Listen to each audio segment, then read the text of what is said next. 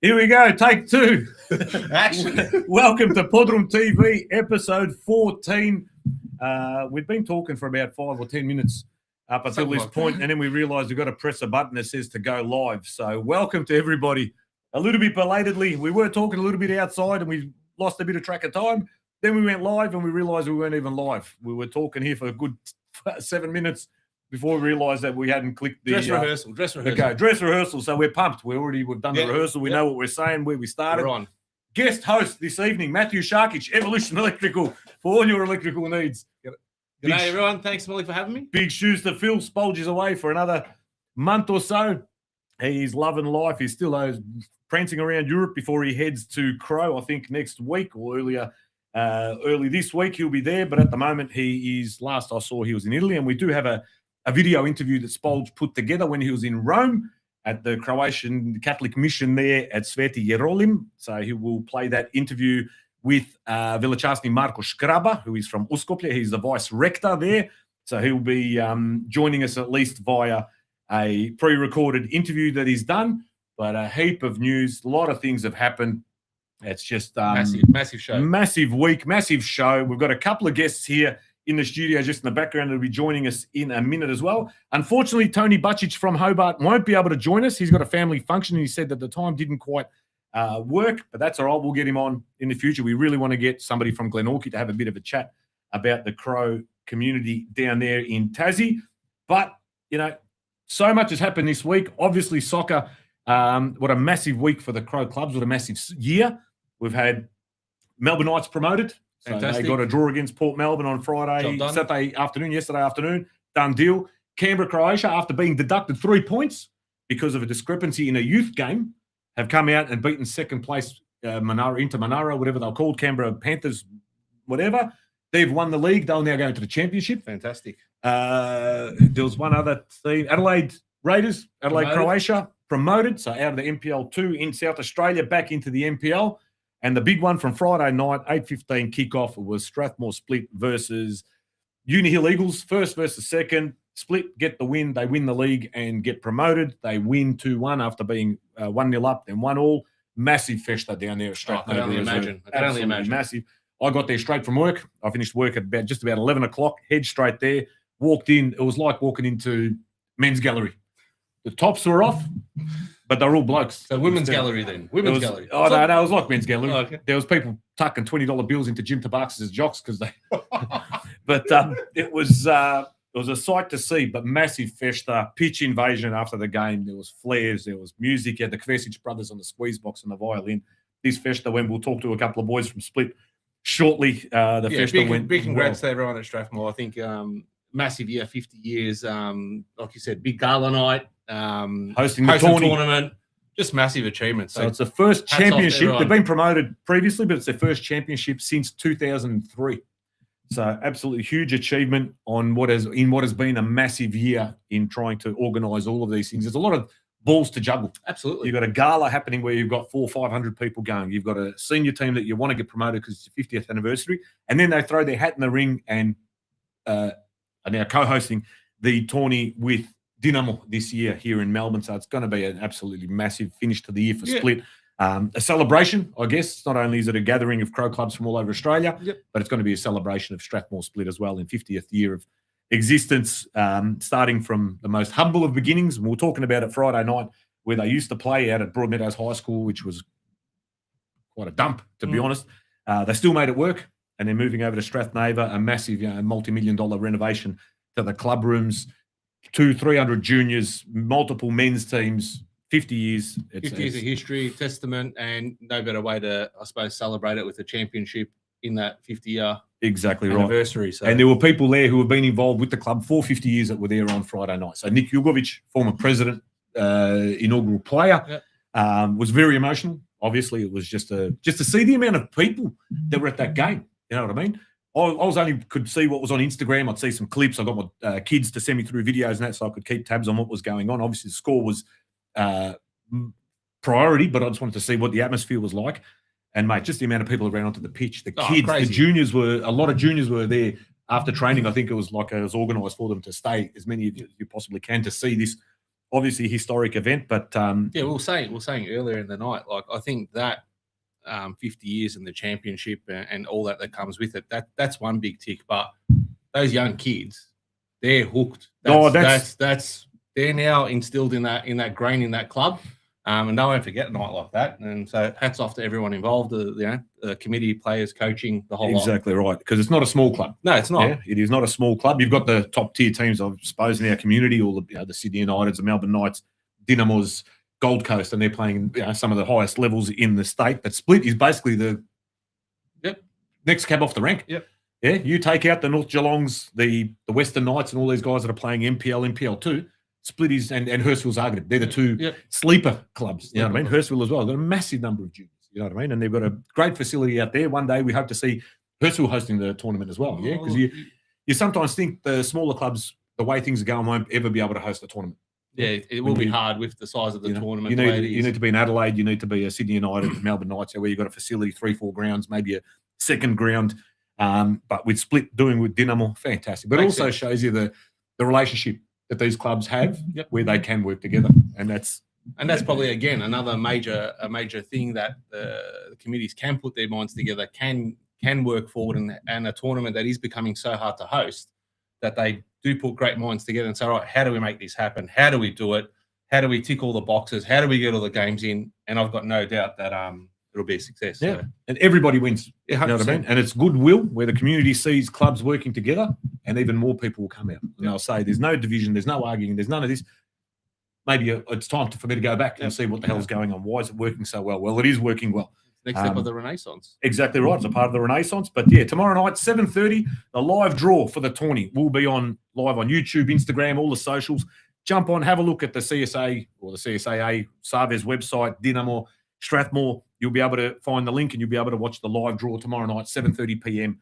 on YouTube and other social media. I'm heavily looking forward to it. I've got a passion for the tournament, and I bought a little something. You got something? You got a little memento show and tell? Yeah, a little show and tell. Just a friendly reminder in case anyone was wondering.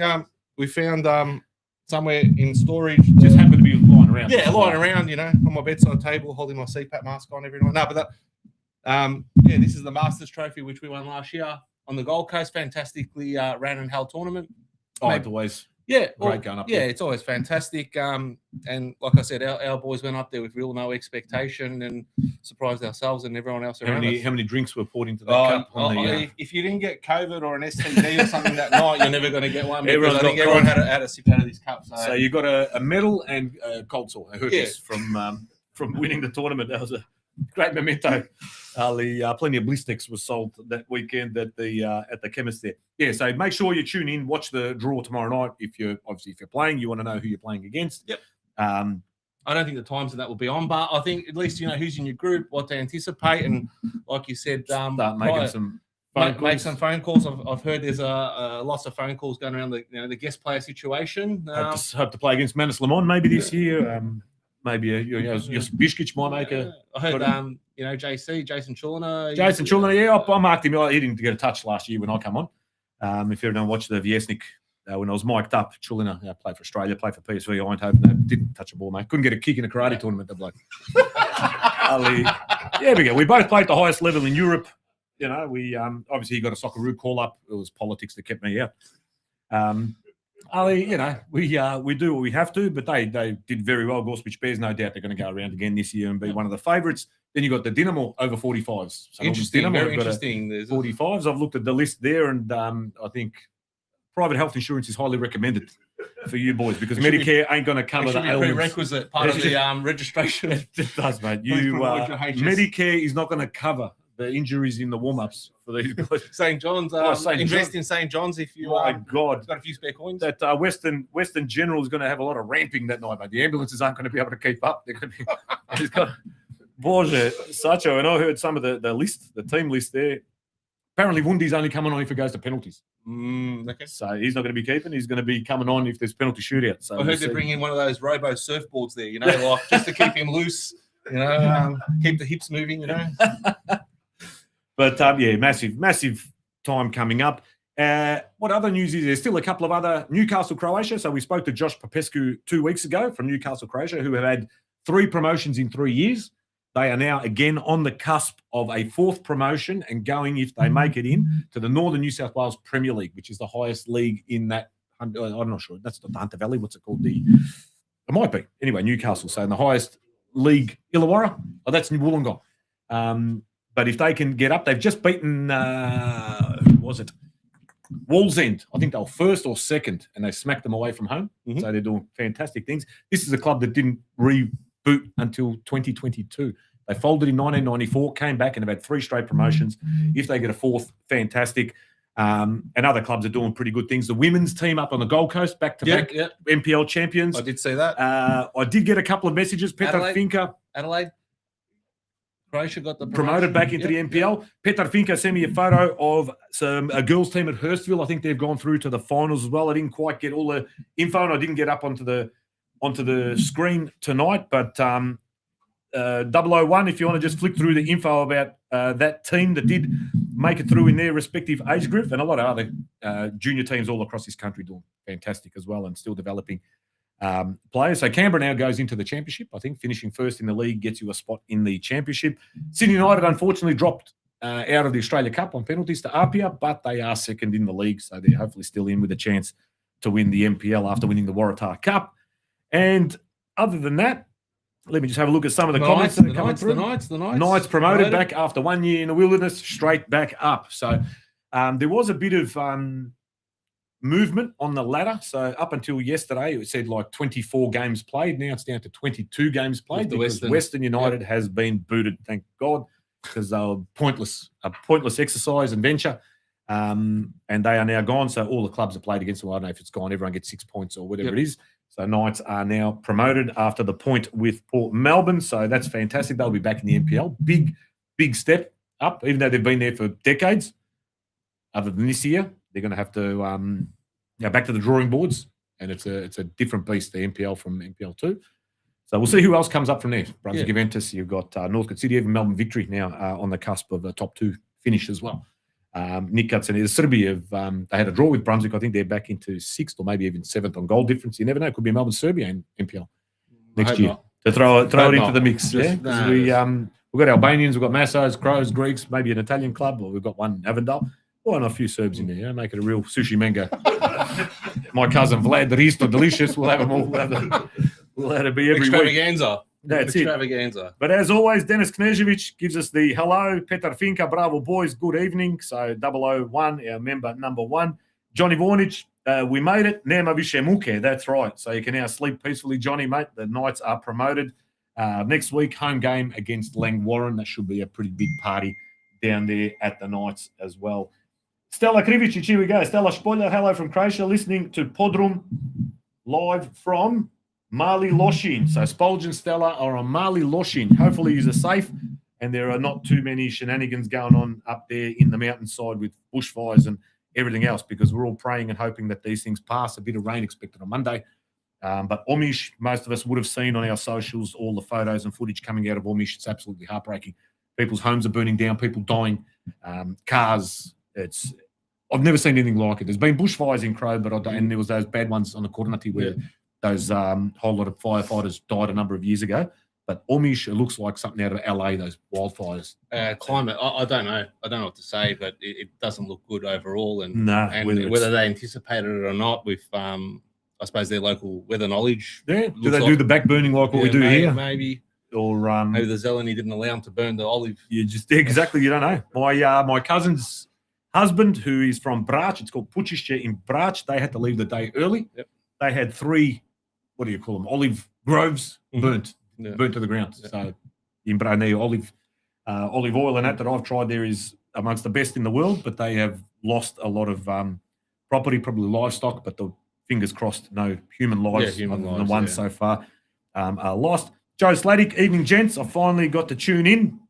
Thank you, Mr. Sladdick. Tell Johnny I didn't quite get the video that he sent through up on. I ran out of space on the slides. We couldn't get any more in, but we will play the video by the Sladdick brothers very, very soon.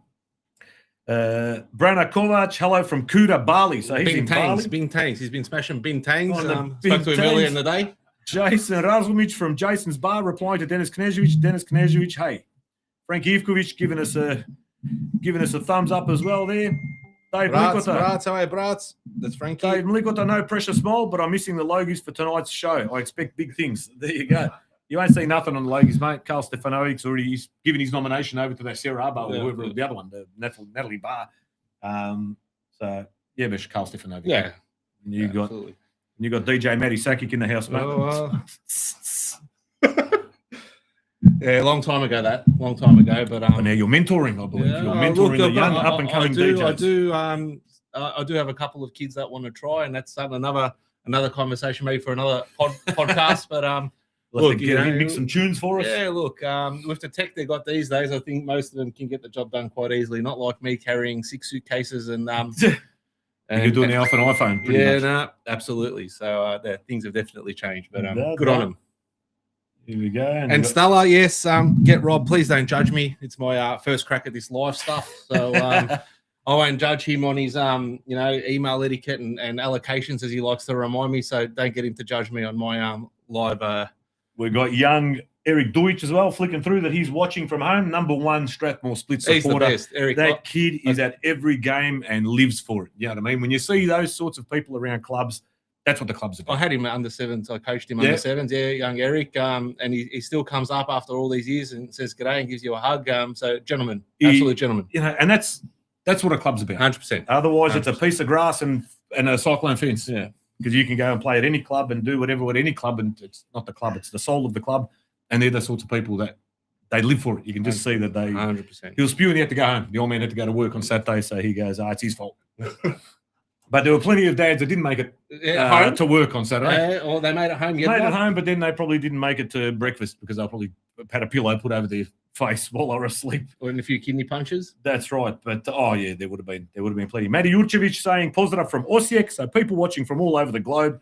Zed Crowman, hi boys. Matias here. Love your show. There you go. Thanks, Zed, mate. That's old Clifton Hill folk as well, mate. So you've got I had him as well in that same year with Eric. So Zed and I were coaching little together.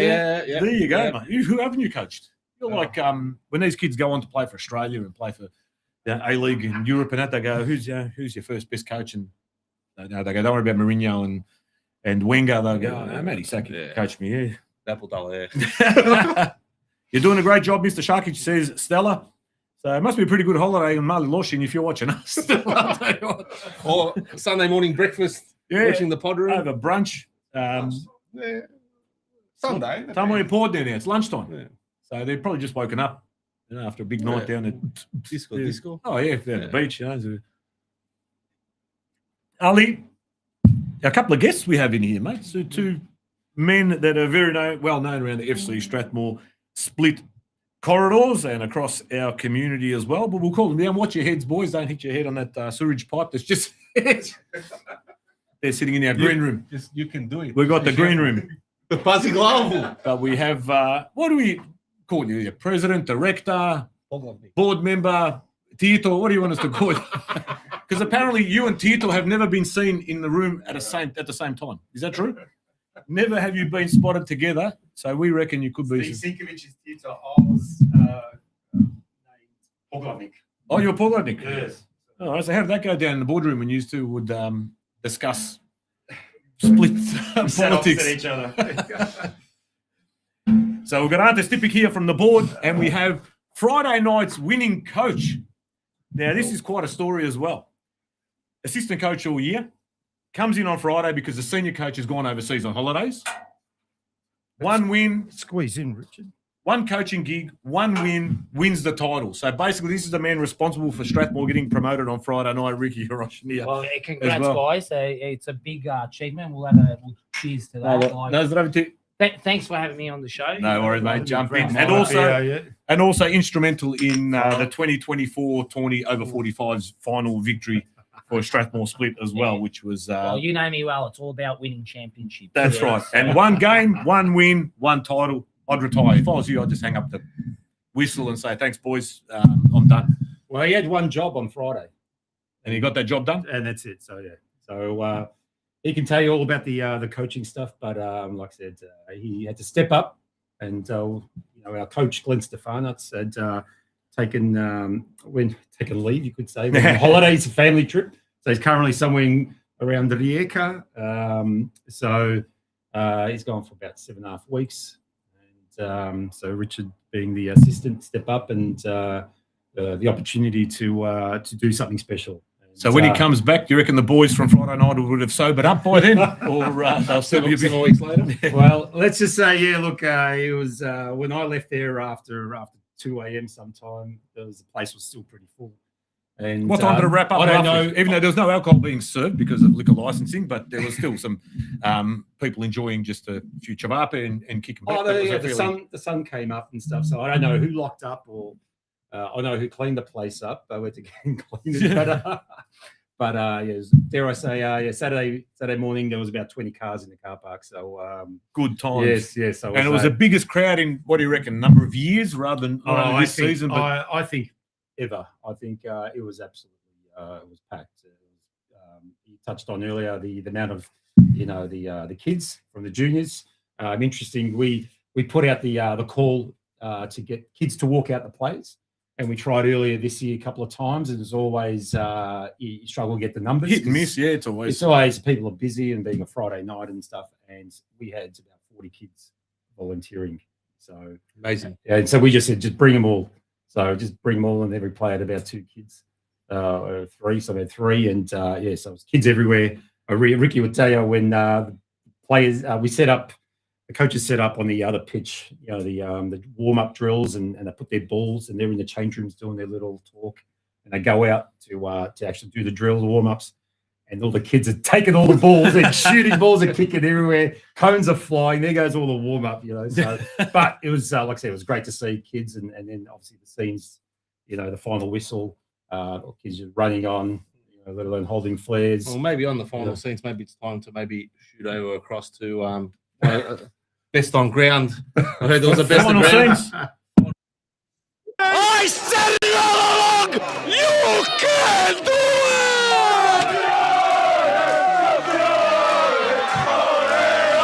it! There's the final scenes. That was Tarek. Tarek the second, I think his name is. He's on Instagram. He's an influencer of some description. Yeah. So he turned up at Split, and he was very animated. He was everywhere. He was in the change room after. He was starting chants. Interviewing, and then at one point, though, he lost his microphone to Nikola Jurkovic, who took the microphone off him and started doing his own interviews. So that was, and he sort of was a bit scared to ask him to get it back at one point, but quite a character. He's quite a character. Is he? He's Crow. Apparently, look. He's I heard he's from Southeast or something like that, but he's got quite a following. Yeah. So he was at a game recently, I thought North Sunshine or something like that. And he was joining in with the Albanian chants, and I've seen him at Masso games and Greek games, and then he's got a bit of swagger. But he's got a full time. He's got a bloke filming him with the proper lighting, and then he's walking around filming him. So this isn't a amateur production. He's doing pretty good. But it was at Split on Friday night. But what he would have seen is not only the atmosphere because you've won. What I want to know as an administrator, as a coach, looking at, I've played soccer my whole life, how do you get external players? So players not from our community. So you've got plenty of Crow boys there. Like I said, you've got the Jurkovic's, you've got Korlic, you've got the Jurčić's, you've got plenty of local boys that obviously play with that passion. It's a Crow club, and you know what I mean. The external players, Aaron Smith, Callum Nicholas, Leandro, Diego, these boys look like they've played juniors there. They're in. Some of them don't know the song. No, you go, well, Leandro could barely speak. He was trying to talk. Well, the daughter was trying to ask him questions. He could barely speak English.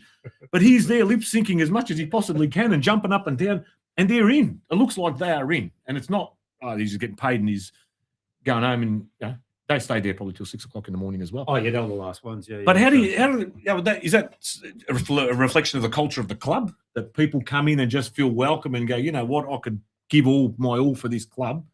And obviously now we've got the results to show for it as well. Look, I think it all started this year, back pre-season Adelaide. We created a group. We knew who we wanted to target. We, from local players, and bring in some experience, and like the Nicolas, and strengthen the squad from what it was last year. And then it was, again, strategically recruiting some of these, what we call international visa players, but they have to be the right fit. Leandro, who's been a part of the club over a couple years. 3 years. This is 3 years. So he knows what it's about. And then, obviously Stipper does a lot of work behind the scenes as well with, some, player agents and stuff like that to try and recruit. We sort of strategically target certain players in positions, and it's not just bringing in a player that's good. It's about bringing the right character that fits the group and that. So I started very on back in Adelaide when we went to a pre-season trip.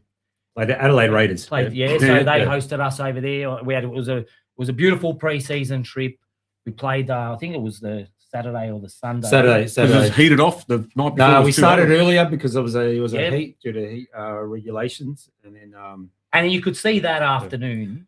It was something special, and Sipa, you can probably talk a bit more about that afternoon and what. Oh, great! From a club perspective, and Adelaide, they were fantastic. And the boys just after the game had a quick bite, and then started having a few relaxing drinks, and then harmonica comes out. Ricky's got a hidden talent.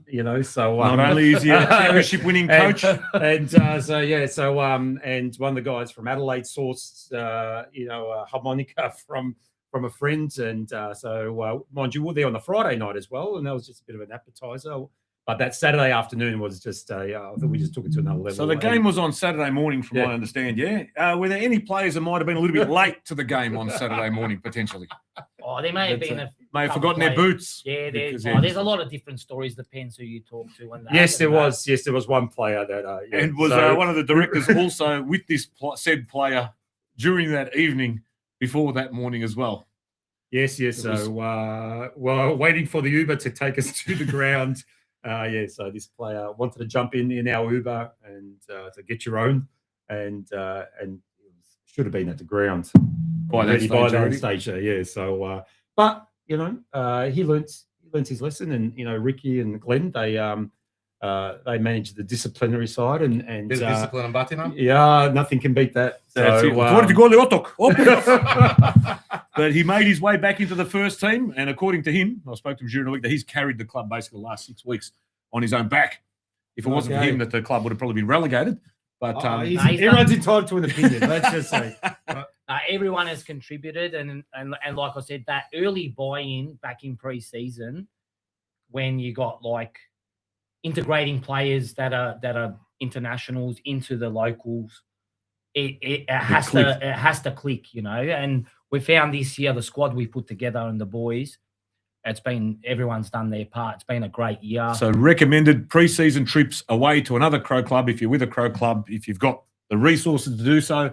Absolutely. It's the best way to do it. Find a sister club where, again, you'll be in that environment even after the game's finished. You bond with the locals, but you're also bonding amongst yourselves, and it's we've previously talked about Glen Orkney nights. We've twice been to Hobart. Yeah, Tony Jalali is still involved down there. He's back in. Yeah, I spoke to him a couple of weeks ago when he jumped back in. He was asking me about players. He's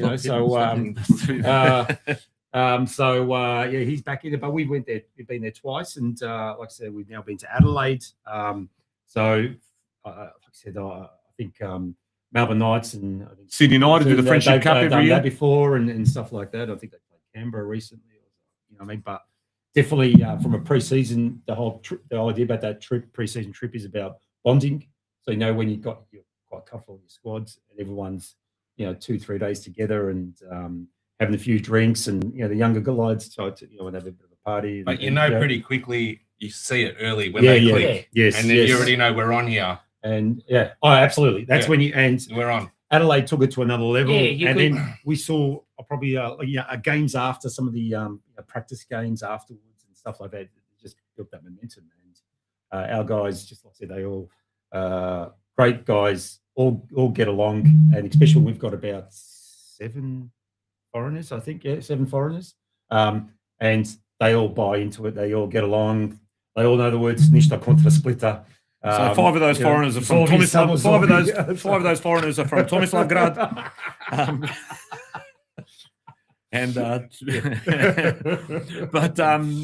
But a lot of leaders as well in that team, yeah. So you had Chris Dibb this year, who was formerly captain of St Albans Dinamo. Yes. You got Nikola Jurkovic, former captain of North Geelong, and so a lot of big leadership type characters in that team as well. obviously it helped. You'd think sometimes when you've got people like that who have been in leadership positions and you've got another 2, 3 in the same dressing room, there could be a bit of a clash, but it's obviously all it complemented each other. And it just no, absolutely. Like when we started to plan for this planning to achieve what we did in terms of being promoted, started going back probably about October last year. So we started and we made that decision. It's going to be 50th anniversary. Let's make it a big special year. So we've gone all in, literally on all aspects this year. All in, all the chips and the cherry on top. Or the last chip is going to be the the tournament in a couple of weeks and stuff. So, and then as a club, when you're planning kind of these things, you start to identify what are the key areas. Then we start, speaking with the coaches and what do they want, and you need leadership is key. Leadership on the pitch off the pitch. And it's very difficult to find players like that, and fortunately, I don't want to signal out too many people, but, when we've got a club captain that, that kind of ticked all those boxes, Nicola. And he's been, great, and let alone every other player that's fallen in line with him, So, again, it's very hard to find those type of players. And then I guess you can talk it from a coaching perspective, it just makes, look, it's all the hard work that goes on during the weeks, the pre-season, the training, the sessions. When you've got the right characters, the right leaders, it carries through the sessions. It like come this week, the lead up to this week's game, the Monday session, the Wednesday session, you could just see there was a buzz amongst the boys. It was a big deal Friday night. And like. And they bought in. They bought in. Like a number of people said to me after the game, you could just see that, we went in at halftime 2-1 up, right before halftime. And I said to the boys, we've got 45 minutes to close it out. That's it, 45 minutes. And you ink the history book forever that you talk about for the rest of your lives. Yeah. You look back on that and you could see the desperation, the fight, and, starting from like a Nicola, the experience, and then having all the other players. Everyone just put their bodies on the line and just gave that, a little bit extra, and it showed in the result. And for next year, a lot of these players, you're hoping they'll stick around, or when do those conversations start? Well, listen, we're just enjoying the moment for now. So you didn't get them to sign a bit of paper on Friday night. When all right, I'll sign a $400 discount on my wages. Upper league, half the price. Half the price. Yeah, that's another discussion for another day. So but we're just going to enjoy the moment, enjoy the month and a half that's left of football, including the tournament, and then we'll probably take a break. Yeah, probably for a couple of days, and then you start back already organising for next year. But yeah, like I said, volunteers-wise, you're still looking for volunteers for the tourney. Obviously, everyone would love to have as many people hands on deck. I think you can't get enough of volunteers. I'd rather have more than what we need. So there's everyone out there, sign up, put your name down, and you're not required there to be there all day. Could be 1 or 2 hours. The more people, the less you have to work. Absolutely.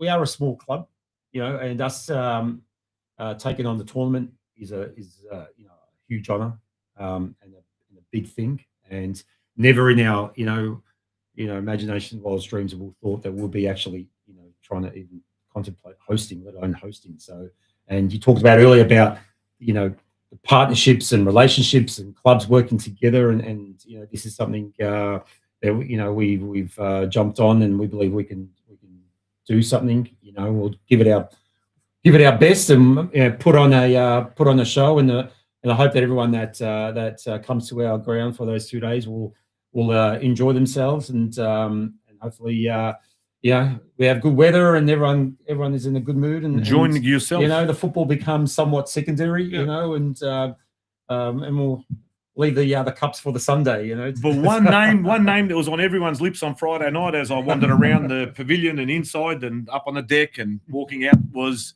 Pokoni Frank Rezo. So he left us just before in the club's 49th year. This is about nearly 12 months ago. Yeah, nearly 12 months ago. But that was a name that was sort of resonating. Everyone that I spoke to was saying, imagine if Rezo was here to see this. Obviously, Nikola Jugovic was there. Not sure, I didn't see Doctor on the night, but Doctor was probably there. I dare say, some of the old guard, but Frank Rezel being, basically the face of that club for the better part of 49 years. His daughter was there. Sonia was there as a special guest, but I think he would have been, his ears would have been burning up there, thinking that everybody was thinking of him on that night as well. So it was a massive part of our community and Strathmore Split. Nicholas cap that he wears, that's what it was. An Ezel's cap, so he wears Ezel's cap now. So he told me, I spoke to him on that Friday night. It was about probably midnight. But he goes, he's here. I've got his cap. He'll be smiling. He'll be watching. He'll be smiling. He'll be probably complaining, oh, why is bother go up? It's going to cost you. He's always whinging about something, but it's always one of those, mate. So, unfortunately, he's gone, but still remembered. That shadow. That like I said, I've got it here. This is from 1985. This pennant from our presentation at Windy Hill when they're trying to get the juniors started back in 1985. My Chinkovich brothers were there, and all my cousins, the Butchiches were all there, and I still kept that from 1985. That Ezel gave to me when we were collecting the trophies, and all of those things. So, he was just a giant of football in our community here. Yeah. So, I think guys like him. He started the club, and he put a lot of the club was his life. And without going into the personal, his personal aspects of his life, he gave a lot for the club. And for him, it was everything. He was always there doing things around the club. He'll be on a ladder, or, on top of the fence, poaching players. Oh no, he was renowned for that. Number one poacher. Always trying to sign players. We'd play Brandon Park or something, and he'd be after the game. The striker scored a couple of goals. They go, "Listen, you boy, you bloody can't do a straight. Glenn Roy, you fucking play for us." Yeah, and he's schmoozing these blokes. Next year they're playing at Split. If you're a Crow kid, you'll be the first target. You see your Croatia, that's it. You've got to come, and let alone you'll try to target other top players as well. But he always wanted to target the other Crow kids as well. So, but here we go. Joe Sladdick sends through. Let me have a look. Gonna scroll it up a bit. Big shout out to Ante Stipic. Congratulations, doing a great job, and good to see the Split Shani are the club to watch out for. Then you've got Petar Finka. In every Crow club in Australia, all the non-Crow players that come to our club love it. That is true. There is you can feel that they're accepted. You talk about like one of our foreigners, the RG Leandro, yeah. So he went back home to Argentina in the off season. His birthday cake, his family made the Strathmore logo. That was his birthday cake. So that's how much he loves the club. And he came back from Argentina again to play for Split. Yes. So he was loving it. He was a rock star on Friday. And the kids the nice T-shirt. Interesting T-shirt, which endeared him even more. And I went up to him and gave him the big high five. I love the T-shirt he was wearing. And Petar Finka also goes on to say, I think it says something about our Croatian culture and how welcoming we are as a people. And we always have been. Absolutely. We always have been. As a kid growing up, watching Melbourne Croatia with all the Scots and Poms and that, they were welcomed in as much as anyone else, sometimes to the detriment of our own. In some cases, growing up, I could see that. And that's always the challenge. Yeah, you juggling. Soccer's fucked. Like it's judged on results. And you always look at the good players, the average. So it's always hard. So fortunately, we've been fortunate. We've got a lot of Croatian kids. A lot. I'd say 3/4 of the squad. Oh yeah. So and that's something that we'll always target the Croatian back kids and stuff. So try to give them the chance. You've got Bogdan Bonk saying, "Well done, Strathmore Split, the sleeping giants." So we're going to see an Australia Cup run next year. Can we maybe see us playing a round of 32? But going back on the non-Croatians, reflecting back on our 35s team, you look at it now, there's a lot of kids that came through when we were playing in the seniors and reserves level that are still at the club. Yeah. Yes. Yeah. Even when I played, I'm going back to early 90s. And they're still there. Yeah. And their kids are playing now. So the fabric's really elastically and really thick there at the club at the moment. So, at the end of the day, we are a community club. Yeah. So when you're a community club, you can give a bit of that, the no frills. There's another different level of pressure from, like I said, I know NPL becomes a bit of a different type of beast, but, we've got people in there that just, they're happy the kids are playing. Yeah, there's some kids that got ordinary, skill level, some a bit higher. But you know, when you're talking from a junior level, parents are happy.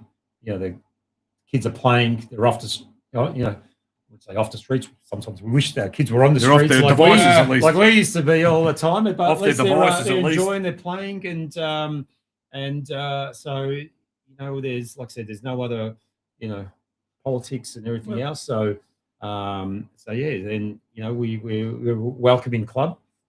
I guess all clubs, you know, all the pro clubs or whatever background you are, you got to be you've got to be welcoming to others. But still, we never forget. And, you know, our colours remain true. You know, it's interesting. You know, talk about colours. Yeah, with the girls' teams, our colours are red tops, white shorts, blue socks, and with the females, you always get that. Can we change the female shorts to white? Away from white. We'll pick another colour, and we go, no, the club colours need to grow. And I've got 2 daughters, you know, and I said, no, I gave them my daughter's play. You know, white shorts got to because that's our club colours. We can't. We start, you know, Tinkering. Yeah, exactly. So you know, we'll keep the good, we'll keep our colours, and that's who we'll be. And Joe Slatic also says, I think only in Australia that, let's say, Hajduk or Split and Dinamo would host something together. Great to see the clubs working together. Great point. Yep, Great Hajduk Živi Vječno. And people overseas are, now my relatives and that, when they say, kako to, Split i Dinamo, how do they get along? Do they fight at games when they play these tourneys? And they go, what are you talking about? They're hosting a tourney together. Maybe the fight's only when we're going to split the difference. Split the cash. when the receipt punches out at the end of the night, you go, hey, what's going on? I think Strathnaver made a little bit more than Churchill Reserve. Frank Cedric's asking, where's Tabakas? Tabakas is now officially broke. His son scored 2 goals for Dinamo under 16s today. Barkas had to shout around the drinks, and we'll probably never see him again because he's overdrawn, and Mariano's probably cut off his credit cards, and he couldn't get an Uber here. Jim's very tired these days. Tired, emotional. Tired. By the way, I don't know if people saw on the socials, he was in fine form Friday night. Didn't get any footage with the tops off, did they? Because as soon as he took his top off, I went straight home. I can't watch this. Okay. Yeah, it was a lot of semi-naked men. A lot of tops, a lot of splashing beverages. Jim doesn't mind getting. Still thinks he's 20 years old. But you have one bloke, you got Milan, who's ripped, takes his top off, he's got a 6-pack. He doesn't need an excuse. And then you get people like me, Robbie Chitarovic, Bonjour, who took our tops off a couple of weeks ago, and I thought the health inspector was going to come and put tape across the doors. And they go, we can't serve food in here anymore. It was a disaster. But just have a look. Do I have anything else? Really, I don't know if I've got any other photos or footage. I won't play that footage anymore. Sakic, we'll leave that one. I don't want to get any text or go into the doghouse. You got to exit it. You got to exit it on that. Oh, yeah, we'll exit on it. Paul Magdic also is from, looks like he might be in Vukovar at the moment.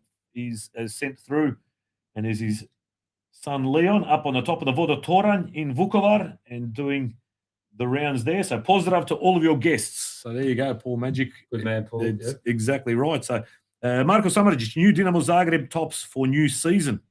I don't know if they've come out or not, and who they with.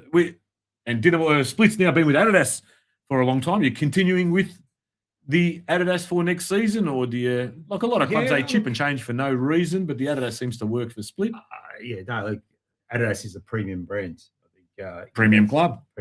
So we're happy with the service that we get, and end of the day, I think it's all about quality and service.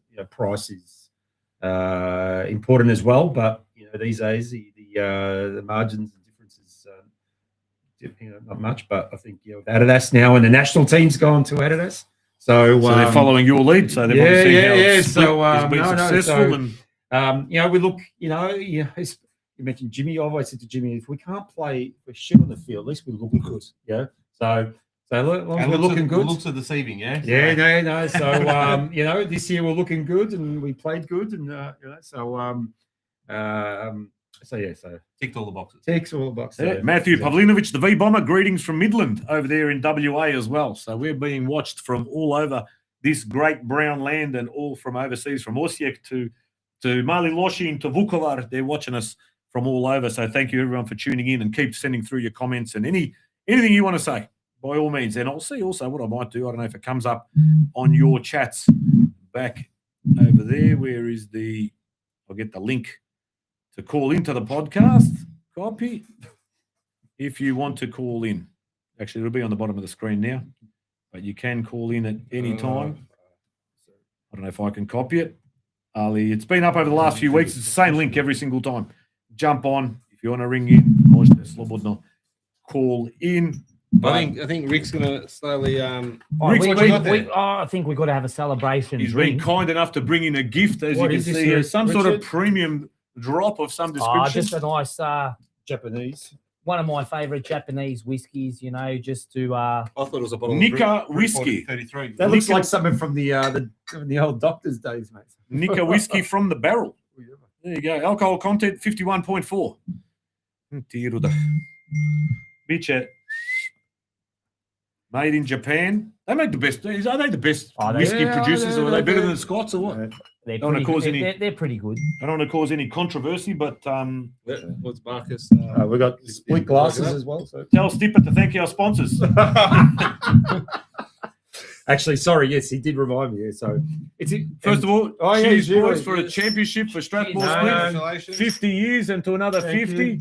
Podrum And to TV. everyone else involved at the club, cheers and To all congratulations. the club sponsors from Faulkner Bingo, I&D, Capital, MC Labour, the Doms, Footscray Dom, Geelong Dom. Jim, if I forgot anyone, let me know, mate. Cheers, you Cheers. sucker Cheers. chast. Oh, yeah, we've got plenty of texts Very good coming job. through. Very good Jim, job. very good job. They can Ivan, slowly it's- You know, get through the It's not bottle like- tonight. It's not like Scotch, so it's a lot better. I can't Ivan drink Jelicic Scotch. has just flicked through champion celebration with MCF, so Melbourne Croatia fans and the players in the Viduka Lounge this Sunday, 23rd of August, Summer Street. Obviously, kickoff is at 3 p.m. But if you want to get there early, the choreography prep will be taking place at 2. So choreo prep at 2, 3 p.m. kickoff, 5 p.m. MCF 20-year party, hopefully a championship party as well. Promotion's been achieved. If you can get the championship, even better. DJs, food, drinks, Melbourne Croatia fans, always ultra, and that will be taking place in the Well Viduka done, Lounge. bravo. So I'll be down there. Fantastic. That's fantastic. We'll be That's another cheers at to, Dynamo, we to are Melbourne Melbourne Knights Knights. for Yep. their promotion. Adelaide, Exactly who right. else? They're on there. Adelaide. And Canberra. Canberra, hopefully Yeah. Newcastle and Gold Coast and the Gold Coast girls and all the juniors all over the country that are playing. And they've obviously got finals up in Sydney. I've seen one Sydney United team who was 2-0 down and ended up coming back and won 9-8 on penalties. Massive. The junior scene up in Sydney, I think, is a lot different to here in Melbourne. intense. It is full on, man. Yeah. Football in this country It is is- just But anyway, cheers. Yeah. Later. It is full on. And I pratim a lot of the Sydney is- United Good drop. juniors. good drop, Richard. How can I post this? Where's the link? Oh, it should be here. Here we go. Copy invite link. I'll stick it in the chat. And let's see, hopefully, if you can see it. I'm putting it in the chat now. Can't be posted to some channels. So depending on what you're watching on, it should be on YouTube and Facebook. Most likely PodroomTV or my own personal Facebook page and YouTube. Hopefully it's there. There is a link that links you straight into the show if you want to. I believe he was up in Sydney during the midweek for the Australia Cup game against Apia. Who's that? There's a- Johnny Vornic or Iv Jelicic? yeah. Was it? Or maybe Tommy or Ivan? There was the Knights flag. Was that? Yeah, there were yeah. the Knights, Melbourne Knights or MCF were represented. Yeah. And it's also great to see Canberra, the Canberra CCS Yes, crew, yeah. always at United games and vice versa. United travel, because there's not a huge distance between Canberra and Sydney, but then seeing Melbourne represented at that game as well, the Australia Cup. That's what it's about. That's friendships, that's networking. Pretty much everyone I know from interstate I've met through tourneys and probably most specifically the old Knights Army Forum. Yeah, where nobody knew anybody. You know, it was a pre-Instagram, pre-Slickr and videos and Zoom and all that shit. But The Knights Forum through was that, that was legendary. that was. I got a Knights story. I Forum. got a story. I want to pick a bone with you about Knights Army Forum. This is a true story. There was a point after my time on the committee at the Knights where I still continued to help after I finished my time on the committee. I was helping the new committee that was there and handovers and whatever else. And then there was a point where I think I got married or whatever happened, kids, and didn't really attend many games. And there was a bloke on this Knights Army Forum called Razor Ramon who used to give me shit on a regular basis. Razor Ramon, right? And I started Good asking wrestler. people, I go, who the hell is this Razor Ramon? He's giving me shit. He's taking the piss out of me. And someone goes to me, I think it's Rosa from Dinamo Rosa, from yeah, Vukovar. that's it, I go, yeah. I think it's Rosa. I was playing for Mostar. We're playing against Vukovar at Kilo Downs College. I was there. The first tackle, I jumped about a meter off the ground and two-footed tackled Rosa in the thigh. I almost broke his back because I thought he was this Razor Ramon that was giving me shit on nights. It was fucking you. I was. It was like in Scooby-Doo. I took the mask off and it was fucking Stipper, not Rosa. I nearly broke the cunt's neck. I was never Razor Ramon. Wasn't it you? No. Who the hell was it? No. Maybe it was Rosa. All right, then. Rosa, cop it. Bad luck. Wasn't me. I swear to God, I thought it was you. And now the tourney during warm-ups, I'm break your legs. Rosa's the nicest guy you'll meet. I know. I can't believe what I did. You prick. I'm a shit shoggy. Do I disclose who I was? If you like. Oh, so you know. There's I archives. don't know who Razor Ramon was. I know who I was. So. Who were you? I'll tell you Maybe. Look, you do know it is archived. You can dig up somewhere via these caches, whatever, where you can find Nah, old. that data's gone. Mate. Is it gone? The data you. Yeah. That's why they're building more data centers. I'll tell you later, mate. There might be some other viewers there. Maybe I've pissed them off. But we, I All think, good days. at our peak, I think Knights Army Forum had something like 10,000 different. We would have, I don't know if you had to register, I can't remember now, but that was the biggest thing the community had ever seen in one place, from WA to every corner of this. And it was controversial, it was unfiltered most of the time. And it was just, man, and all these people that I know now started through Knights Army, then into tournaments. And now you still talk like V-Bomber here, for example, Matty Pavlinovic. We just knew him as V-Bomber. Yeah, from the possibly the future Lord of Midlands, of the Swan Valley. He's a king over there. And then you see him, we go to watch Melbourne Knights play Perth Glory in Joondalup, and people are coming, hey, Black Dog, and then a V-Bomber, a Whiskey Caller, and Pitchkin Dim, and you got these names. And people still You were call quite us- easily to identify as Black Dog because you're the person who used to always say Black Dog, Black Dog. But and Try now, say it now. to this day, people still like Shishka today. We saw Shishka. He was at there, yeah. Shishka. Remember that? Who remembers watching futsal on SBS when you had like New South Wales playing the Avala and all this? You had that bloke Shishka Filipovic was a Serbian that played for the White Eagles, yes. with Mila Blagojevic, Blagojevic, yeah. Radosavljevic, and there was a guy called Shishka Filete who got his nickname, and he was Shishka on Knights Army for him. And it's stuck. still- yeah. Lazy Delmo, Tom Spalletti. Yes, He's yes, just yes. known as Lazy. You know what I mean? These Gold names member. stuck. Gold member. Gold member guy. Yeah, they're exactly right. It was no gold member. So it was massive. We don't have that anymore, but it would be bloody. If that could be revived one day. But Different times. It was. That's all we had back in those days. And Merck, was it Merck, that chat room? ASL. ASL Merck. My goodness, what these kids live in now. These Snapchats and that. They look at a photo, you can't look at it again because it's limited, or you got to pause it halfway. And I bought such way, mate. Ours is on there for life. I don't get the Snapchat. I don't understand. All right, now if you want to look also in the chat it's come through Facebook.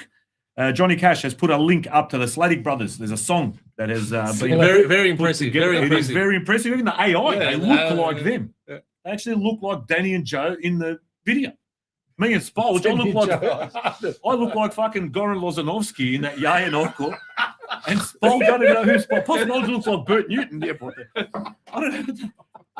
They go, AI is going to take over everything. Not according to that, man. That is, but the Slatic one is actually looks like it's done. It's a full video and music and everything. So jump on board, have a look. The new song from the Slatic Brothers. I can't play it. I might be able to share screen later. We'll see how we go. Robbie Filipovic says, Ricky, my goat. The Wow. goat. So that's a big call. That's a big call. But when you coach a club in your first game to a championship, first one since in 23 years, you could be the goat. Like, someone has to check the history books. That's right. So Glenn Stefanac, if you're watching now from Rastoke or Gordon Lajevac or wherever you find yourself, you're assistant coach next year. We'll give him your team job. We'll do the Pokojni Stanko Poličak. But Yeah, no, look. No, ultimate, great success. Hats off. exactly right. But there's always plenty happening. So There's a- when is the tourney? What's that weekend? Is it the 24th to 27th. 24th to 27th? So Yes. Victoria has a public holiday. Right. How many clubs how many registered? Do you know roughly numbers? Because I've seen on socials every day there'd be Canberra's registered, Sydney United, Western Knights, or whoever is all Well, I think there should be about 20 something clubs. but in And teams, teams. I think there's been a late inclusion. So it should be about 54. 54. So it's I still think sitting 50 around that record, Yeah, 54, yeah. 55. Yeah, I think it's 54. So tomorrow the draw come out, and they'll put the teams obviously in the group. So So that's we've got a rough consistent. idea on times. So at Strathmore, for example, I can only speak on the Strathmore on the Thursday and Friday. So the first game, I think, at 3 at Strathmore till about, I think the last game might be about 6 or 7, and then 6, 7, and then the Friday, and then obviously the Friday first game 9, and it'll probably finish around that same time, about 6 o'clock. The last game, two games simultaneously on the hour. What So- are we expecting down there at Split? Any kind of marquees or any of these types of? So we'll have a marquee at the end of the car park. So that's that's when where you you go go- for your food and drinks. Is that when you go behind the club rooms? Yes, yeah, So that that area. pocket down So there? that'll be your area if you want to sit down and get something to eat, and you can also have something to drink.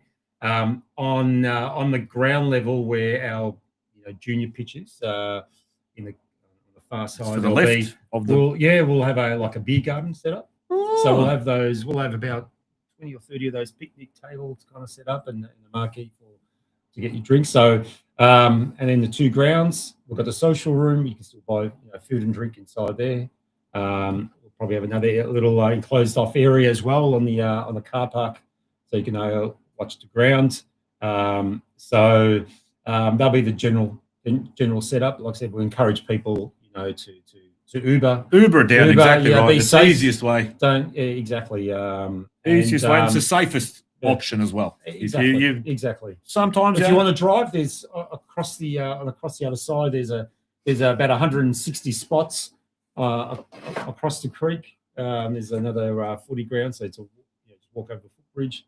So if Even you wanna park at Westfield and catch an Uber straight across from there. Yeah.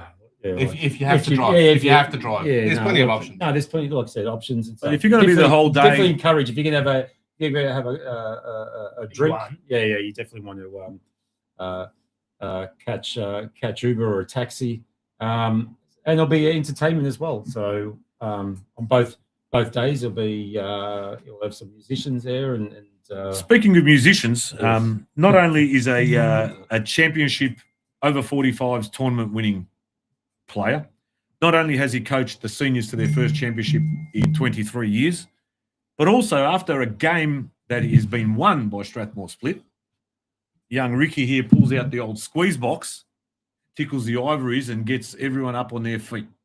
Now, again, I've got a bone to pick with you. Oh, 2 weeks ago, when we had the old boys' night, and I couldn't see you in the club rooms, and that was a draw. We drew with, who did we draw with? Bill Park or something. yes. And I'm going, come on, man. And Glenn goes, he only plays when we win. He goes, we can't reward these blokes for mediocrity. He'll only pull out the squeeze. Okay, we've got blokes here that haven't been to the club in 25 years. Get him on. You might have already left. We're spewing. Absolutely spewing. It's only on a win, mate. if you're not first Okay. or last. You left early Friday night. It came out. I know the Kvesic boys, mate. They're killing it, those boys. Let yeah. them do their thing, but then the Oh, real boys. thing starts. Well, I do have a squeeze box just up there, actually. We can pull that one out later if you like. We've got guitar, we've got guitar, we've got I've everything. guitar. Have you got one in That's there? just Oh. right there. I've got a guitar, I've got a bass, I've got 3 guitars, 4 guitars. A mandolina, Ricky's the old school, Hey, the old hey. I've got a harmonica. gusle, I've got tambourines, I've got even that box that Mickey sits on. Oh, Yeah. Oh, look at my. Oh, we depends might- how this we- might you go. know, We jam. don't know where we're going A to couple more whiskeys, and you don't know what's Nesmin, going to happen. Nesnan Kogleda. I don't know if anyone's We said watching. we'll be an early night. We just copy it. But Joe Sladdick, Sharkic, Puzzy Prushut. I haven't got my glasses on, but you're nibbling at it or headbutting it. I don't know which one. Rob Stalker, positive boys. Robbie Stalker, congrats to the Knights and Strathmore promotion, back to where you both belong, and to the other Crow clubs that won their leagues, Samo Hrvatska za dom spremni. And Daniel Sladdick, great show, lads, keep it up. There you go, Danny, you got to give us the secret of how you can get AI to actually make it look like you. Because I'll tell you what, that Yaya and Orko, let's see, where is it? Let me find that clip. And you tell me now Daniel Joe. who these 2 people are, because it ain't me. And I think I might have even deleted it because it was that bad. There we go. It's here. I'll do a quick clip.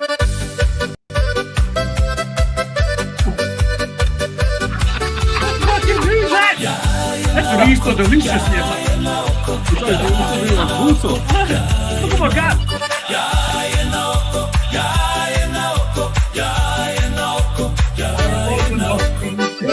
What the hell is that? That's an outrage. I want my money back from that AI Saranya. But I'll tell you, yeah, the Slatic one's really good. But I'll tell you another. This is AI. This clip. Joe's a good harmonica. Oh, Joe, it's certainly Joe made on the Joe's squeeze a good- box. yeah, He get can him. fly. But there was another AI clip put up this week as well. So it's look. I reckon there's some people have taken some poetic license on this one because it doesn't quite look like him. It's out of character as well. This AI clip. I said it all along! You can do it! That's AI, Mir. So if you're watching, that is an AI generated clip. that is. Does that? Oh, Rob looks like Woods or DJ Takac. Rob looks like Woods. I look like Goran Lozanovsky after a 16-week suspension. Yeah, well, see my guts in the drop. That looks like that. That's like when you can't get rid of the pregnancy. The Drobic, the little, that muffin top, Kath and Kim. They all look like that Kim from Kath and Kim. Yeah, I've had that since 2001. My bum ripped. Look at this. I've got to look a six-pack. I missed that video clip. What was it? Can you just play it again? Sorry, I missed. By the way, who was that? In Who that was that? clip? Can you do that? Who was that? You'll see. We don't know who that was. No, Okay, we'll go later. Okay, it's already the internet's been disconnected up the road, so we can't. But Daniel Slatic said he'll send through the site that he uses, so we're going to hopefully get Yay and Olka looking a little bit more like us. Than, I've got a gut like Stipic in that bloody clip. What the hell's going on? But mate, there's keep sending stuff through to the chat. Pošaljite pozdrave. If you're overseas, let us know. He's okay. Is it are things settling down over there? Because we can only see what we see on media here and social media. Things are a couple of hours behind, obviously, everywhere, and you go to sleep overnight and you wake up in the morning. But I know there was a It was fire. on Channel 9 News. Omish by far is the worst fires I've seen in Crow online that I can ever remember. There's been fires, there've been some serious fires and that, but obviously now with the more modern we get, the more footage you can see, the better the footage is and that. But that just looked like everything was on fire. Not a pocket, not a little breakout here. The whole mountainside, whatever is behind Omish, I'm not sure what the name of that range is there, whether it's Biokov or whatever it falls under. Absolutely ridiculous. It looked surreal. It looked like AI. You've been there and you see it, so it's hard to imagine. But a lot of heroic stories coming out of people. There was one bloke who looks like saved something like 60 people out of the fires in Omish. Just a random, maybe a volunteer firefighter. He probably ran into the heart of it to pull people out, kids, whatever. Ridiculous. But Lily BC says muffin top or an apron. It does. I think it was an apron I was wearing in the AI. It's quite a muffin top, man. I do my crunches. I do my Pilates. I do my hot yoga. No, you got the pics happening. So Biggest chest in my village, I'll say. Man. So Are you in preparation for the tourney? I am. I've got a stretch mullet. Jimmy's got me working hard. I'm doing a lot of steps at work, doing 25 to 30,000 steps a day. I haven't had a cigarette since you boys have been here, other than we were 15 minutes late to log in. Take two. But yeah, look, I've seen a lot of the clubs that have put down. I think Newcastle said they're coming there. They're using the tourney as a end of season trip. That's fantastic, I reckon. that's what we do. We as a club, we use a tournament as an end of season trip, and a lot of other clubs I know they use the same excuse. And that's why we encourage all our players. We put it as we stipulate to them at the start of the season. You'll be playing Non-negotiable. You're going to be playing the Crow tournament. So it's we respect the tournament. We uphold the community, the values and what the tournament stands for. So and other clubs are in the same boat as well. So we've got to keep we've got the most envious tournament of all ethnic minorities in this country. Oh, they all by far. try to replicate, hold a similar tournament, but obviously our size and the way it's organised is There's a lot of TV versions. yeah, we're the best practice. We're the gold standards. Yeah, Nowhere near it. And where it is at the moment, it's a lot of hard work. So 5 competitions. You're running 5 simultaneous competitions over 4 days. yes, What's the number of games? 100 and 200? How many games are played over that weekend? 184 games or something like ridiculous. Yeah, exactly. You've got organised referees for all these games, linesmen for all of these games. So you got 2 different. You got split it in 2. You got the football operations side, which you talk about the match scheduling and the referees, the control centre, the football aspect, and then you got the social aspect, what's important, and then you got a whole organisation aspect as well. Like there's a lot of red tape. Unfortunately, we live in a country full of bureaucracy. You got to go deal with councils, liquor licensing, curfews, council, event permits. So for us, we pitched it as okay, it's just like a Sunday game day at our club. Like for example, with a couple extra people, we had 14 games on at Strathmore today. So we thought, that's just another Sunday. But people are going to be staying there. People are going to be coming there. So on a junior Sunday, for example, you come, you play, and then you go home. Yeah, but you're expecting people to stay around. And then obviously, like I said, you get council jumping up on you and saying you've got to apply for an event permit, and then you've got to go through all the meet all the criteria they specify. So there's a lot of effort. Even like for us as a 2-day, there's a lot goes on into that planning. So which kind of can sometimes some clubs will say, oh fuck, I don't want to do it next year, or there's a lot of work. But if you get the right team, and that's paramount. You get the right team, right people, and then you can work on the next layer of what we talked about earlier, say the volunteers, and then the volunteers will come. I know other people from other clubs saying, oh, they put their names down. I'll help out as well. So our community all comes together, and then we've showed it in past storms here. I think Dainty held it, and the in youth, the past, and in Dinamore last. People just put down. I'll work for one day. Get the kids involved, especially these already post 18 kids, to work if they've got a. Or even the under 18s, they can serve food. It's a way to meet people. You're going to be there all day. It's a cornered market. That guy you might have a bit of a crush on, he has to come and buy a roll. He has to come and buy a beer. And there you go. What's going on? And the cheesy tea if you're the kid. And that's then right. Some old man bails you up. And... Next thing you know, push comes to shove. And that's where people meet. How many people have met at tourneys? How many people have met through soccer clubs, through football, through students and that? Yeah. But what some people may not know that are watching, most that may have attended these tourneys in the past, is that you yourself and Jimmy Tabakis were inducted on the same gala evening as members, as Hall of Fame members of the Croatian Soccer Federation of Australia. Yes. Was that Gold Coast? What year was that? 2018. Yes. I knew of the nominations. I knew of both of them.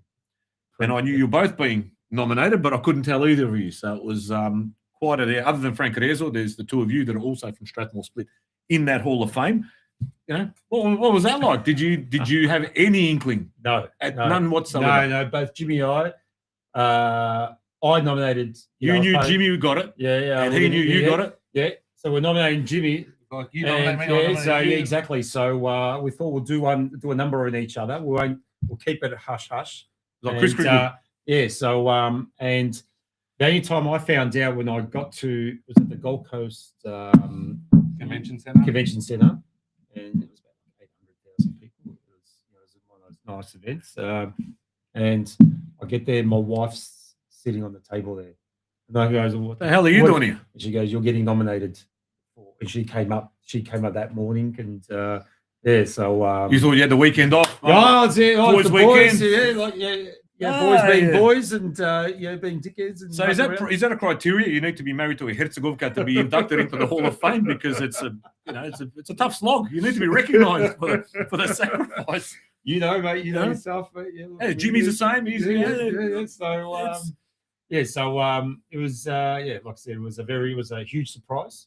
Obviously, very emotional and unexpected. Most people said very unexpected. Yeah, and it was interesting when did I get to Gold Coast on Thursday, and the Wednesday night you're packing your bags, as you do, making sure you got your stuff, and the wife was saying, you're going to take your suit for the gala. I go, let's put a pants and shirt, and don't worry, She go, no, bring a suit. I go, no. And she was adamant, bring a suit. And I go, no, I've got no room for it.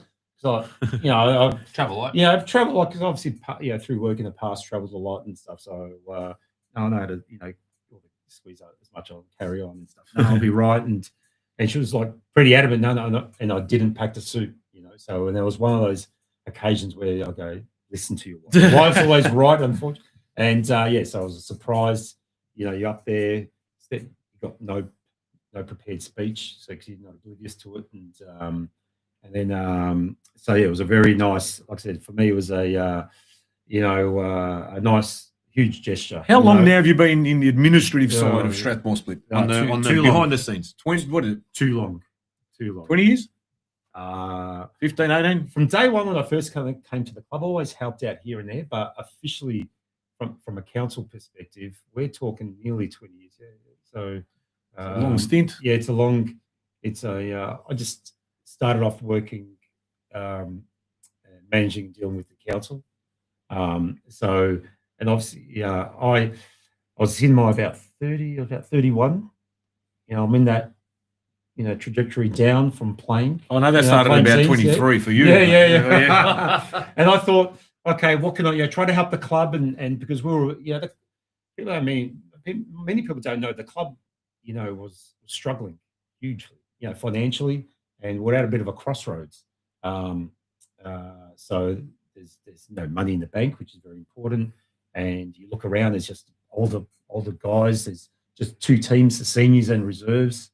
There's no future. Treading water, basically, yeah. And we talk. Your past club. You use that. Tornado as a.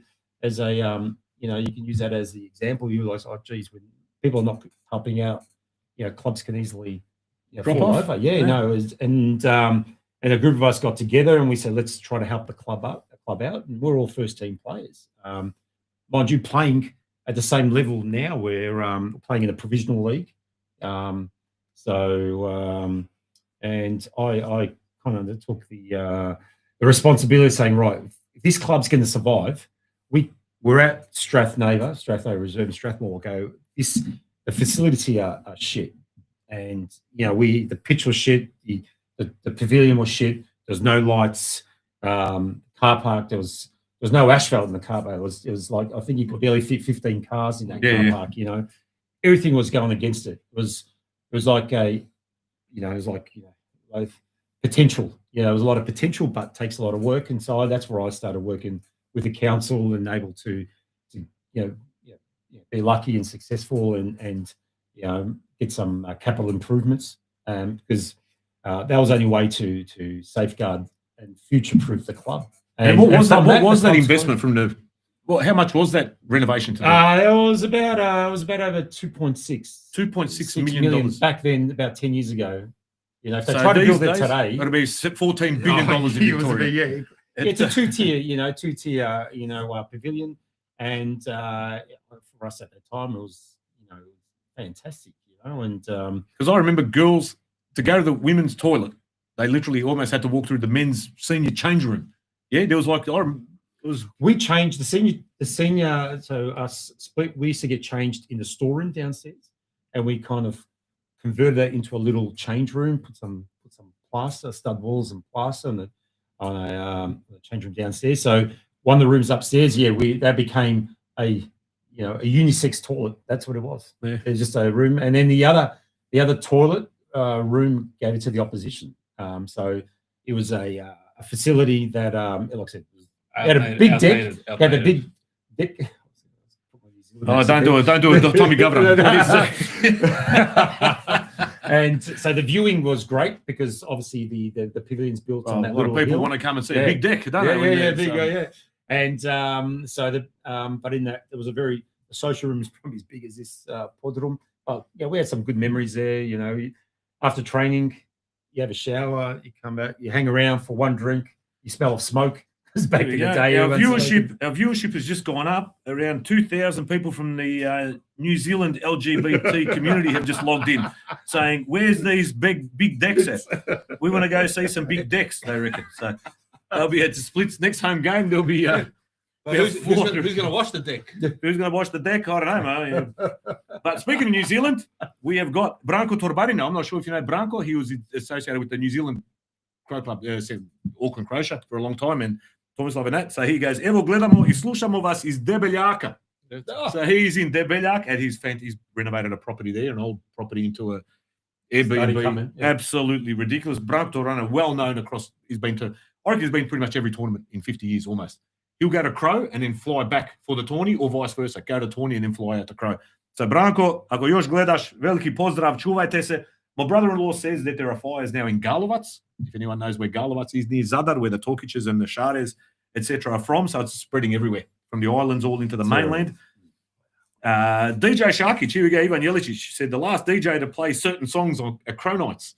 We'll say certain songs for YouTube purposes because we can't mention capital YouTube purposes. Capital YouTube purposes. That's right. So uranium. Uranium mining. There's a few. We've got 1 or 2 stickers at our club. That's right. But and Ante Shesto says Kilo Down Senior Citizens Bocce Club now has 241 members from all ages. Yeah, grab, help yourself, boys. And growing every week. Membership is only $20. The club is open 7 days a week and hosts free barbecues to members, also entitled to use the facilities all round to play butcher. Please contact Anthony Arteshestor for more details via Facebook. 241 members. The Senior Citizens are KDSCC, I think it's called, Kilo Down Senior Citizens Club, which Arteshestor obviously is massive part of growing at 241 members, open 7 days. So the butcher in Bandura, where my old man goes, is open pretty much on a Saturday Arvo or whatever it might be. Thank you, boys. Good on I think great initiative. Doing a great thing, getting people out that otherwise would be, you got at both ends of the spectrum. The kids sit on their devices, and the older generation just got nothing. What are they going to do? All those guys will be going at Killer Downs Plaza. That's it. Otherwise, sitting out the front drinking the coffee, or just sitting out the front of the Coles or whatever at Water Gardens. But well done, 241 members, only $20. Spolge and I are both members. So make sure. And Split's got membership as well, $100. Yeah. Look, get it for the last game of the season. So we'll. Why not? It's an initiative we did this year because a lot of people used to say, "Can I be a member?"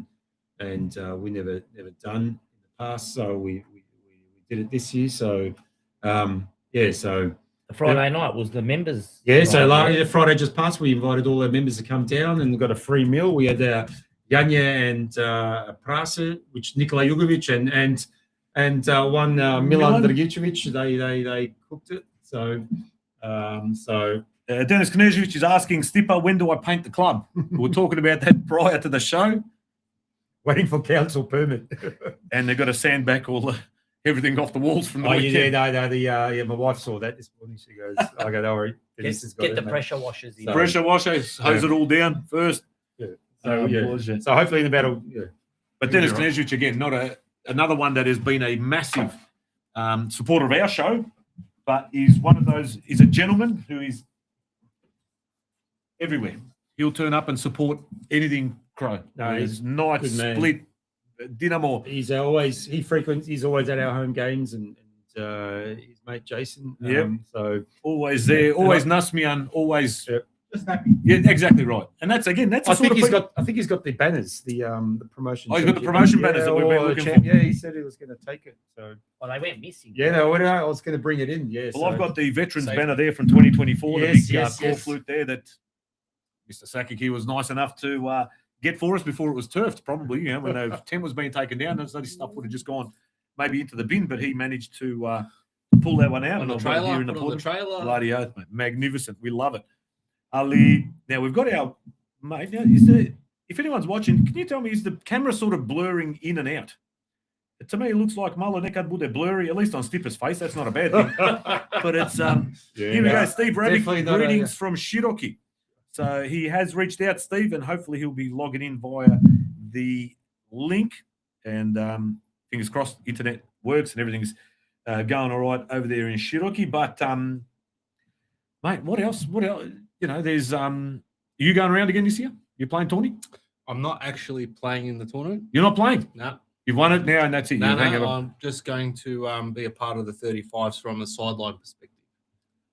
So You coaching? I'm coaching it. Coaching. So Yeah. coaching it. Oh, yeah. all right for coaching. Okay, otherwise Yeah, you got no, no, hope. no. That's a chalk down a loss. No, I'm coaching it and relinquished my 20th player position to a notable guest. No, ooh, you're gonna drop No, the name? No absolutely names.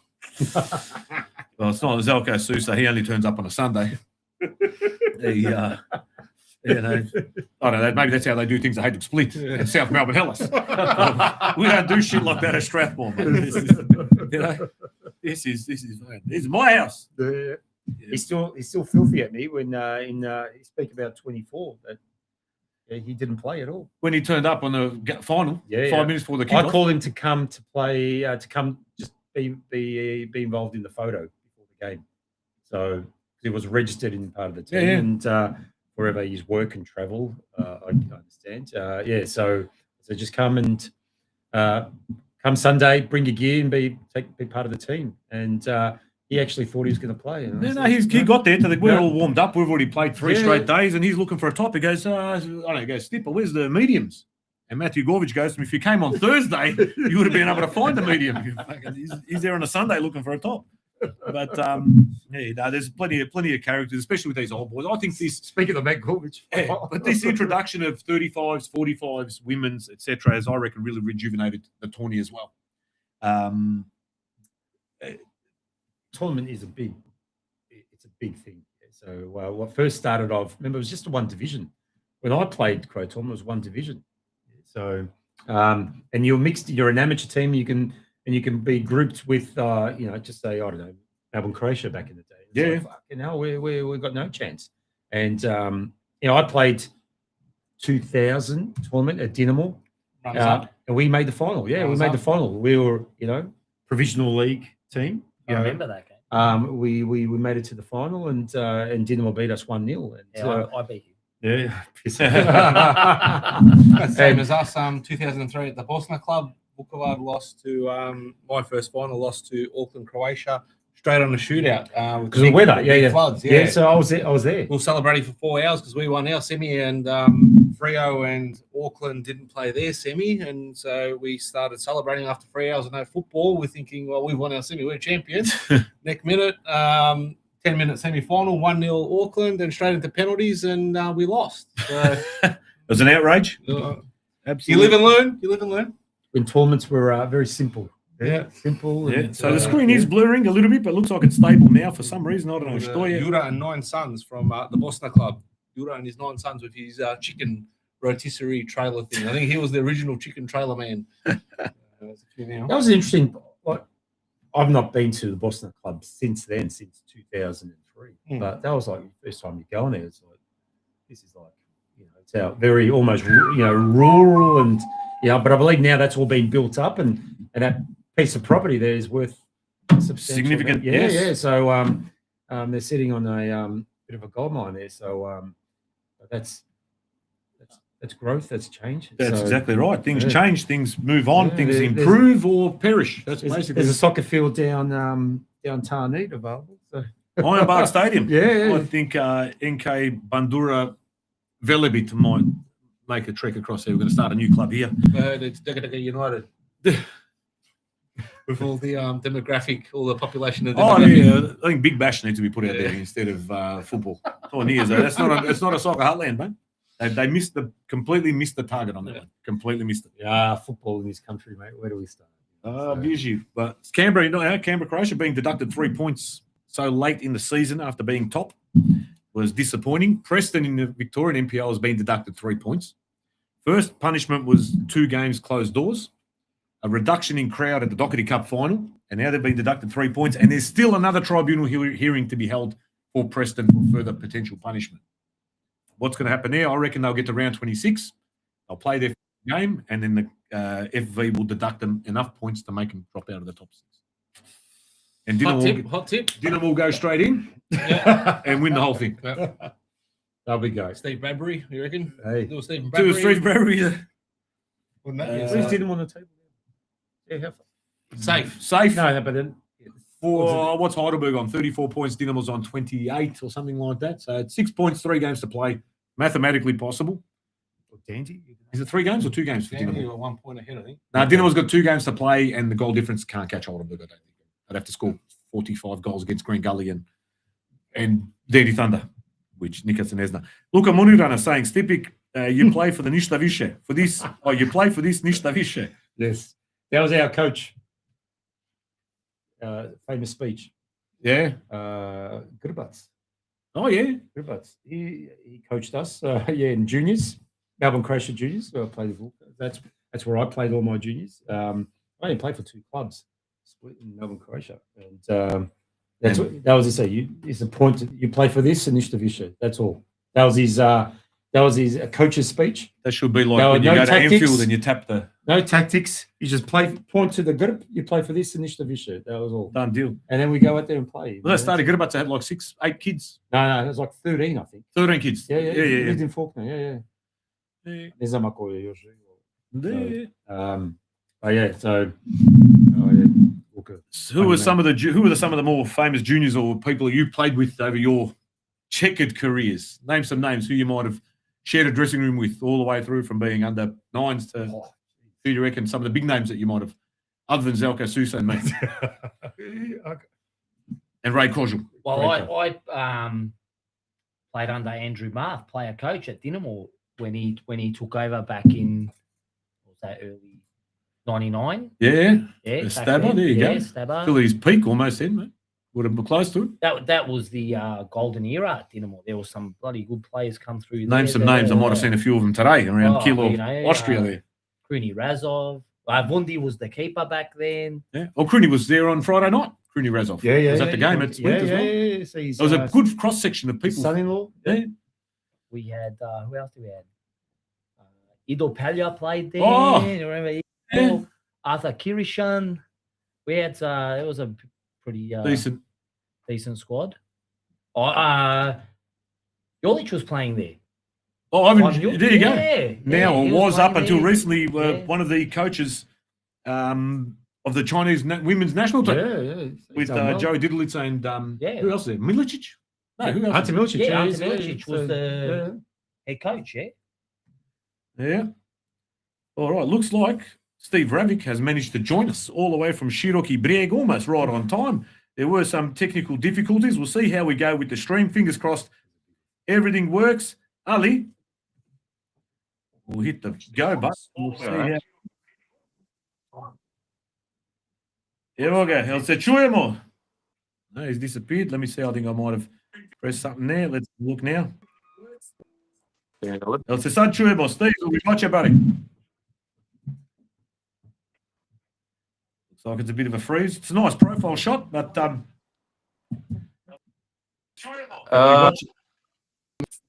not hearing you. I don't hear you. It's cutting out.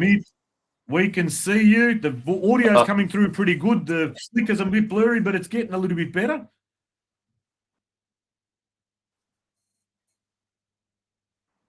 All right, I'll get you to just jump off and jump on again. I'll flick you a message via Okay. Instagram just to see if we Using- can do something. Davidim, where are we, Steve? Yeah, there is ways we can sometimes fix these things.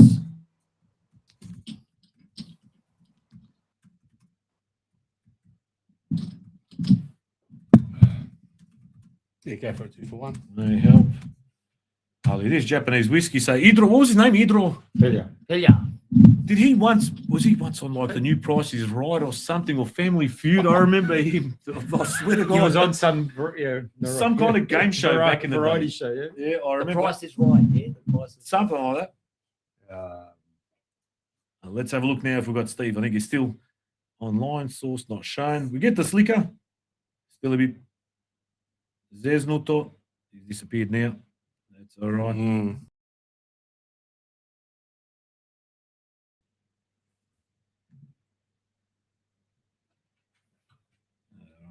Technology. Who would have thought we'd be standing in front of a camera, in front of a crowd here? Millions. As Technology. The Rock will say, millions. Millions. We should, like I said, the Trevor Marmalade, I think, cross section. That might be season 3. That's a Season 3, Trevor Marmalade has special guests, just special Camera- comments. Never. But Stevie, what about you, that's Stipper? Who did you spend your juniors there at Melbourne Knights with some of the big names Jeez. and not so big names? Jeez. There'll be people that you know of, geez, but in terms of, I'm just trying to Big think names. some Let's go big to the names. Yeah, like big that's ticket, what I'm, like a just Big you know, ticket. big tickets. Jeez. like you know, like when you say I played against Steve Waugh and I bowled him out when I was under 12s, shit like that. Yeah. There was Viduka, Yeah, or he Vinko played- Budubasic, or he always played higher. So you always, yeah, Duke, obviously, from juniors, he was always talked about. He was always as Zvezda. You know, they always he was phenomenal. I remember it was at under 12s games. We called him because he always played like 1 or 2 years older. We played a cup against Green Gully on a Saturday. I was wrapped because I didn't have to go to Crow School, and they called him. We wanted to beat Green Gully. We won 2-0. He scored both goals. You know, so and I sat on the bench. I didn't play at all. You know, so but You're happy. So, Out of he Crow was, School. he was another level. I remember we played like it was under 14s versus 15s or something, and he did a scissor kick, and put my head to head of the ball, and he did the scissor. You know, it was just one of those perfect technique. He was just Even then. and he was a good bloke as well, good guy. You know, so So who else would have been in that sort of generation? I'm just trying to. but I Were you still there when Gerga, Wojtek were they? I played were with they- Pedal. Pedal Yeah, Griganovic? Pedal, yeah. So you talk about Pedal, like you know, there was Peter Pavlinovic, you know, Pav Goodebutt- VIS. one of Goodebutt's 20 sons. Joe, named after the old man. So he ran He out of ended up names. having a decent career as well. He spent a bit of No, time. that was the Pauline. other brother. That was Anthony. Anthony, yeah, Anthony, Pauline and that, yeah, yeah. So Joe, now Joe's a famous chef now. Joe Oh, Goodebutts, yeah, he's a well-known chef. Yeah, he's got a restaurant, so he's into that. You know, get him down culinary- Thursday night to split to help Milan with the so, chicken oh, mate, parmas. we're peasants now. He's into the fine dining now. So Oh. he was a good decent player. He was a type of player that took the goal kicks because no one could kick the buffaloes, you know, that hard, you know. So those red and white buffaloes, he can kick it to the halfway. It's Even huge waterlogged. kick, you know. Have you so- actually bought the buffalo on the show? I don't think I have. I think you got it. Someone can go grab That- that. yeah, buffalo that is- ball. I think for the I'll read out generation. some of the names. What was I at this age? I was about 15, 14. We won this ball at a Zabava at Melbourne, Croatia in 1989. Oh, that's right. The hat will come off. 1989, this ball was won in a raffle or something like that. that gave us nightmares because and the next day, the next day, I'm pretty sure Melbourne Croatia played just at Summer Street. Yeah, and then the return leg was at Middle Park, and we knocked them. Giselle. Go through the names. Some of the names on this. So this is a Buffalo Victorian Soccer Federation approved product, special 32 panel ball. George Hanna, Frank Valentic, Josip Biškić, Branko Milošević, Stuart Cannell, Ivan Juzel, Alan Davidson, Theo Salamides, Joe Chaleta, Joe Rados, coach Ivan Ražnjević, Francis Awaratifi, Ivan Kerlic, Željko Ađić, number 10. That's where Mate Grgić. Look at that signature. Scrub that off. That deserves a tracksuit. Who else is there? That's pretty much the whole squad that was there. I remember as a kid I standing wonder there. if there's enough time to get this ball made replica like for the finals of the Sunday at the tournament. Like imagine playing with that ball. all the classic. veterans and stuff will have nightmares. But the 'cause ones that we ball- played with, these are the panel ones. They were panel too, but it was joined. There was Yeah. like a stripe. It kind of went like that. The panels were all joined in one red color or blue color. And they got wet. They turned to basically suede and it was like kicking a brick. Well, Matt, you said it before, yeah. When that used to hit Yeah, when you, it hits you, you're like I reckon some people might even have scar tissue on their legs. I don't think that's ever been pumped up. That is No, 30 there you go. something years old. Here's a request. We'll put that there. Nearly 40 years old, that ball. You I don't could think I've only- ever pumped it up. you could only kick these balls when they were rolling towards you. You couldn't do a dead ball kick. That's how Oh, no. hard they were. That's why Goodabouts probably took the Yeah, goal oh, kicks. mate, yeah. People don't understand the technology in today's balls are, you There we go. appreciate them. Now we'll try. It looks like technology might be working a bit better, but someone that did, from what I understand, I think we chatted at one of the Melbourne Knights functions recently when He was down in Melbourne that did play with Mark Viduka, I believe. Steve Ravick, welcome to PodroomTV, mate. I think we've got you. The picture is clear. Boy, I can hear you and I can see Very you. good, mate. Beautiful. The slick is a little bit grainy, but that's, I don't know if it's down to us as well, but we've got you. It's right. Good to see you. Somebody are vidding as well. Yeah. I reckon there could be some internet Likewise. issues here from our end because all is sweetly this cable. But either way, mate, welcome to PodroomTV. You find yourself in Shiroki, is that correct? That's correct. Pleasure to be with you guys finally. And I am in Shiroki Brijeg. And it's the What day takes after you to Shiroki? Velika Gospa. Mhm. Yeah. Greetings. It's the day after Velika Gospa, so I'm a little bit hungover after a big night. But I'm here. And what was the occasion there? What was the sort of the concert? What did you attend? Who was the big ticket item in Shiroki? Well, it was actually magazine this year. So that was okay, but u dobrom društvu, you know? Yeah. Yeah. But tell us, Kad si u mate, dobrom other than- društvu, sve je dobro. Exactly, just like here in the Podrum, mate. Dobro društvo, everything's so That's much right. easier. But mate, And I just recently I was, go. Yeah. No, just saying. I was without a voice about a half an hour ago, but I had this gel, and it restores your voice. And actually, for those that, well, nobody knows this, but we had some Gello voice for Thompson before the Hippodrome concert because he actually had a cold. There it is. He had a cold before the concert in the days leading up to the concert. So Vesna gave him a Gello voice and restored his voice. He gave us the thumbs up for that one. But I'm using it now so that I can actually speak with you guys. Would have been a bit hard. There you go. Well, Ricky here brought us some Gello voice as well. It's in a orange. It's a liquid form.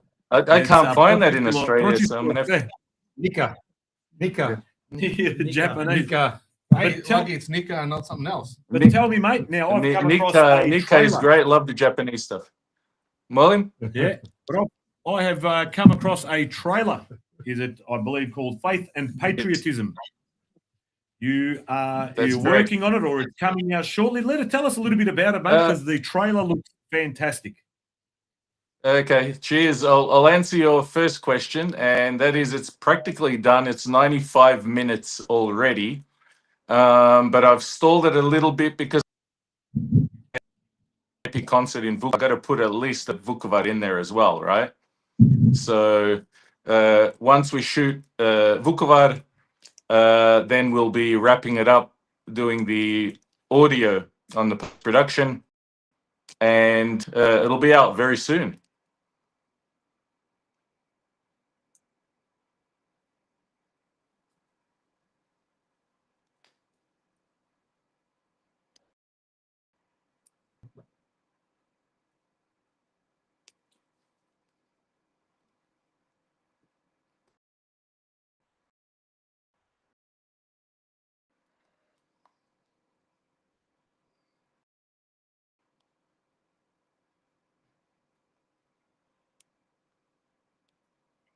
That deserves a tracksuit.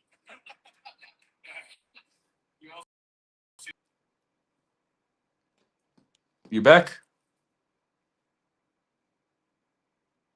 Hello?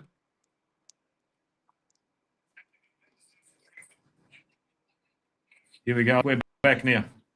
I think we will be back very shortly All right. once we get the screen down. There you go. You've moved to the left of the screen now. So I can hear you now. yeah, so 95 minutes is it's basically, or not, sorry, 95% is just about done. No, it's actually practically fully done. I don't know if you heard the part about Vukovar. I mean, that's going to be an epic concert. So I thought like we're just going to hold it off a little bit so we can add footage from Vukovar as well, because we do feature Vukovar in the documentary. So it would only be appropriate if we wrap it up with some footage from the Vukovar concert. Yeah, and that's going to be massive. So what's the outlook? How many people are expecting in Vukovar to attend? Because they said already record sales. Yeah, look at 80,000 tickets on first day. discussions are ongoing with the Gradonačelnik, who actually wants to make the numbers, like he really wants to open it up and get as many people as we can there. So it's all about preparing the terrain for 100,000 plus people. So we don't know at this stage, but we are aiming over 100,000. That's going to be absolutely massive, just for that. For obviously for Vukovar and just for our narod. You see the Hippodrome and some of these other places obviously expect these numbers, but to get it in Vukovar, it's even more special. It is exactly right. It's going to be special, and people no doubt will be coming from all over the world to this concert and probably have already booked their tickets. And if they're already overseas, and when is that? The 29th. 29th. Get yourselves over here if you can make it. You don't want to miss this one. It's we'd love to say once in a lifetime, which would probably like the Hippodrome, I think was a once in a lifetime, and a lot of these that's right things that are taking place. There's plenty of concerts; they'll always keep happening, but this is a first amongst. That may well be. I mean, I have to say the concerts are getting better and better by each show, because, and not so much from the band side of things or from the band perspective, but the audiences are getting more and more and more emotional. So the more these neo-Yugo Partizani attack, the more connected the people become and the more emotional the concerts become. So, looking into the audiences from the front of the stage, seeing, like hundreds of young girls and boys actually crying while they're singing the songs. It's something that you can't describe, and hopefully the visual that we have from the concerts on the actual documentary will somewhat show us what that actually looks like. So really looking forward to showing all you guys. I'm gonna have a sip of this. If you haven't heard of it, Yana water maker happy. It's called happy, but it's like when you go to the supermarkets and you throw into 20-cent piece. That's what it tastes like. So yeah. There you go. But if you want on at the moment, yeah. So it's Faith and Patriot. I've just punched it into YouTube here. I won't be able to get on the screen right now, but Faith and Patriotism featuring Marko Perkovic Thompson teaser. It runs for, what is it, 1 minute and 11 seconds, but the footage, the production, everything else you can see here, it's Majestic Films if you want to subscribe as well. So it's Majestic Film.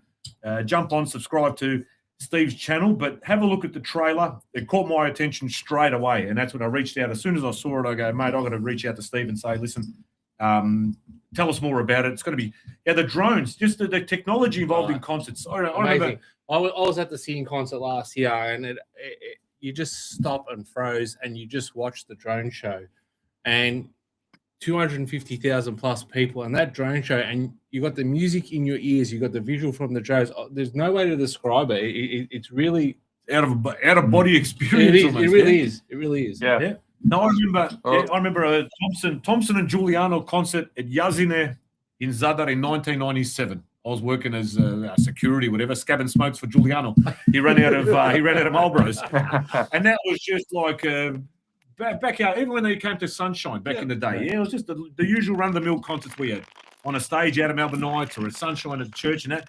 Now you look at these concerts, he's got how many drones? 11,000 drones or something? What is it that he does in his production? Yeah, over 1,000 drones. Twice as many in Vukovar. So you can only imagine if you were there, if you saw the drones as and see. Be twice as many. Our neighbors are going to have a pretty good view as well. Yeah, you're breaking up just a little bit. Will the drones be visible from across the river there? Will they be able to see what's going up in the sky there? Yeah. They're going to have a very good view. A very good view of the drone show. Yeah. Good. Just hopefully no one slips in any of those Ukrainian drones and one of them just slips over to Shid and and drops a couple of Yeah. shells on the boys over there. But there you go. But you got a big positive here from Drago Maligec. Sends his regards. Positive Dragets, yeah. Pozdrav from Maligec, yeah, the legend of our community, yeah. But tell us also, when we spoke last at the Melbourne Knights function that we had down there at the Dom in Footscray, there was talk, I remember, and I did mention it on Podroom that Monday following, that there was potential for Thompson to come to Australia. And there was a date, so not a date, but a October. How's that looking? Yeah. There are no actual dates yet, but there are talks at the moment. So it's let's say it's a very high probability. And it's just this countries as well. So it'll be kind of a world tour in the works. Ante Stipic would love to say we're going to have him at the Crow Soccer Tournament Strathnaver Reserve on Thursday, the 24th of September. But maybe not. Hey, that's Stipic. Come on.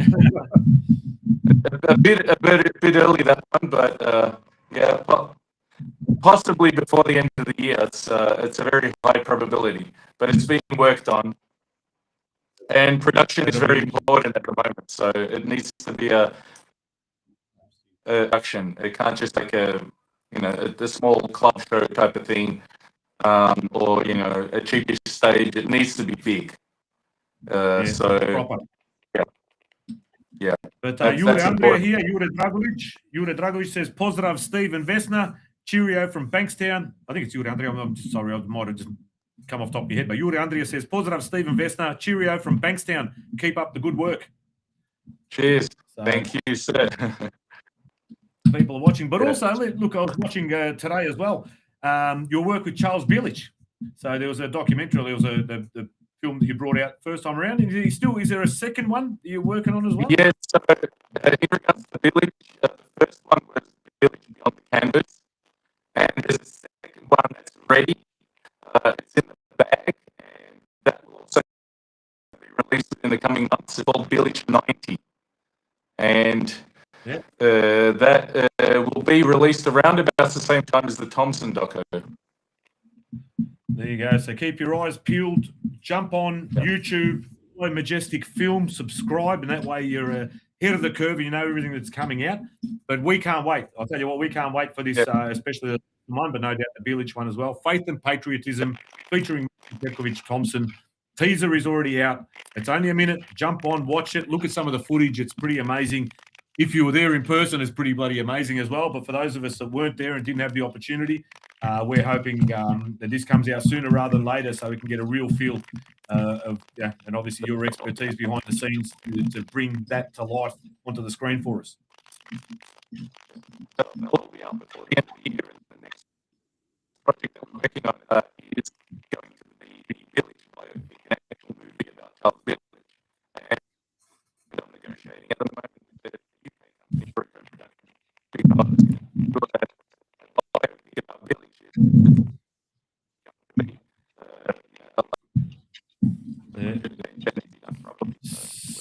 Sorry, mate. The last part is completely cut out. Basically, there's a lot of static in there. But just some final words, mate. Thanks for joining us. It's been absolutely fantastic. Apologies for cutting into your hangover time, and you could have been having a bit of a nap. But mate, keep up the great work. We look forward, and we recommend everybody jump on, watch the teaser, subscribe to Majestic Film on YouTube. And when it comes out, no doubt, are you going to be down here? You maybe going to be promoting. What do you reckon? You're going to be around? Well, I'll be there after the book show. I'll be returning. I should be at the Melbourne Knights event as well. And I would also like to say congratulations to the boys for Mate, thank you very much. Apologies for the technical issues that have plagued it a little bit there towards the end, but thanks so much for taking the time, enjoying yourself, obviously in Shiroki, Velika Gorspa, Thompson, everything else you got going on your plate. You've been kind enough to join us on the show tonight. The chat, the are coming through. People are sending. But I'd also like to say big greeting to Marco Papas, who's going to be doing his 827 kilometer run starting on August the 24th. So that'll be happening.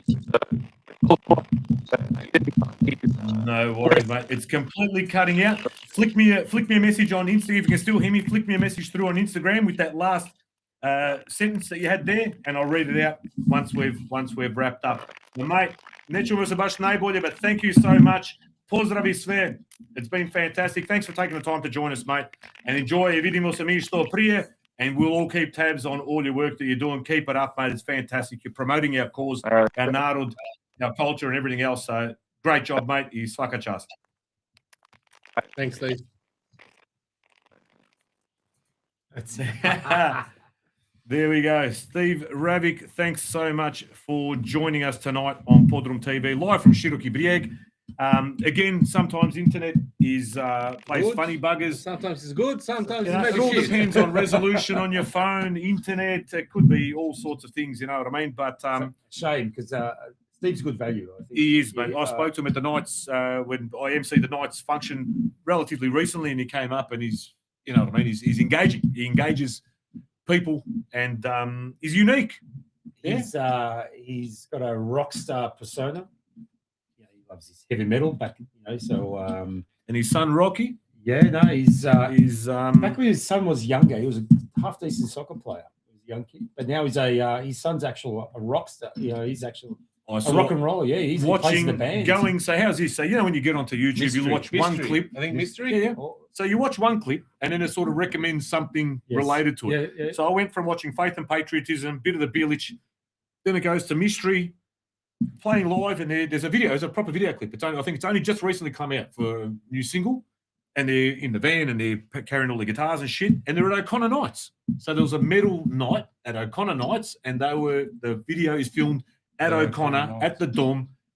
Rocky and the boys, Mystery, Mystery, they are called Mystery, playing their new single or whatever. So jump on that and have a watch of that. It's all national, man. We need to support each other. 100%. Because what everyone else does so well is they support each other. We sometimes, that's our shortcoming. We don't, not saying that we work against each other, but we sometimes just don't support each other as much as we should.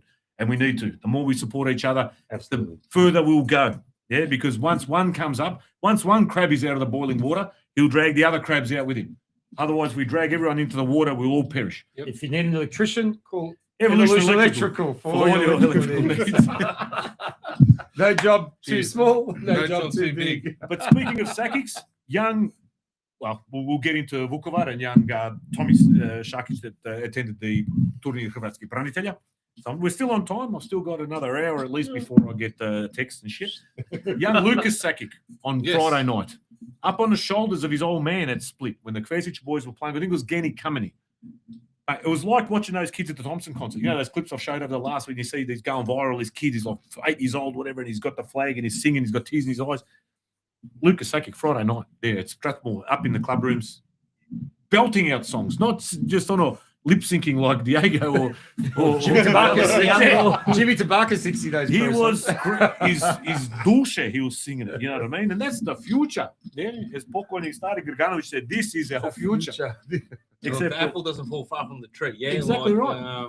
So yeah, you know, musical people, but passionate people. yeah, You know what I mean? And when you can combine music and sport and Culture. culture, and we're a little bit divvy, it all comes into one package. And at most 9 out of 10 times, it floats out as the best night of your life. It's a beautiful thing. It is. It's a It beautiful. is. Beautiful thing. You know, because we're different. We are different to everybody else. There's nobody like us. Nobody can do a tournament like us. No one can do a procession from St. Albans to Sunshine like us. No, You know, no, no one can. They nowhere near it. Yeah, Ali. We just need to keep supporting these things. Sunshine Church yesterday was packed. Yeah, I didn't go. I wasn't there. I was there. Yeah, yeah. Absolutely, they reckon full to the brim. The Sala was packed It was great to see on a Saturday. after, call it a hiatus, whatever you want. We won't go into the details, but yeah, the procession is back from Dinamo. You know, the traditional walk from start from Dinamo to Sunshine. Had Friday night being such a momentous, Occasion. a game that had a lot of importance, significance. I've walked from my house to Sunshine. I've done You it multiple barely times. walked from over there to the chair. I've walked. You're going to now go to Ispoved for Yeah, that. no. And walk there. Yeah. I reckon we're going to either eat this prosciutto or burn it. And also, you got here Rob Stalker saying, Šakić, prestani lupat po stolu, mikrofon sve čuje. But it's like I said, good to see. And I think, and I've told my daughters, I go, next year we'll do it. Like I said, had not been Strathmore championship winning night the night before. Like I said, next year, like I said, we'll go. Like now the Dynamo's back. It's easier now. Before past, like I said, I've walked from my house. I've walked from Livno to Sin, on Velika Gospa, the 14th, the day before. I mean, that's in Sin. That's a big. That's also I a big cross line. I did leave on the scene as well. I've done that. That's like a 10 p.m. 10 p.m. You leave 10 p.m. Middle of the night from Livno, and then you get to Sin about lunchtime. So We did see me and my mate did see to Livno, but and my mother-in-law's next door. So when I first met Rose, I went over there a couple of times, and she goes, "Yeah, of course." My mum was singing on the chord at Clifton Hill, and she learned how to play the squeeze box off the nuns there before they left Clifton Hill. Okay, and my parents are married at Clifton Hill, and I was christened in Sveto, and I also did the hodočašće from Sin to Livno. Yeah. She goes, "Sam, pješ se iša se tip?" Okay, yes, but I didn't tell her that I went with an empty backpack to smuggle smokes back because the smokes in Boston are a lot cheaper than they were in Zadar. So I came back with a backpack full of Lucky Strikes. And but she doesn't quite know that I didn't go there exactly for a pilgrimage. It was a pilgrimage for emphysema. Yeah, Let's go. And like I said, yesterday in Sunshine, it was absolutely, standing room only. It was great. It was great to Renaissance see. down there at Sunshine. A lot of mladež as well. So it was good to see. I saw Ricky's wife. She walked, and I saw her. It all came in. Half of Sunshine was reserved for the walkers. And Sunshine Church is a decent sized church.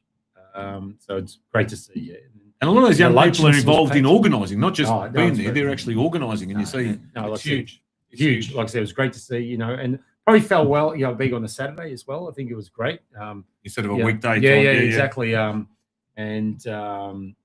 Next year I think calendar. I think it falls Sunday. I think actually on the Might have to On a postpone some Sunday. junior soccer games. I reckon that look, day there might be like cultural reasons. If he might be watching, so just put it in Yeah, your yeah, calendar. yeah.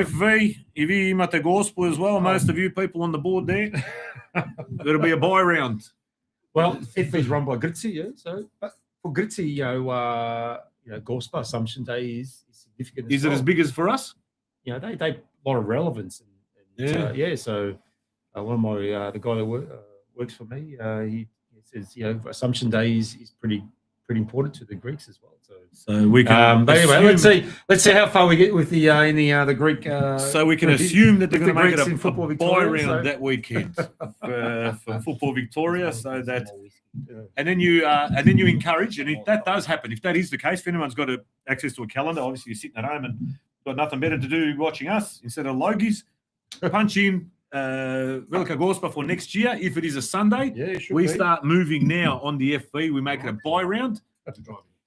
We make it a buy round, or at least we postpone all our Crow Club games here in Victoria and obviously across Australia if you want to do it. It is, And it every is. player, instead of playing, attends walks. Yeah. Walks, every player, every parent, every whoever possibly can, does the walk, and we end up having 3,000 people at Sunshine next year instead of 1,000, probably close to it if the sala was full, seating and standing. Yeah, looking at 800-900 people, whatever it might have been. It was great. And the church was absolutely chockers. But like if there were other, obviously it happened all over the country. I haven't had time to look at all the social media and stuff, but if there are photos now for our next show, send it through. We'll put it up and we'll show what everyone else is doing as well. So it's not, this isn't just a Melbourne-based show. It is open and welcome for everyone. But just in other news, before we've got Johnny who has joined. He's been kind enough to jump on, click on the link and join. I'll just pop you in backstage, Johnny. Samo pričekaj malo, because we haven't done any community news whatsoever. But very quickly, we'll start. Tonči Prusac had his book launch. Yeah, now he's got time, boys, to jump out. Tonči Prusac did the book launch of the final whistle at St Albans Dynamo on Thursday night upstairs, highly successful. And we hope, Taunchy, all the best in sales and hopefully plenty of people. And I got asked today, how can you purchase the book? And I've given them all the details for people to buy that book if you haven't already done so. I've got mine coming. You've got yours coming, Skipper? Tonchi, Let me just signed by check. Lance Armstrong. Lance. Tonchi knows the story. Let me just have a look also. And one of the characters of our community flipped through a... that is the book. There you go. We'll show it after we come back Tonchi a free plug. online. We'll chuck that one back on the screen. But Frank Priscalo, well-known identity in our community, now spending a lot of his time, if not all of his time, down on the Ballerine Peninsula down there, doing good things. He'll be hosting an exhibition, an art exhibition at the Untether Gallery in the first week of September. So if you type in at UNTETHER Gallery, so Untether Gallery, first week of September. I believe it's down there on the Ballerine, possibly Geelong. But you can see some of Frank's artwork on display and also available for purchase. Definitely get on board if you're in the area and give Frank a shout and have a look. Now, other community news. Volunteers are needed for the King Tom Festival, 4th of October. So jump on their socials down there at King Tom's Love Club. On the 4th of October, they've got the big festival. Volunteers are always needed and always welcome. Whatever your expertise, whatever your skill set, jump on. No doubt there'll be something for you to be able to do and help out and make things easier. The North Geelong Soccer Club, or North Geelong Croatia, $100 reverse raffle, 22nd of August. It will be taking place from 2:30. Proudly supporting our club to get a new digital scoreboard. So help us score for the future. All funds raised will be going through to the digital scoreboard. So be a part of it. $100 a ticket. Tickets are available from the club committee, players, supporters, online via contacts, etc. So get on board there. We've mentioned multiple times tonight the upcoming live group draw of the Crows Soccer Tournament for 2026. YouTube and Instagram live. Jump on Dynamo Split or the Savez or even the Tawny socials, and you'll be able to find the link. But jump on YouTube tomorrow night, same time as tonight, 7:30 p.m. Australian Eastern Standard Time, and you will be able to see who will be playing who and what group your club will be playing in. Western Knights on the 9th of October will be hosting their 2026 awards night at the Astral Ballroom, number 3 at the Crown in Perth. It's a Friday, the 9th of October, 6:30 p.m. pre-drinks, 7 p.m. start. Tickets $190, but no doubt that will have plenty included in that $190. So jump on board, call Deans Lendich or Gordana Slišković. Their numbers are there, but you can find it on the Western Knights North Perth, Croatia social. So get on board there. Melbourne Knights, after their historic promotion now, after 1 year in the wilderness, back in town in the NPL, back-to-back championship gala on the 12th of September 2026, $120 per ticket. It will be at the Dome in Footscray with Grupa More playing, jumping on board, formal attire, but get on board there in what has been a massive year for the Knights as well. And they'll also have their last man standing. Actually, that's the one, drawn 23rd of August from 6 p.m. Tomset Stadium. So that's the game against Lang Warren. There'll be the MCF party kicking off at 5. And last man standing, I bought my ticket on Friday night. Renault was kind enough to sell me a ticket. I thought I was buying a Tawny ticket. It was a Melbourne Knights ticket. So I coughed up me $100, but I've got the ticket now. So who knows? There might be a donation back to the club or back to my bank account after that one. The President's Cup, it's already passed, and I think I've got some photos. The President's Cup, Melbourne Knights hosted this past weekend, Stipper? Last weekend. Yep. There you go, 9th of August. Looked like it was a fantastic day. And you can see here Tony Topčić on the right, Tony Kolchik on the left, Mick Calandrella, the coach of the promoted Knights now. Is that evil? Yeah, covered in that. I'm just I can't really see, but it looked like a fantastic day. After playing all the golf on the day, everyone headed back to the club rooms there in the Mark Viduka Lounge, had a feed, and Sam Spitz, I think, did a fantastic job. Chef. Down there, as they always do. Mladi Hrvati, Proljeće, save the date, Saturday, 5th of September. So September's a big month for the Crow community across the board. plenty of zabave. Get out there, support it. Papaj, popi, zapivaj. That's what it's Enjoy. all about. Join yourself. Enjoying yourself. So proljeće je, save the date, Saturday 5 September at Sunshine. Mladi Hrvati, obviously doing their best to fundraise as well. They've got some big plans in the near future coming up. Sveta Kata Zabava, Hrvatska folklorna skupina Velebit proudly presents the Sveta Kata Zabava. This is 21 November at the Croatian Sports Centre on Gold Coast, with Prva Liga making their way up from Sydney to entertain the masses. So it's a night of Croatian culture, dance, music and community, and where better to do it than up on the Gold Coast. So if you're up there on holidays or you're a part of the community, get down there, support folklore, support the soccer club, support the boys from Prva Liga that are making their way up from Sydney. But in terms of the community announcements, that's all we've got. But Matty, the two boys have ducked out. On the Harold Holt. Doing the Harold Holt, going for a Josip Piškić. Let's have a chat. You were in Vukovar. Was it April? April. I landed in March, but April was the tournament proper. Turnir Hrvatskih branitelja, which is put together every year in Vukovar, and he's been an Australian contingent going there for last 4 years maybe. Something like that, yeah. Something like that. Your boy, we interviewed them. We had a good chat with them while they were over there. Prior to, and asked them how things were going. But from a parent's perspective, I've had some conversations this week where some people may not have been happy with some comments I made on the last PodroomTV about this particular tournament. But obviously, we're looking at all perspectives here. Parent with a child selected, went over to Vukovar. Well, I've got plenty of photos here as well. Tell us a little bit about what was it like? How did the kids respond to it?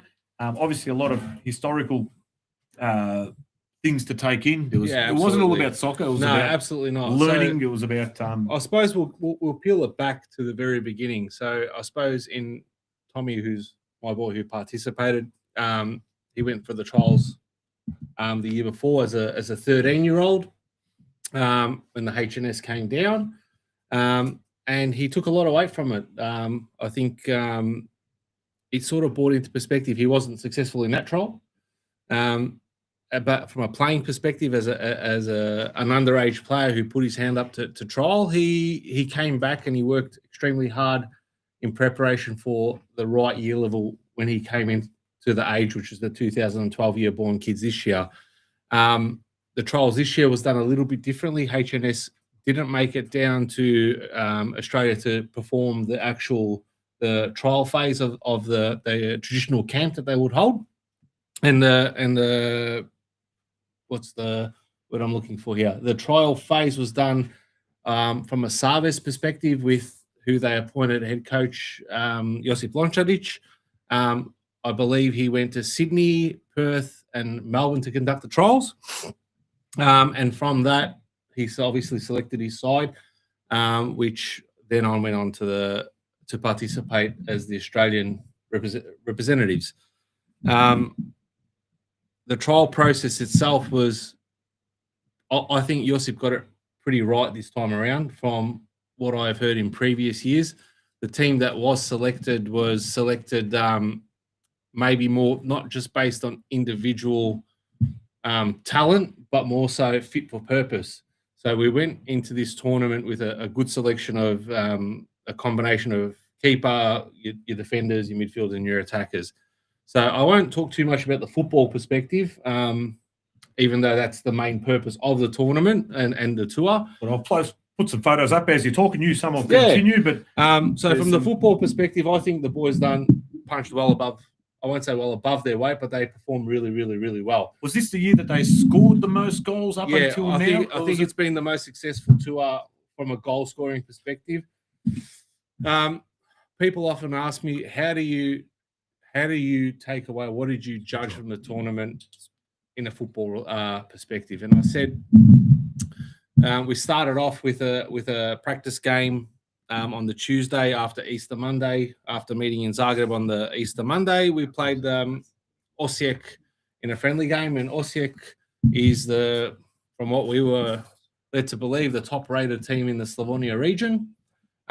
Kids had sort of never congregated together and had a group match before that. Result was heavily Ossex way. But in saying that, we had them 3 days later on the Friday in our group game. So we more than halved the deficit of the first game. And I think the boys really stood up after only a 3 or 4 day period, where the boys, obviously after the 3 or 4 days, they've learned who plays where, who wants the ball on what foot, who's going to drive, who's going to hold, and all those sorts of things. So from a football perspective, I was extremely happy. I think they've done our community really proud, and there. But I'm also wanted to have the opportunity to discuss what it's like from a cultural perspective, and I think that's a big thing that we sort of miss out on. Everyone sort of takes it as if, oh, we're going there to take on the HNS best. So you got your Dynamos, your Haydukes, your International teams as well, yeah. Yeah, so in our group, we had the German, Swedish representatives. There was the Austrian, Switzerland representatives, the American representatives. First time from Herceg Bosna, or Bosnia-Herzegovina, whichever way you want to call it. They sent the team down. We actually held our own. And considering football in Australia is not the primary sport, and we don't have the resources and the facilities like, you know, your Germanys and your Austrias, the boys actually played really, really well, and they held their own, and they dug deep. They really ground it out. And like I said, Germany won our group, and we had them on the ropes 1-0 up. And unfortunately, from a results perspective, we didn't win the game. But as a parent, every player participated. Every player had a go. And I think that's worth, well, from my particular perspective, it was worth more to have that and see everyone have a go rather than look at it strictly from a result. True Aussie way. Yeah. Have a go. Have a crack. Have a crack at it. Results will. Yeah. Yeah. How about that? So the football-wise, I think there's a lot to learn from it, especially when you're playing these, like the German kids who are at Bayern Munich, Bayer Leverkusen. There was a kid from PSV who had his own player cards, signatures. Yeah, it was full on. But these kids, that's all they do. It's elite. Yep. So we think our kids might be elite, or we got a potential. They're like another 4 levels, but that's all they have. They don't have maybe a culture that we have here. They don't have other things to do. Like, I know my particular family, we do our camping, our fishing, our water skiing, all these sorts of things, and all these, like I said, all those things outside of football.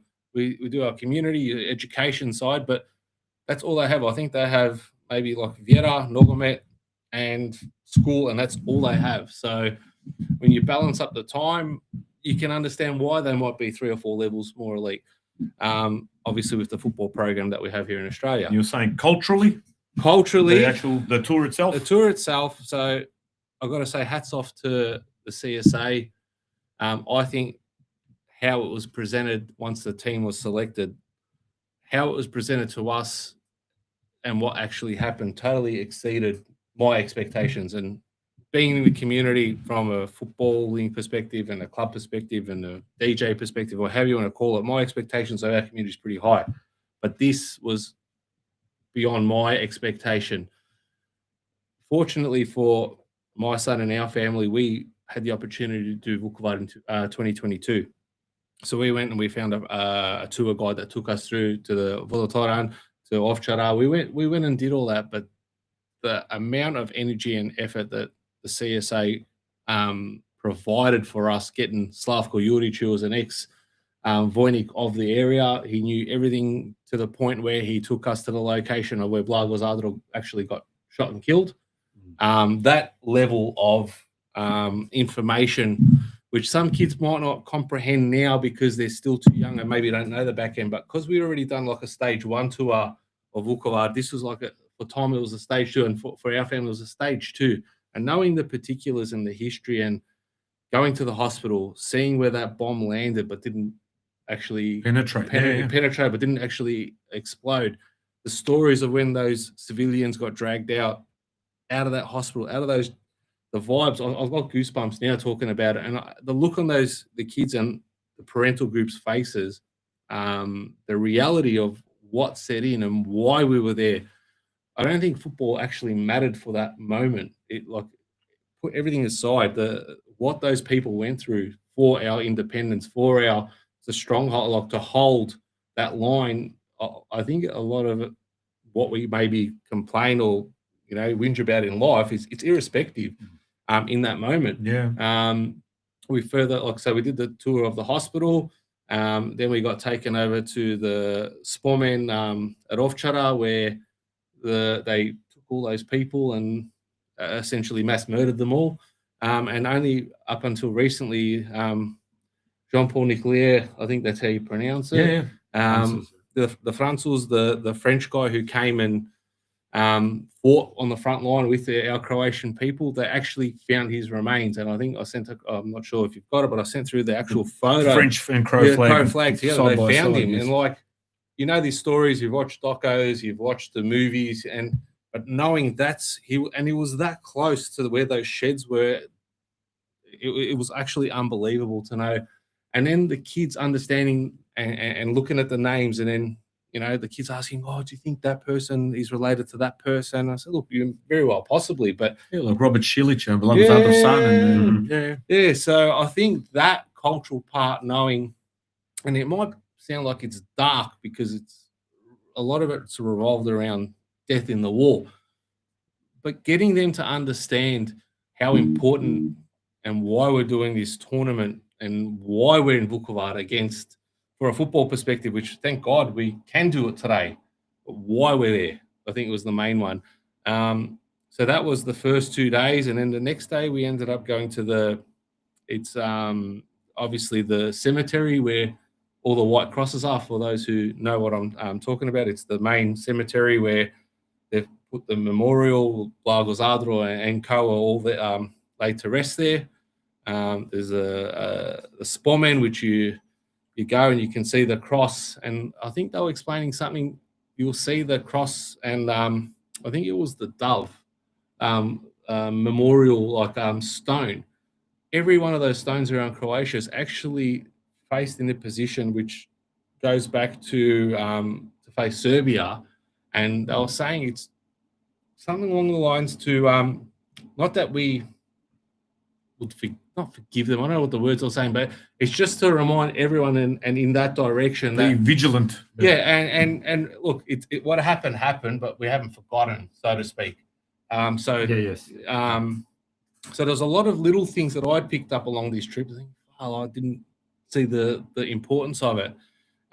So we went to the army barracks on that next day, and they went through the homemade tanks, like old blokes welding up these old buses with metal and stuff. Like the A-team. That's the closest you could think of something. How they defended that front line with the best resources they had. It was really mind blowing. And seeing the kids crawl through those tanks and look at those, the planes that they had and the helicopters that they had, it was probably worse than what they had in World War II.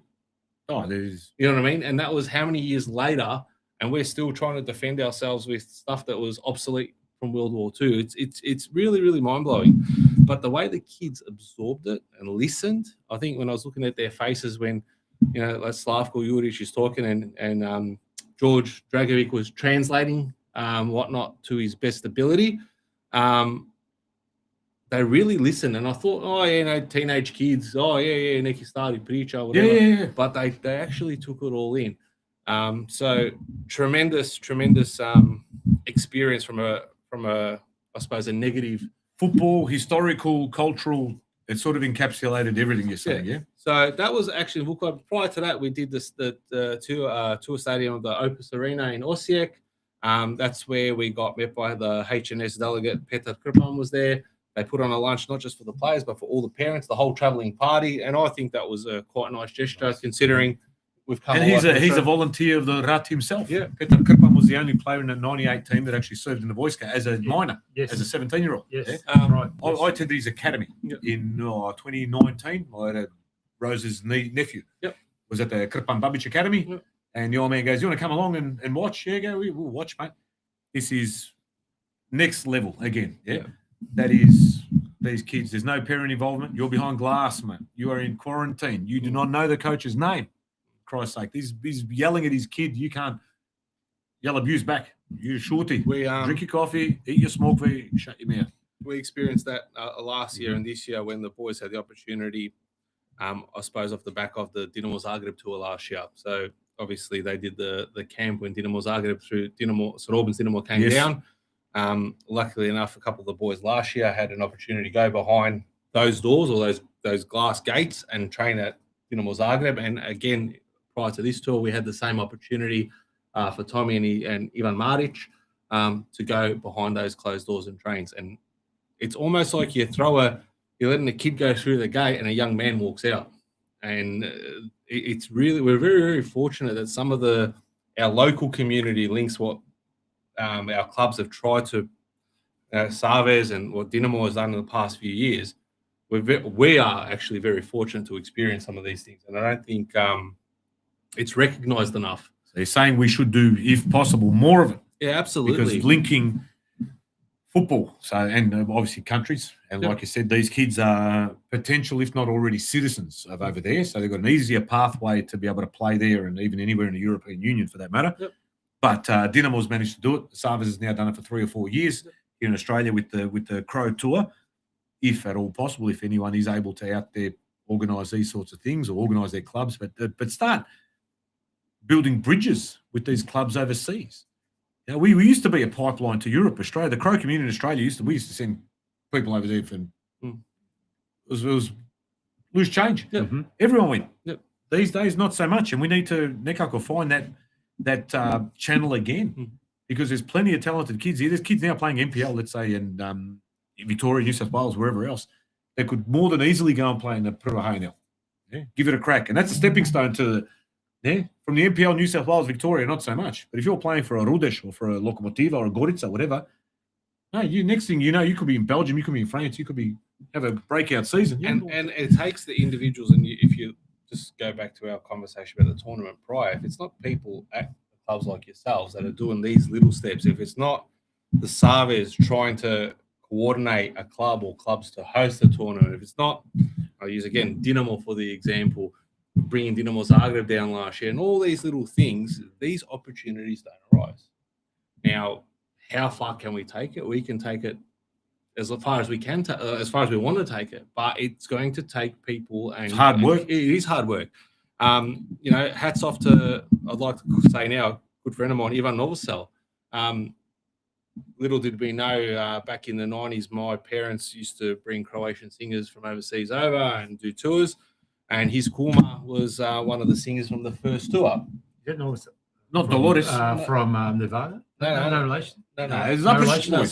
Brothers. The blue-eyed brothers. Novoselic from Nevada. Yeah. Novoselic, he's from Novoselic, Zadar. sorry. He's Zadar boy. Novoselic, sorry. Yeah. So anyway, we were at the Dinamo Gala, and I'm there signing up to the Dinamo Zagreb membership, and he's there like, what's your name? And I'm writing it down. I can hear him. He's going, Sarkic. Did you used to be a DJ? No, I didn't say that. He didn't say that. But he's behind me and he's reading, and then Dani Dugancic was with me. He's going, no, Sarkic, but obviously in English. With the tvrdo not like Sinan, not like Sinan, like Sarkic, But yeah, and he's like, shows me a phone. He goes, this lady? And it's my mum. I go, yeah. He goes, oh. What'd you say about my mum? Your Anyway, mum. if I would have shoot, if some random bloke from Zagreb pulled out a phone and goes, do you know this lady? And my mum was in that photo. I would tear his eyes out before he even said anything. Yeah. What the fuck is my mum on your phone? I gave him the benefit. You're a bit more normal than me. I'm a little bit calmer. So it's like, that's my mum. It's like, your mum and my Kuma, and not in the 90s, they came over from Crow to sing and blah, blah, blah. And that's how we got talking. So for me, he went above and beyond after that and accommodated us. And we got to the Croatia-Montenegro game last year when we were in Zagreb, helped us get tickets. And again, coming into this tour, hey, we're coming, yet no worries. Hey, we're here, yet no worries. Dinamo Osijek got us tickets, sat with us. Let me just make a phone call. Yeah. Mama, Ej, ako imate jednu sliku kad ste bili mlađi, ono, ne? Kad ste bili... Niko Pošaljite- nije imao aparat. ivanovosel.gmail.com Pošaljite mu sliku i možda ja mogu ići gledati Hrvatsku protiv Crne Gore next year in the qualifiers. Yeah, good young fighter before the wedding, before you marry Tata. Yeah.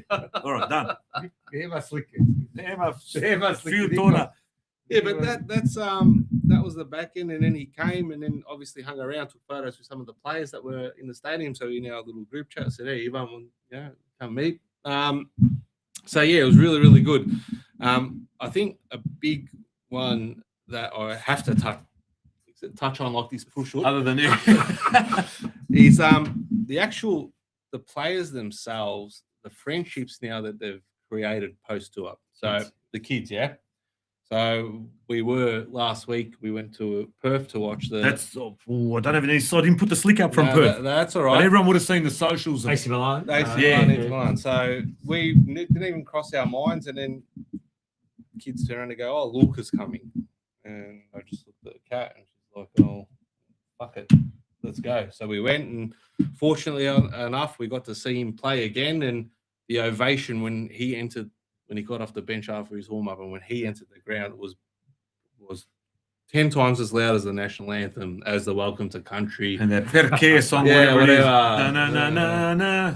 Yeah. No. No, he got up, and when they announced him coming on, the stadium erupted. So they were staying at the Crown Towers there in Perth, and people everywhere. And some of the people that we were with managed to get autographs as they got him off the bus. We got it on video, and then security's dragging him. Nah, you got to go, because it was an abundance of people everywhere. Just me. So I'd given up. I'm like, I'm going to the bar to have beers with some friends, and the boys hung around, and they go, "No, we're going to wait. We're going to get him a go." But next thing you know, bang, photo of Luca. They He got it came out, again. they They got got him. it again. Fucking. And that's what we are instilling culturally, and that love for football, Croatia, in many different aspects. What we are doing as a parental group. So on top of that, after the whole AC and seeing Luca, which was fantastic, Alan Tomic, I've seen him in the walkway there. His son Maxim was He was on the tour. in With you guys, yep. and he's like, pretty much it was a non-negotiable. It's like, Tom's coming to train tomorrow. Got his boots. What's his boot size? Yeah, boots, socks, shorts, Western Knights, and he went and traded with the NPL team that night. And it wasn't about training or compare apples with apples, or it was just let the boys Just be part. just Yeah. be there. Yeah. And the smiles on the faces, and good old Stanko Panic there Yeah. awaited me, and we had a few of these. His boy was also on the tour Yeah, with on this the as tour, well. yeah. Did he bring the switch? No, box? no, no, no, switch no, box. no. No switch box. Lifelong eh? memories and contacts, and Yeah. it's that's the network that we need to build. Yeah. Yeah, I'm looking now. Yeah, a couple of days ago, it might have been yesterday.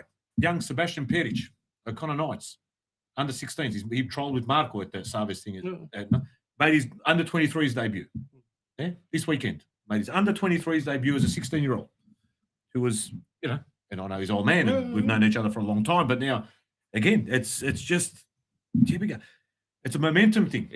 I think there's a momentum in our community now. We need to keep the ball rolling. Definitely.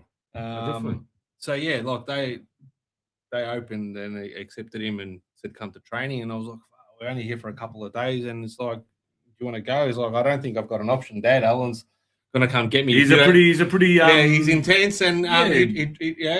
I really appreciate that, because the photos and the smiles and those lifelong friendships and memories that we've fortunately had out of the back of the tour, you see it continuing. So in a couple of years' time, you're going to see they're going to be that 17, 18. They're going to be those maybe Div 1 or Div 2 players, and it starts again with and then they bring their cousin, and then they bring their sister, and then your bridal party, and you come with it to come your kids, and that's how it all works. Yeah. man. Yeah, it really does. But also hats off to the community, the Crow community in Perth as well, for the numbers that turned up and for the advertisement they did huge. for our community. That went all over media everywhere. Huge. Yeah. They were Killed talking it, about AC killed it. Milan. They go, AC Killed it, Milan yeah. and Barda Luka Modric received the greatest ovation, and Crows everywhere. Yeah. Every time you see AC Milan, there's always a The crown. Crow jersey. It was- Crown jersey that was was doing an interview in The Italian. was I think. there. So- There was AC Milan, Inter Milan, and Croatian supporters. Yes. That's it. Yes. But there was that footage of Luke, I think he's doing an interview. I don't know if it was in English or Italian at the Crown, whatever. There was a Q&A. Yes. And he said something in Crow and he looked over and then they started Zovi, Samo Zovi, the whole Crown casino would have been just, Prvi. yeah. Prvi. That's what we'd love to see, yeah. And that's svaka čast to everybody that was there. The Ravlich boys as well. I saw watched a lot of their uploaded content and stuff. They just lauded something. But yeah, and then going on further back to that, from what I could tell, the parental group maybe obviously you got to understand you're traveling overseas. It might be one parent, or like in my circumstances, the whole family. And you rock up with a whole bunch of strangers, with a whole bunch of kids, and it's like, who's who now? How's this going to work? Our group this year was, I wouldn't have it any other way. We had, as a parental group, football was one thing, let the kids do their thing, but us as a group, we had the time of our lives. I asked, actually, we've got a group chat, and I said, look, does anyone want to share some of their experiences? And it's like, amazing experience, probably best seeing the way the kids all bonded and made lifelong friends. From the perspective of not knowing anyone, and that was Carter from Queensland. It was a little daunting to go over, but Oliver and I had the best time. We're talking about the Shipta Chavapnica in Vukovar, so apparently they had some Chavape there, but the best Chavape and the coldest old school you could find, and we were there every day. Yeah, so I'll keep going. Like lifelong friendship, so many positives. The boys grew in confidence throughout the tournament, the cultural side of things, learning to play with different players, a different coach. From a football perspective, and then we've got George saying over his 13 years of leading ourselves, being part of the group, responsible for creating this opportunity for the kids such as yours. Now reading all these comments, it makes him proud. So that Savez and everything that they've done or tried to ambitiously try to do from a parental group, the lifelong friendships, the stories, it's a lot more than the football. So what I suppose out of all of this, I'm trying to say is next year's whatever eventuates, whether HNS comes or it's an Australian local coach, whatever, I strongly suggest that get your kids down there, because it's let's be realistic. The probability of any of these kids making it to the HNS World Cup team is probably quite minimal. National team, right? Well, let's be realistic, yeah? If one of our kids, and I've often said, if one of our kids at this age is a captain of the Knights, Dinamo Sydney United, week in, week out, staple player, our job, I think, is well done with the amount of kids playing the game. If one gets beyond that, even better, and beyond that, starts getting picked up to an A-League team. So be it. Right? Adrian Segicic is my big white jump. Adrian Segicic is my big white hope for our community. He'll get picked soon. Yeah, but so be it. But I think giving the cultural aspect to these kids and letting them become mates and understand why Vukovar is what it stood for and why you're playing against those kids in that city, particularly, it's invaluable. The other one that I wanted to mention, I didn't know this one, but it's now compulsory for every year 9 student in Croatia to spend 2 nights in Vukovar, part of the actual educational curriculum. And that, it's like, there's a lot of Serbs still living there. Whatever you want to call it. But they have to go there. They stay in the barracks and they do the full tour. See, that's what Steve Ravic mentioned there. Those kids in the front row crying, singing, or whatever. Marco Scale, when you interviewed him from Huss as well, he goes to those old Yugos. He goes, you might not like what's going on now, but your kids and your grandkids will be singing these songs one day. And they are. They're the ones that spot on.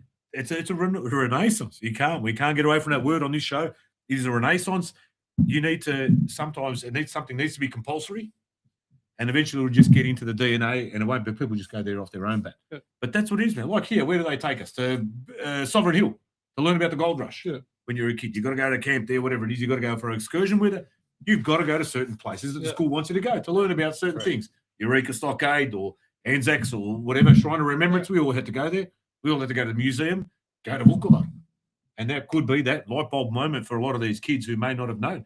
There could be kids from areas that were untouched by the war when they walk into that Borlitzer and they see there's no lights and there's no anesthetic and whatever, and they're showing videos and It's pretty intense. people click and they Yeah. go, yeah, empty. We've got a good. Absolutely. Yeah. Absolutely. Yeah. I think it's a I think if any I've never been to Slavonia, but you know, for me, I was overseas last year, and so something for, you know, in the future, I'd love to I would love to go, just, and especially to Vukovar and stuff. So and take the kids and show them.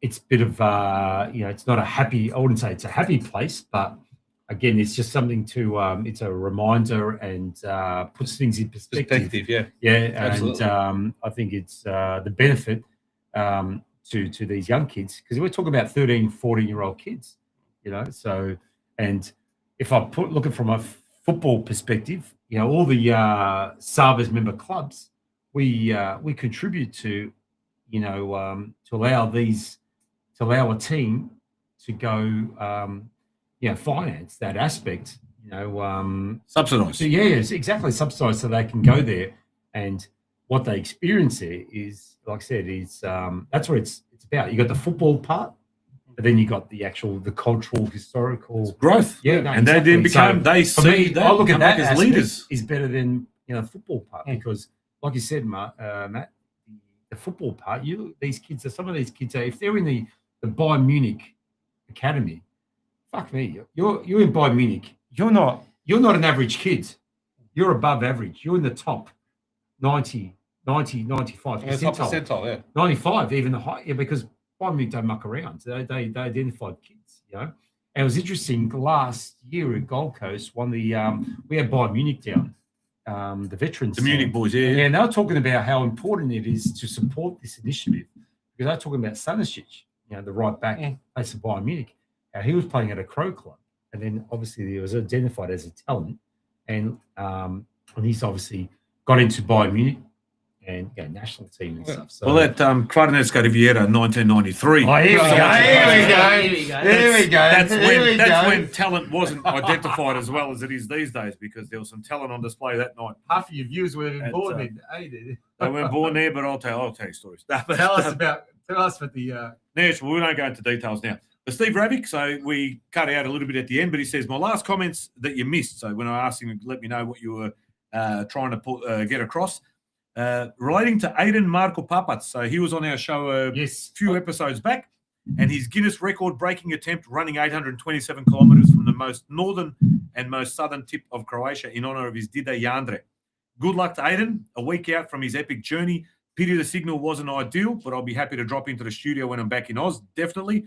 Also, congratulations to Tony Topčić and the boys at Melbourne Croatian Knights on the promotion. But keep tabs. Aiden will start in another week's time. He's heavily training now because he's obviously got to acclimatise. There's been some 35, 40-degree days in Crow, especially on the coast, bushfires, everything else that's against him. But I saw his parents. 827 Ks. I know Aiden's Hannah. mum quite well. We're from the same village. We've got a bit of a theme about mums tonight here. There we go. But he, and Smiljana said they're leaving this week. They're going to go overseas. They're going overseas to Croatia. In the van behind him, giving them the Yeah, Gatorades. exactly. Yeah. So it's a massive thing, and I just think to myself, you know, like, that's a huge undertaking. Yeah. 827. Mila did 130 Ks, Velebit, but that was walking, but through rocks and snakes and bears. I spoke to Milan. He said, "You can do it." I can do it. Yeah, you can do it. Give me one more. No. Spolge, Stella and Spolge, Rob and I have our tickets for the Vukovar concert. So they are booked in, and hopefully Spolge and Stella get us some killer footage, maybe some interviews, etc. Mickey, how's this one? This is a one out of the blue. Mickey Cognition, right? Mickey Cognition is the tag name, whatever you want to call it. I don't know. What do you call label? I stumbled across his podcast a couple of weeks ago, much to my surprise. I'm a Serb Dalmatinac that enjoys the podrum. The Balkan pathology is definitely the same.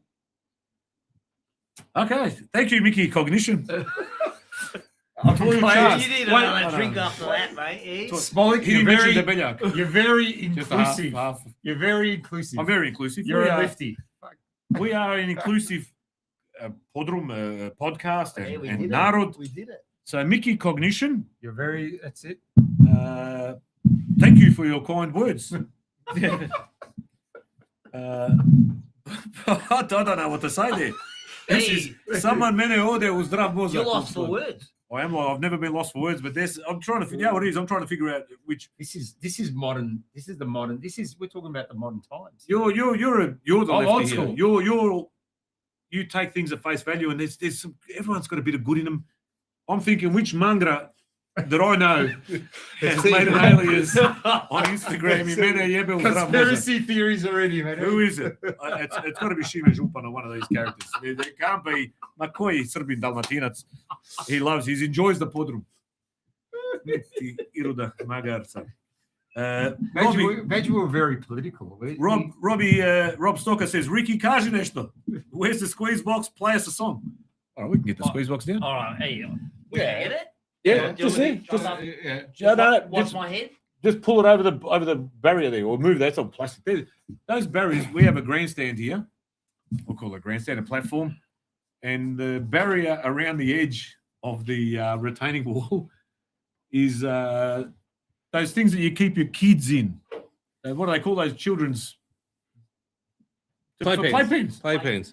I think I don't know if it's mentioned in the in past podrum, but this is a podrum. Yeah. This is a podrum. It's a podrum. You got sewage pipes. We've heard the water. We can know Couple when times. someone's been to the toilet. We know when someone's gone to the toilet, having a shower. So this is literally a podrum, and I've never seen anything like it. That has been decorated to this the extent. detail. This is phenomenal. Well, we've got the Hrvatski lovci patka here. What have we got here? Ima ovdje svašta. There's a Dana White figurine that I reckon from a distance and with the blurry camera looks like me. I think all your viewers asking, when's this Prussian going to be ready? That Prussian has no use by date. I think you got to, So This Prussian will survive the apocalypse. I think Thought you. 27, the same Prussian will be hanging. Reckon it's a good vintage. It's a It good was one. pressed at Ricky's getting Bostik. ready. It was pressed at Bostik in 1926. This thing. Joe Sladdick gives us a thumbs up, but We need Joe to come in and start How's Glow? playing. Here we go. You don't play guitar.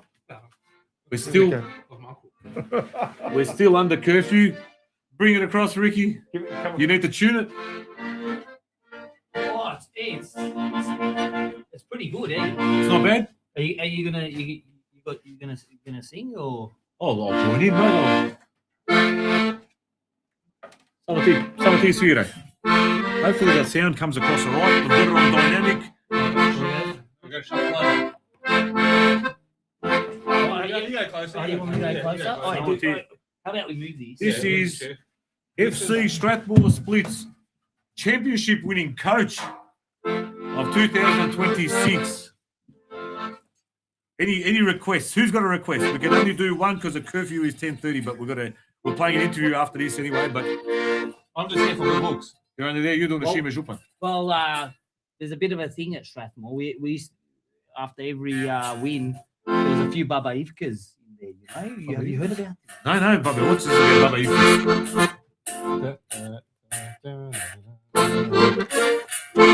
All right, you should get a go. Let me grab me something for myself. Yeah. Okay. Oh, you got I'm a- something? I'm a musical person.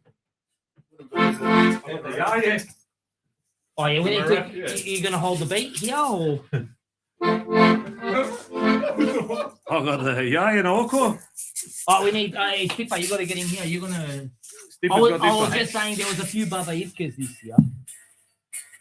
Baba Ivka. Maybe explain what Baba Ivka. What are the Baba Ivkas that split? What have we got there? There's a chant. It's a chant that the boys. Well, you should come here. Skipper. Yeah, explain it. But this is where we need the players, the Baba Ivka. So, but it's got to do with something to do with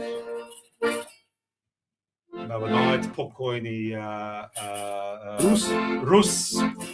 So, I don't even know mate. how it's we. it's just when you got a bunch of boys and it's a lot of glucose, budalesh, No different to this. stoke. So No different to this. yeah, We wouldn't have it any other way. whatever other way, like so like it's all about fun.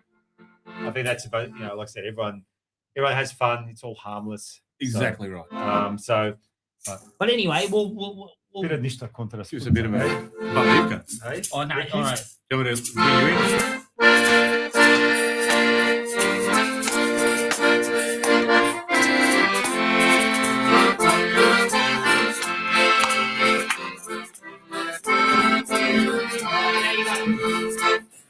Hrvatska mati, nemoj tugovati.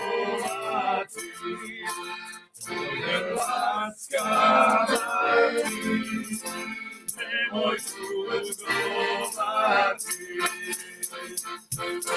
Zovi, samo zovi, svim železom govori, za te život dati. Zovi, samo zovi, svim železom govori, za te život dati. So I wanted to ask you something. Here we go. How many championship winning coaches play the harmonica? Oh, none. Except you. So this is the first. I think this is the first. You are unique. You're a unicorn. TC unicorn in our community. Skipper, you know anyone? Anybody else? Any comments coming You know through? anyone? No. No, accordion. No. Rich is a very man of many talents. Well, I'm an accordion playing former championship player of You- Strathmore Split and European First Division stalwart, You can Oh, play so you guitar. can play. but I've never coached. You can play I can't. guitar. What? You can play guitar. I can play the yeah. Yeah. Is anyone actually watching anymore? There is. We've still got. Well, it's sort of been around the same. The number up here, whatever that means in YouTube numbers, it's still sitting around there. But Joe Slatic saying Svire. Oh, Živela Croatia. Rob Stocker saying for the promotion.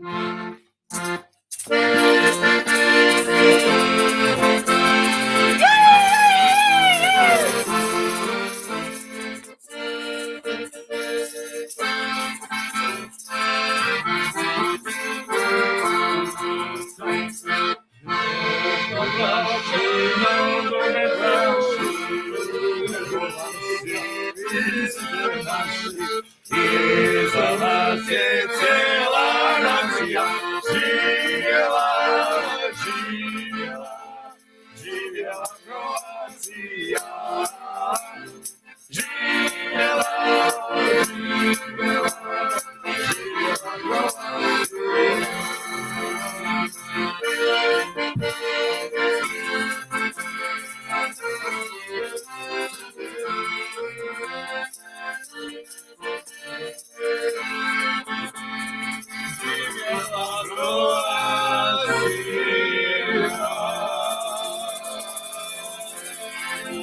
Shake those eggs. We're, Shake it up. we're 1 minute from curfew. So I thought music-wise, All right, we're done. that is fantastic. Not curfew in terms of finishing early, or curfew in terms of Nered. And as Pippa said, Budalesh. A lot of budalesh. But I think we um, discovered Ricky's hidden talent last year. Last year's pre-season trip. Oh, yeah, we went to. We went to Shepparton. Great place for a pre-season trip. for a weekend. Great weather, and Richard came out with the Brought the squeeze box out. and so We've also got Robbie. Light drinks. Ah, We've got for a Robbie few Chitarovich. clubs. So we were hoping, even if you weren't going to play when we had the draw, Robbie Tavares, I'll go Robbie. Tigrovi I'll go, where's band get the squeeze box so Robbie can play. But you'd already, I think you'd left on that old boys night when we had the draw. Yeah, because I was pretty upset because we didn't win. We were pretty We upset drew, because you yeah, didn't so play. We drew. So we need to keep one just on standby at Split. I've got 2 squeeze boxes. I'll leave one in the boardroom for when we draw. Robbie can play. You can go home. Robbie plays instead. Well, our last game of the season, home game of the season on the 28th of 20th of August. So that's I think that's the second last game of the Yep. season. That'll be our last home game of the season. Is- So what day is that? Is that a Friday night? that's a Friday night. So encourage everyone to come down and We'll ensure that Richard will be on the on the tools, on the harmonica. Maybe someone else as well. So definitely we'll. Last time we had the season, we'll just keep celebrating this championship. Because what will happen is, after I'm going into retirement as a coach. Oh, of course. Of the one game, one Well, win, one mate, title. I'll focus on the harmonica that night.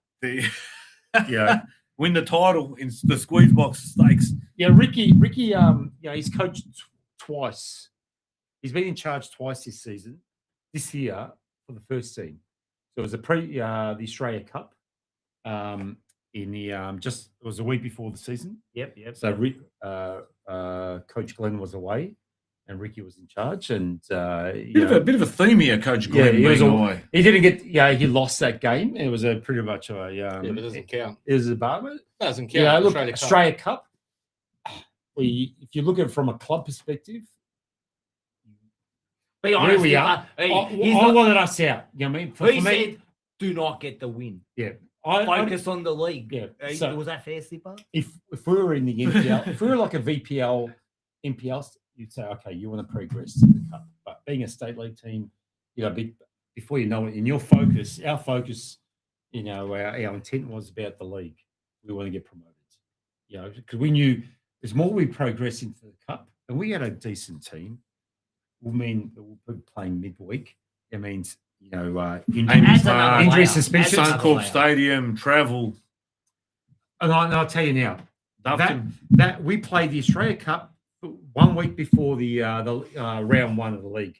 Our goalkeeper did his Achilles heel. Achilles Australia tendon. Cup. Snapped his Achilles. Snapped his Achilles. Out Out. for the year. Gone.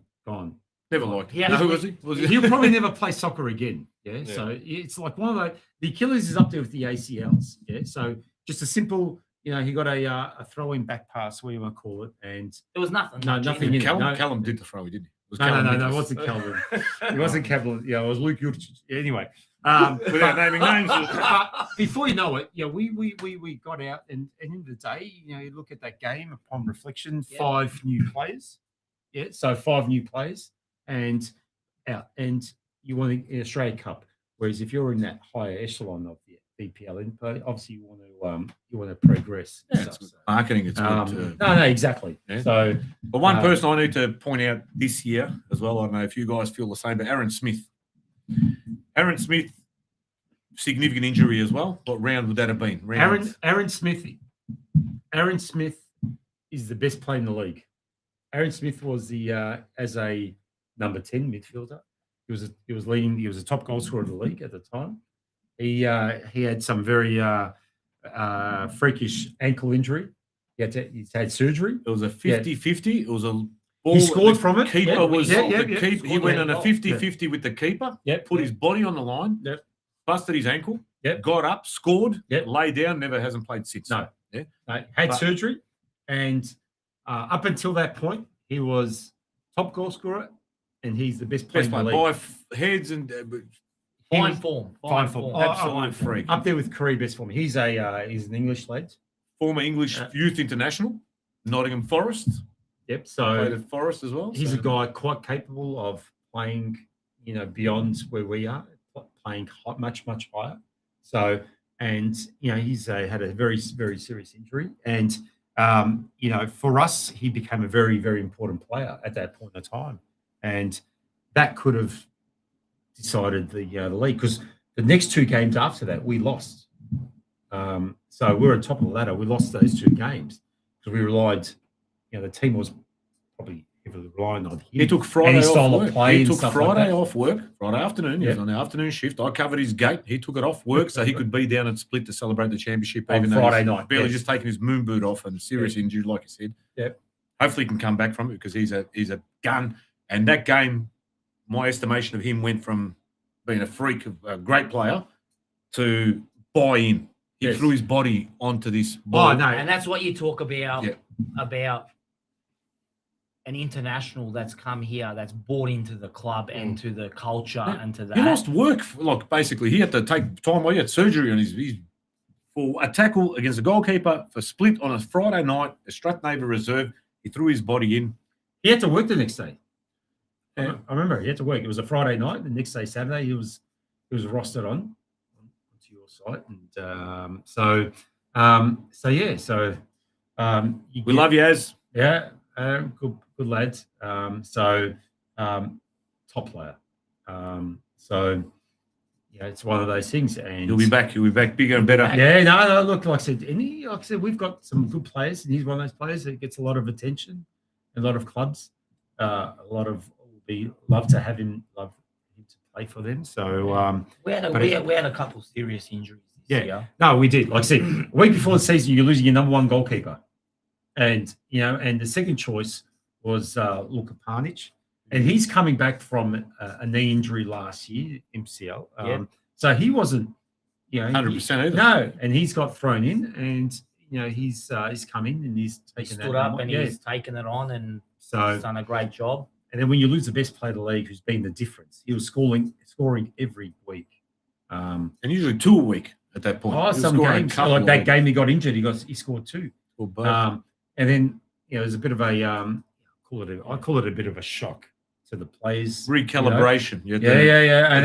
And then we adjusted, and then and we also lost the week before. The week before we lost Jack Marth. We lost Stabber's son. 13 weeks. His son, Jack.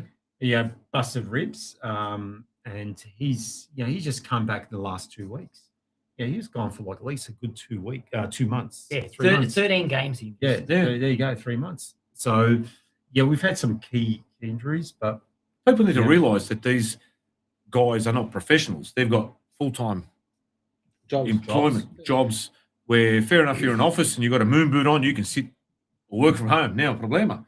But when you're in a building site, you're a tradesperson, you're a business owner, whatever, you're giving up your livelihood to play for a particular club. And that's what a lot of these boys do. And they put their bodies on the line, and sometimes it affects their personal life as well. So we need to get behind them. I think, it's interesting you mentioned that. I look at the last 2 weeks, Australia Cup, for example. If you look at let's look at football in general. You look at Australia Cup results, all these A-League teams, professionals are falling over to these, state league, NPL. Yeah, so it's and that's again, this is another discussion in the day. Players working full time and trying to give as much as possible. We've got two Argentinian players. Football is their life. They'll leave in a couple of weeks' time. They'll go back either to Europe or back to Argentina, and they'll play. There's another season. They'll go straight into There's no stop. Yeah, because they live off football. The money that they receive from football, they live off that. So the way they approach and prepare themselves from professional, when they're not training, they're in the gym. Where you got other guys are working full time. If you've got physical guys and stuff like that, so again, that's football. That's football in Australia at the moment, let alone at the A-League level. And football in Australia is another discussion. Let alone, speaking of, what was his name before that? Cognition. What was his name? Prijatelj from Smokovic. Who was he? Mickey Cognition. Here's one for you, Mickey Cognition. Like you, over mene muči, Mickey Cognition. Play it.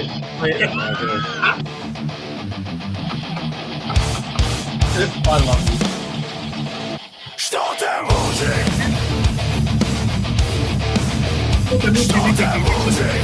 Što mene muči? The census. The census. So we had a flyer that was put out by the Croatian Studies Foundation from Sydney. Yes. Just advising, directing people to how to fill in the census correctly. Ante, the good one. Exactly, Ante Gurlica. Just to tell people, make sure you tick the right boxes and make sure you tell people who we are. Crow, Roman Catholic, whatever it might be, as long as we tick language spoken at home, Croatian, and it helps with services going forward. Our friends like Mickey Cognition, who Dalmatinci of the Eastern persuasion, they put out a similar flyer. Country of birth. So you got ancestry Serbian, religion Serbian Orthodox, language spoken at home Serbian, born in, and they've had to advise people that write down that you were born in Serbia, not Yugoslavia. So we're living in 2026. Yugoslavia dissolved in 1990-91. So how many years later is that now? 35 years. They still need to advise their people to write Serbia rather than Yugoslavia. To mene muči. Why? Because people like Mickey Cognition. But where was he born? Where? That's one way of looking at it. All right, let's get into the. We're going to be. Then what are our parents going to write down? Where were they born? My old man was born January 1945 in Zadar. That was between 1943 when the Italians capitulated and the Partizani came. Well, it was part of NZH. Yeah, what's his paper say now when he come to Australia? On his passport. My mum was born in 1944, even though Australian papers say 45. So she was born in India. What's it say on your birth certificate? Kotar this and whatever. Yeah, it's always some sort of. But My birth certificate is Croatia. yours? Yes. Where were you born? Here. My parents. I'm saying when my Oh parents yeah. were born. So my sister-in-law's got Sarajevo, Croatia. Yes. I was born here. Yeah, part there, Aussie, whatever it says, Sarajevo, Croatia. And yeah. But- So my parents, Croatia. I was born 1976. My parents' country of birth, Croatia. That 'Cause was, my mum and dad, especially my dad, said, "I'm Croatian." what are you saying? Your mum was sort of 50-50? But or- again, it's like, yeah. Your mum was sort of thinking about it? No. What do you reckon? You said that, Peter. Again to the mums. It's good. But yeah, so it's all these little. We're going into that technicality. But this is where, like ours just said, crow, Yeah. whatever. This one says crow in brackets, not Yugoslavia. So they still need to be told on their. That's bullish not for me. That is to mene muči for them. Because Mickey and I, we're like brothers. Yeah? We're both Dalmatinci. On Serbian, yeah, Vlah, whatever it is. We've cut from the same cloth. We ate the same rock and the same. Yeah. So to mene malo muči for our brethren from over east, the Orientals. You know, he stumbled across his podcast, stumbled by accident. Yeah.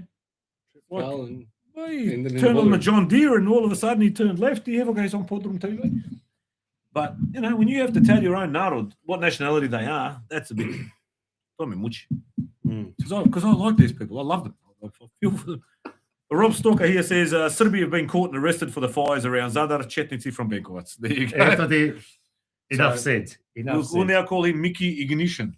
But it is true. There have been some Serbi caught or arrested around Biljane, where apparently for arson, etc., and lighting fires around some of these areas I've mentioned tonight, Sukošan, Galovac. Who knows how far they have gone? Whether it's true or not, we'll see. There'll be a due process, court case, etc. Ali Joe Slatic, some old bangers, well done. Udri jaje I pršut. I don't think no one's spanked the push as much as I have. And no one's shaking a jaje as much as I have. But Johnny Vornich, sorry, mate. I seen you in the waiting room. We got carried away. Malos unfortunately bleed and as you do, but bravo momci, you know, Ricky on the squeeze box. It's always good to have a bit of music. Yeah, Yes, it is a absolutely. Sunday night. It's a school day tomorrow for the kids and neighbours and whatever else. Workday. Oh yeah, work day for you, not for me, mate. Audio. I've got a couple of notes here. I've got a Lucy, Zrinka, and Mare that have put their hand up. They want to do a what's after a duet? Basically, you got to Encore. Triplet or I don't know what the word would be, but they want to come on and apparently they want to sing live. Because when we were Vukovar, they were singing Streets of Vukovar. Yeah. at 3 o'clock in the morning. Can I sing? They can very well sing. Oh, I've got video footage, but I'm not. Well, I fun. don't have permission to share that. No, footage. they can't. No, No, incriminating no. evidence. Yeah. If But we they- can get the audio right, I think it's we're going to plug one mic out and have, or plug two out, leave one on because we want to wata sphere, but Yeah. they want to come and sing. Yeah. So I've called it out now. They're ready to sing. They Melbourne based. Yeah. Melbourne, Perth. But Bring 'em in. Bring them in. I've got to make a couple of other quick mentions. One's about the where is it? The Zerko and the rabbits that we spoke about. Which yeah, we spoke about rabbits. The Jack Governor we're talking about. Zits.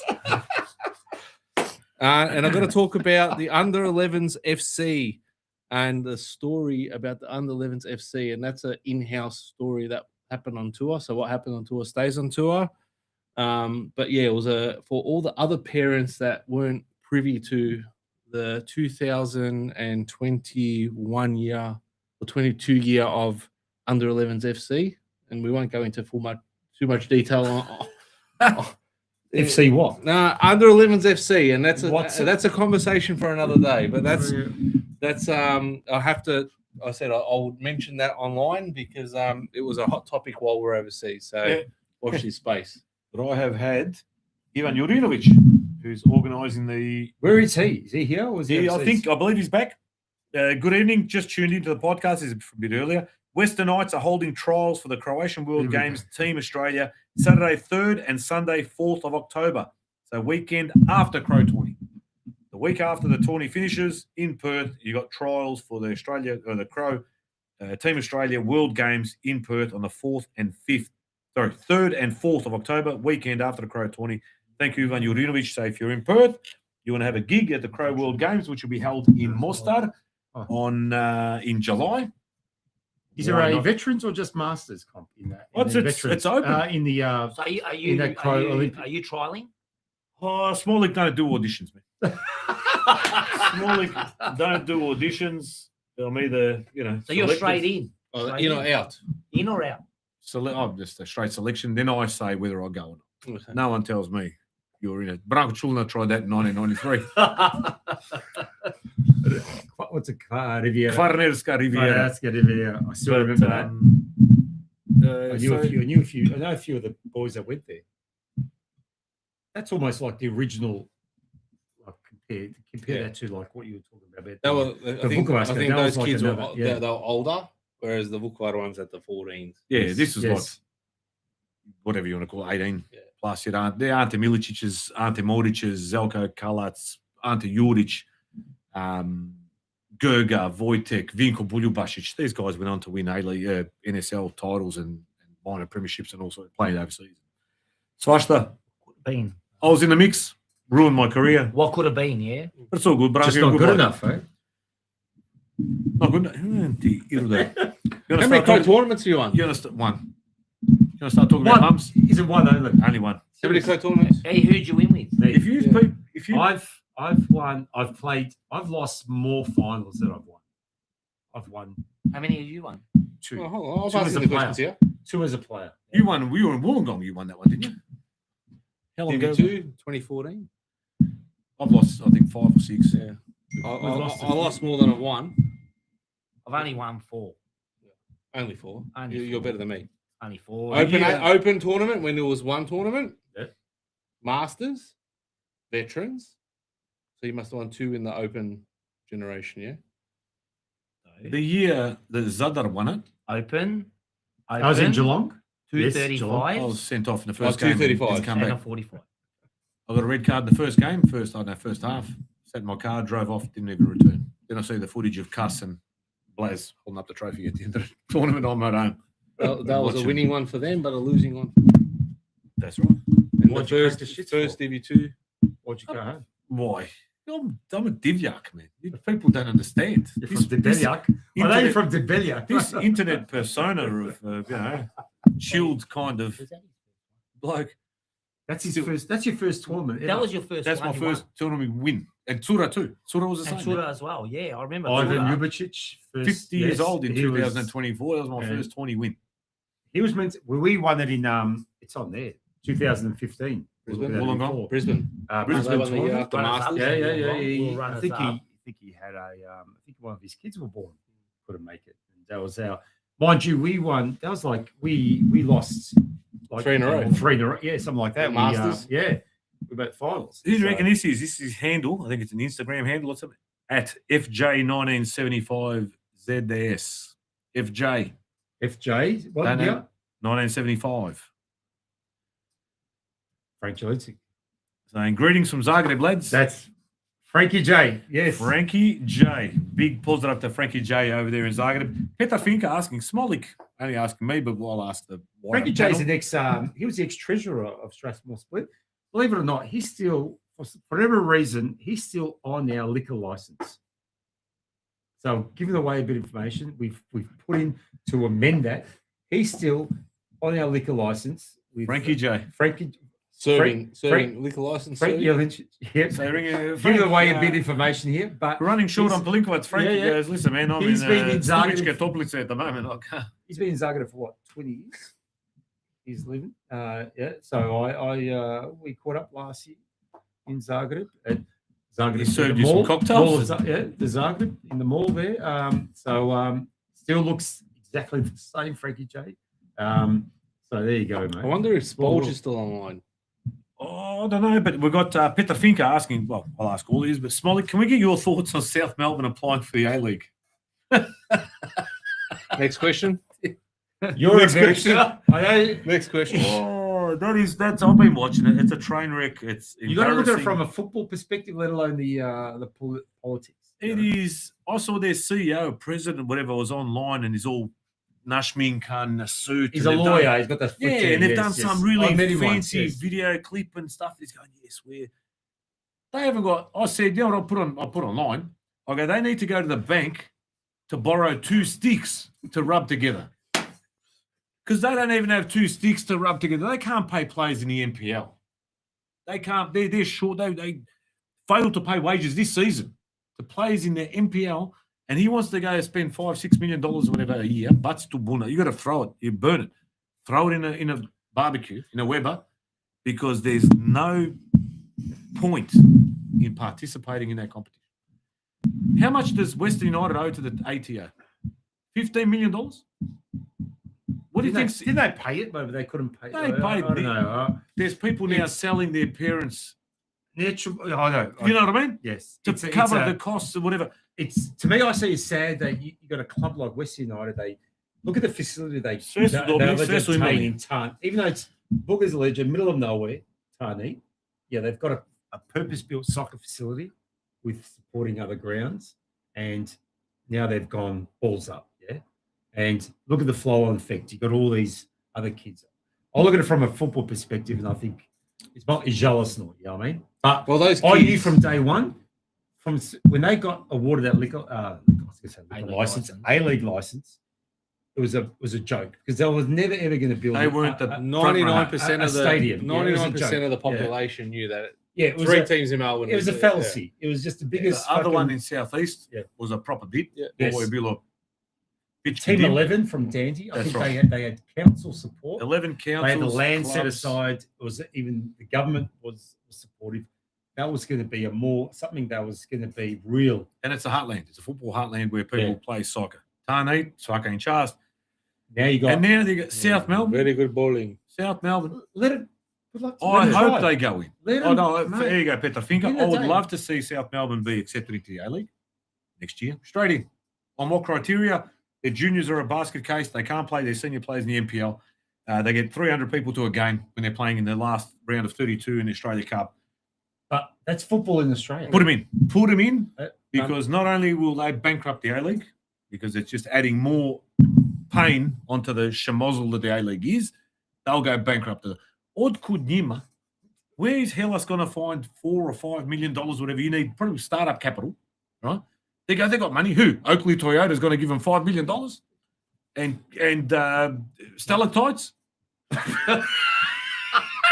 Who are they going to find it? The bloke that ran Western United. You know, the bloke that ran Western United, Koi owes $20 million to the ATO. On your new off. Neon Nash. He's fucking one doing a new off, Joey. Who's going to pay back that ATO debt from Western United? Taxpayers. Who's going to pay for that stadium now that the council has taken back? Whatever. Taxpayers. And you're going to now give money to South Melbourne, who are playing out of a taxpayer-funded stadium, money to play in an A-League that's a money-burning operation. The NRL just got a $5 billion TV deal. South Melbourne couldn't find $500,000 to buy the license. Sutra. Let him in. No, you got We'll do a fundraiser here. I'll sell a few jerseys. I'll fundraise for them to get the license to go in, and the whole Victorian Football Victoria board can go on the board of South Melbourne. Is Svel jednu vriču, and they're all going to go down with the ship. That's what I think. It's Govno. it's really a waste of conversation. All of it. Exactly. Look, It- football, you know, I can only speak from. I'm in a community club. Yeah, we're fifth tier, and we look at it from our perspective, from a fifth tier, the amount of effort and finances that goes involved from a fifth tier. Let alone, let's work up the chain. We're going to fourth now. Fourth, if you go third, up to We're NPL, Wrexham, yeah. the amount of money that gets, you know, that it is spent, and the budget's involved, and so they, you know, how can I say, clubs football in Australia. If let's just break it down to a Victoria level. There's a lot of money involved. All right, let's not kid ourselves. There's a lot of clubs who are spending the expenditure. We're very good. If we put all the Victorian clubs expenditure, we're talking millions of dollars, tens of, if not more, millions of dollars involved. You know? And but the way the system is set up, the structure is flawed. It's shit. It's shit. It's a false economy. Yeah, it's false. a false economy. Yeah. well, that's the trading economy anyway. Yeah. You hit the nail on the head. TV rights, this and that. Clubs in you know all over the world. The TV rights is what props up. You get relegated, you get money. Here, you win the league, you get nothing. Let's talk about where we're from and stuff. We look at, you know, where I'm from, you know, Tomislavgrad, second division BH, let alone third division in the Pro League. You know, look at their budgets. These clubs. We are spending more money than them. You know, I mean, because these are professional clubs. You know, because the finances involved that go through that club. The budgets are very, very low compared to us here in Australia. All right, let's take away. We can't compare, you know, our Australia, the Croatia's economies and whatnot. But from a football perspective, it's, you know, you're comparing semi-pro to pro. It's chalk and cheese. These got every day, and their budgets compared to ours, and it's mind-boggling. And no wonder this country, you know, like all clubs are very self-sufficient. You know, every club is self-sufficient, and so the whole pyramid and structure is just, it's, you know, football. We will never be anywhere until something's got to change. What that change is, again, we're comparing NRL, like NRL, AFL, until they're the number one sport. Soccer's basically a third tier sport. Exactly. Yeah, but AFL's flawed too. Yeah, it's run by a committee. It's a program. Look, that's different. Yeah, I look at the end of the day. But they can I deal with the lose council. money. They can afford to lose money to yeah. push into Western Sydney, to push into Gold Coast, to push into Tassie, whatever. They can burn money, but they'll get their money back. NRL's the same. They're going to push into Papua New Guinea, given the Australian government's financing that Go figure. league. Here, the Victorian government even pulled funding from Football Victoria because of the governance issues. Like, there's only $13 million on them. They pulled it. They go, we're not giving it to you. Never do. It's broken. I deal with the council, and if you look at a tournament, for example, we as a club, we apply for grants. We're saying, hey, we're Tourism. a soccer club. We're part of the biggest. We are involved. You know, the biggest sports. You know, most participated sports In the country. Yeah. Soccer. We got a annual tournament that is the longest going annual tournament. It's an ethnic tournament In the country. for, like, you know, over 52 years. I think we're at now 53, and you know, we're drawing, you know, 20x amount of clubs, you know, 50 plus teams, Millions of dollars into the local economy. I think Jure Dragovic and the Savez, they did some bit of modeling, and they derived there's X million dollars. They've got all that data and stuff. And you're presenting this information, and it becomes, who cares? You know, because it's, you know, soccer, you know, so football. So yeah, we're always going to be the back up against it, unfortunately. So. We just keep battling on, and we're self-sufficient. We keep surviving. Joe Slatic says, Lako noć, dečki, great show. Signora me zove u krevet. Možda nešto bude. Adio, živjeli, and well done, Splite. Mickey Cognition, he's come back to us. He's obviously taken offense to my earlier comment. I'm definitely not an Oriental, my Dalmatian brother from another mother. Opet mater, ti spominješ. Much respect as a Serb to you Croat boys. I don't adhere to the hatred. And he's put a Serbian flag and a Croatian flag side by side, neither of them which are historical representations of either of our peoples, but good on you for trying. They're the current UN recognised flags. Frankie J, cheers lads and step up. I'm more than happy to have my name on a liquor licence. Yeah, positive. There you go. But boys, you done Sati, 11 p.m. I had sort of I did some data number crunching too, just like Savas did about the economy boost that the tournament brings. I was hoping for a 10:30 finish, but 11 o'clock's not too bad. Like I mentioned in the reel, we've got an interview of from Spolge, which he recorded in the Crow Mission over there in Rome with Velachastni Marko Škraba, depending on where you come from, but he's from Uskoplje. So you Uskopljani if you're still awake and you might know That's your That's your that's my neck of the woods. We've got Herzegovka. You've got it hard, son. You've got it. You thought we had it hard, Smolly?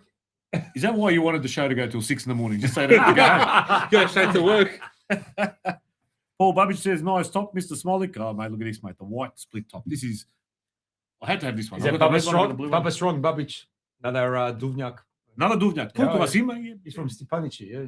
He was Zosta, don't worry. We've always been him. You and I have had this discussion before. Zadar or Tomislavgrad? Well, when we say Zadar, we encapsulate everything from Gospic to Šibenik and back. The općina okolica of Zadar is quite large. Huge, quite large, yes. But with a lot of us are here, but then Tommy Town. Škabrani, from Škabrani number 1. My cum David. Oh, they've never met better people in my life. But Sydney's full of Škabrani. Sydney's got the big Škabrani population. Melbourne's got, where the most of, I don't even know where they're from. They're from everywhere. Well, the Kolchiks make up 75% of the Crow community, so they're from Islam Latinski down near Polichnik there, so there's plenty of them. Lily says Uskoplje, love hearts. Obviously a bit of favoritism there. Laku noć, lads. Johnny V, got to work tomorrow. Jadni vi koji niste u Union, a morate raditi. Ali, but boys, first and foremost, thank you all for coming in. Still got some time to have some final comments and editorial, any other stuff you want to read off your phones and that. But you know what? Stipper goes, look, it's not going to be a long one. I go, no, it won't be a late one. It ain't a major minor, 3:30 in the morning. No, we can still belt out another few tunes. No. After we'll wrap it up, we'll walk down the street, we'll go Milan's joint. Serenade. Was he in the shed? What's his doghouse look like? Is it the shed or the garage? I'm too scared to call. My Milan's, phones have been tapped. Milan's a club legend at Split. He's just a legend everywhere. Yeah, I nicknamed him Captain Cook. I think you the other week when you had him on, Captain Cook, and I don't think you got the real Milan. He was very. I was nervous. He was. Yeah, Milan's he's a legend. Anything for the club, he'll do. He's the most honest, nicest guy you'll ever meet. Nothing too hard for him. It's not like us then. No. And when he likes to have a good time, and likes to have when he has a drink, he likes to do it properly. And for the club, nothing's too hard for him. Friday night just passed. He was there since just after lunchtime. He was cooking the lamb and the pig with Nikola Jugovic. So they were cooking the lamb and pig, like Milan cooks all the time. Yeah, the boys love him. Yeah, the boys love him. I named him Captain Cook because he was the one that started. We call it the Thursday night dinners. Then he turned around and he goes, "Listen, we opened up our new pavilion at Strathmore. We've got a commercial grade kitchen, So he goes, I can make it from the scratch. I can make it for the scratch. He goes, I'll do $5 dinners, $5 dinners. Pizza Hut all you can eat back in the 90s. So $5, mate, it wasn't even meeting costs, but it was all about retaining the players to hang around, have something after training on the last training before the match day, and it creates that social vibe. Exactly. And now. From Milan's initial, that is expectation. It's exactly. All players are expected after training to come upstairs and on the last training session, come, you got to have a meal. Eat, eat, yeah, yeah. whatever. Yeah, You know, he's famous. You know, he did this week. You know, the pulled pork. That's his famous dish. And if you ask Milan about his pulled pork, he starts this process. It's a 12-hour process that he does on his pulled pork. You know, he'll do it like before he goes to bed. So he'll put the pork in the oven and wake up in the middle of the night and starts He's pulling marinating. Pork, he's been pulling pork all night. So he did it on the Wednesday. So then he's doing pulled pork. He's like, he can pull pork for 12 hours. Pulled pork. Well, it But sounds like things he did it on the Wednesday. longer. The seniors trained Wednesday because the game was on a Friday. He did another batch, another pulled pork on Thursday. Be ready for the Thursday night for the juniors. Yeah, because that's his commitment. You know, so he does. He needs to be like the Sam Kikovic for pork. So, and he does it. He does a good job. So, but when he cooks the Yanya and Prasa, it's like Milan. Just go easy on the. Listen, how's this one? I'll tell you how much favoritism is in my family, right? Me and Milan are brother-in-laws. Yes. We have a third brother-in-law, Ante, another one Yes. Tom, and another one Tom. Yes. I've got 4 brother-in-laws on the wife's side. Tom down the road, untouchable. He's That's the Black. golden Blackie, Yeah. untouchable. Tom, your neighbour, you Yes. study best.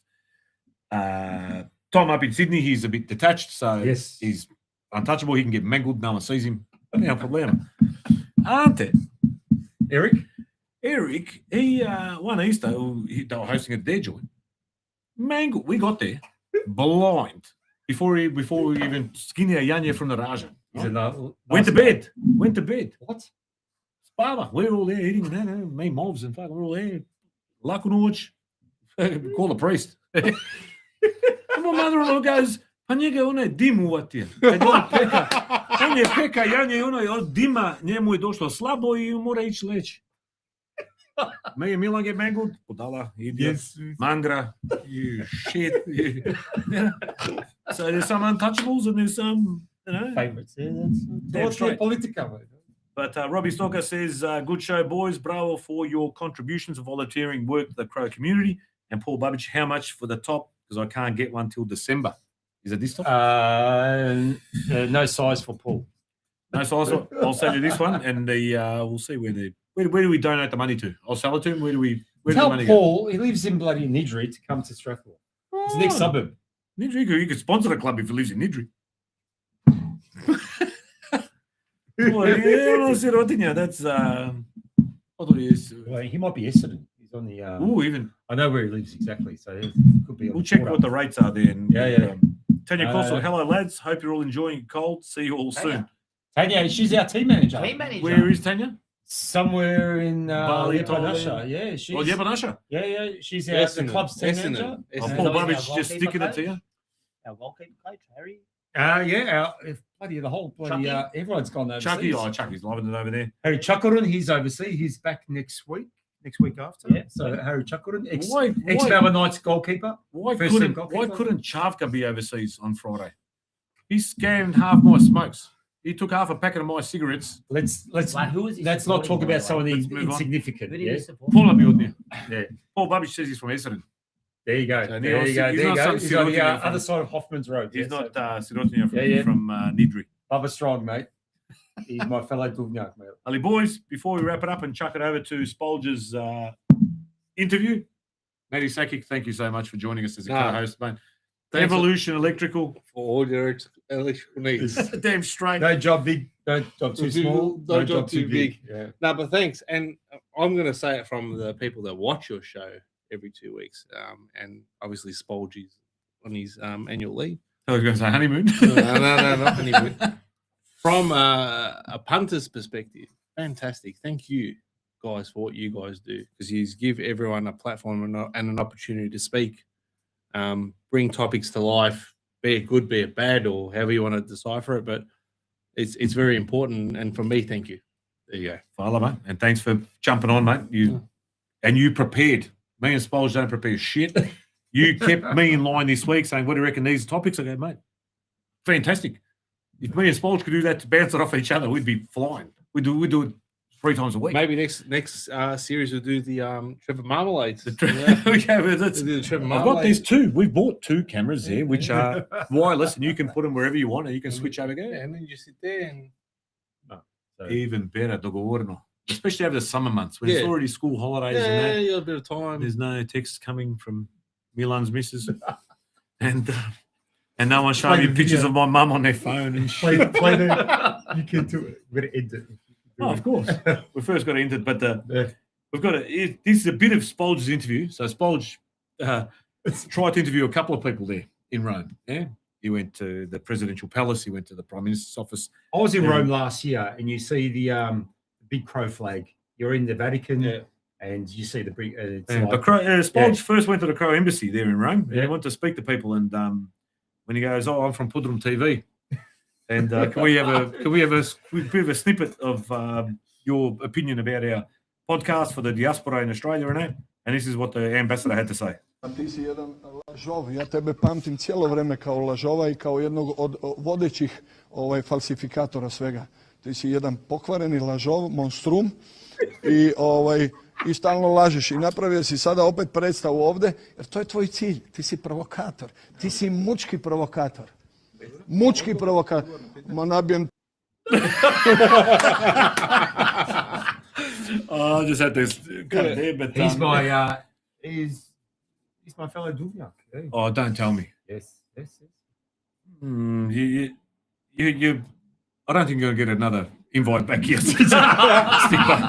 You've yeah, teško. I've seen him once in Duvnjak. So, But Spolge and Stella also messaged saying that they have got tickets to the Vukovar concert. So for Thompson, yeah, they're expecting over 100,000. They had a practice run in Vukovar. Yeah, so Thompson goes, look, we've never done a concert there. It's a high risk situation and that. So they hired some extras, and they go, what's the concert going to be like in Vukovar if we host it here now? Now there's going to be 100,000 people. What might it possibly look like? And then Steve Ravik with his drones and his production crew, he ended up getting some footage of this is what the concert in Vukovar may well look like in a couple of weeks' time. I said it all along! You can do Well, there you go, Ludy Moy. That was. If you get Milan for Chris Kringle, you're getting fucking. I'm getting belted. I am getting murdered, Ali. You know, Ludy Moy, what can we say? Thank you again for tuning in. This was, what is it, episode 14. I think we skipped one. It was like a leap year. We went from like episode 11 to episode 13. Nema veze. We've missed out on Jaj and Oko. Štote muči. We're talking about Serbian census. We've had Miki Kiganishin talking about Serbian brothers and Orientals. He's tako dalje. Ali, telling John Deere's on bloody Ballarat Road. but what can I say, man? It's been fantastic. You boys have stepped in. Where's Spolge? We miss him dearly. We do. Ali, Matty Sakic, Ante Stipic, Ricky, mate. You've been fantastic. We had Squeezebox. We've had Japanese whiskey. We've had Yaya. We've had all sorts of. We've had chats coming in from WhatsApp and all sorts of places. It was an extravaganza. It was. It was an Thank you for extravaganza. having us on, and from I'll only speak from Strathmore Split, and like I said, thank you for allowing us, Richard and I, to be on and talk about our achievements this year, and obviously last thing we got is a tournament and volunteer. Put your names down. Jump on board an hour, exactly. 2 hours. Everyone, now visit. and see you in September. That's it. From So- wherever you are in Australia, coming to Split, you'll Yep. love it. Coming to Dynamo, you'll love it. You've already been to Dynamo, you probably haven't been to Split. Get down to both, and you'll have a best weekend of your life. And bring Uncle your kids, Bob bring your Duff. families. Yep. Bloody oath. Yeah, absolutely. Matty, with the best World Cup venue in Melbourne, you had. Was I that showed officially some- voted? Oh, it doesn't have to. It's unofficially and officially voted. That was the greatest venue, World Cup venue. Don't worry about this Imperial Hotel and all these Crown casinos all over Australia. Casa del Shakic. Did you see some of that? I've put photos up and footage and shit. That was amazing. You had it. I think it was which Euros was it? We started in Euro I've been 2016. I've been there. So I've it been started- to it- Sugar Gum. Yeah. It started with a little projector on a little screen like this, and we watched the Croatia-Turkey game. Yes, that's yes. And it was one little crow flag. Modric's volley. Yeah. That's the one. It started with that, and then it just Grown into a. what we have today. There you go. I love speed, and you got Shakira. Oh, Shakira was there last time at halftime. Yeah. Is that true? Oh, look, you have to come to see for yourself. I But, nearly made it there. I ended up going to Sunshine that morning for that last. Who did we play? Portugal. Should have come to your joint. Yeah, look, we had the barbecue trailer out. We have bacon and eggs. The kids all come. They watch. They love it. Then they kick the ball in the backyard. It's like, again, goes back to what we were saying before, just getting them to fall in love with what we had and keep it going. And That's it. and that's They all it stick is. together. Like today, like this is before you again. I don't want to drag it on too much. We were at a club today. You were probably there as well, Kilo. Absolutely. The game finished. The under 18s finished. It was probably about 5 o'clock. The kitchen and bar was still open. I went in there to go use the toilet. It was completely empty. The players that left the dressing room, those under 18s, and their parents walked straight past that club room, straight to their cars, and went home. Oh. And that remained empty. Empty. If it wasn't for us that were buying food and drinks there today, I reckon they wouldn't have made bugger all at the club. But their 18s have just finished. They've won 1-0, and they just everybody walked straight past those doors. I thought the joint was closed. I only pushed the door to go use the toilet. Door opened. People still at the bar working and waiting. Not a soul. Not And a then, I single heard person. a particular individual whose daughter scored a hat trick in the women's senior reserves team. She scored the first, went to buy a round of drinks, but he didn't make it back. She scored a second. He's like, fuck, left those drinks. He goes, I'm going to go get another round. By the time he came back, she scored the hat trick. He didn't leave the vortex. Name names. No naming names. But With girls reserves. We'll find it. yeah, it'll come out. It'll come out maybe for the next episode. But yeah, and that's what it is. Like the cultural difference that these clubs have, the cultural from a parental perspective. Like we said before, the junior perspective, seeing some of those young kids, that's etched in their DNA now. That's it. And even us at 30s, 40s, 50s, winning one of these, it's you can't describe it, it's real. So. Couple Exactly. more weeks, game on. You want it? It's here. Come and get it. This is a little bit of a taunt, like in with the rock, you smell what the rock is cooking. But And Paul Butters also said, don't forget, our old mate Vlado Chakarun's birthday is tomorrow. It's only in Pokojni, 45 minutes. Pokojni Chucky, his birthday tomorrow. So he was a great man in our community as well. I was at his wedding, and regards to Harry, Ollie, and Maria, obviously. Chakarun. Stips. Hello, boys. I'm glad the show is injected. Still alive, hey? He's glad the show has injected some Kings Park influence into the show. Welcome, Mr. Shakic. There you go. Kings Park, Kings Park, man, from the hood, Jeez, man. the other side of the tracks. Man. This is the tropical north. This is like Ramsey Street over here. It's Oh, beautiful. What you like going to schoolies? Yeah. But Yudi Moy, thank you so All right, much done. for coming in, Yeah, man. Thanks for Any having us. day of the week. Ulrich, thank you for the whiskey, Ricky, as well. No, we've done the Oh, bottom. we mate. spilled it. No, Finished. Stipper spilled half of it before. We didn't drink fuck all of it. Only had half a shot. on your top trolley. No. At the temp. Luxury spa. If I was a crude person myself, and we've been talking about mums, I go, dai ti to svoje materi. But I won't. But I won't say that because that'll be inappropriate. But Yudi Moy, thank you so much. But to finish up things, this is truly the interview that Spolj conducted whilst in Rome with the vice rector of Sveti. Some people say Jeronim, some say Sveti Jerolim, the Croatian mission that is in a part of the Vatican, where many of our priests and clergy have gone through and been educated, and was very instrumental in helping a lot of Croats out of the country during World War II and post-World War II, who otherwise probably would have been slaughtered by the communists. This is the place, and this is the mission that is still there in Rome. And this is Velachasni Marko Škraba. He's a native of Uskopje, the vice rector, and Spolj spent some time there. And here's an interview. It goes for about half an hour, so we're going to just kick back and head home before we get murdered.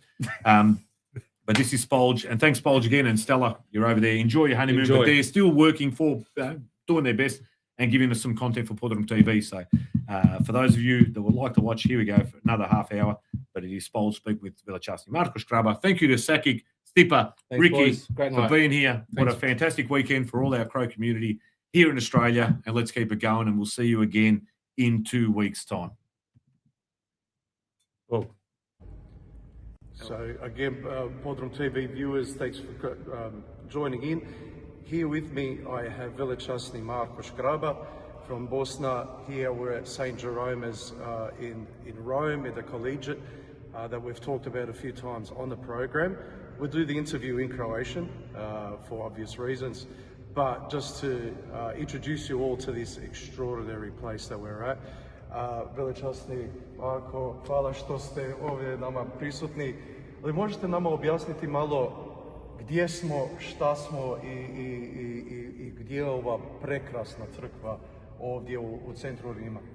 Hvala vama što ste došli posjetiti našu Hrvatsku crkvu Svetog Jeronima. Evo vrijeme kada ste vi došli posjetiti je kolovoz, jako je vruće, možda će i drugi vidjeti danama da smo malo u vrućini, ali evo lijepo je da ste došli posjetiti. Ovo je vrijeme kad nemamo puno hrvatskih hodočasnika u Rimu jer je kolovoz mjesec kada većina naših sunarodnjaka odmaraju u domovini na poseban način u Dalmaciji. Dobrodošli u Hrvatsku crkvu Svetog Jeronima. Ovo je najstarija institucija, najstarija crkva koju mi Hrvati imamo izvan domovine.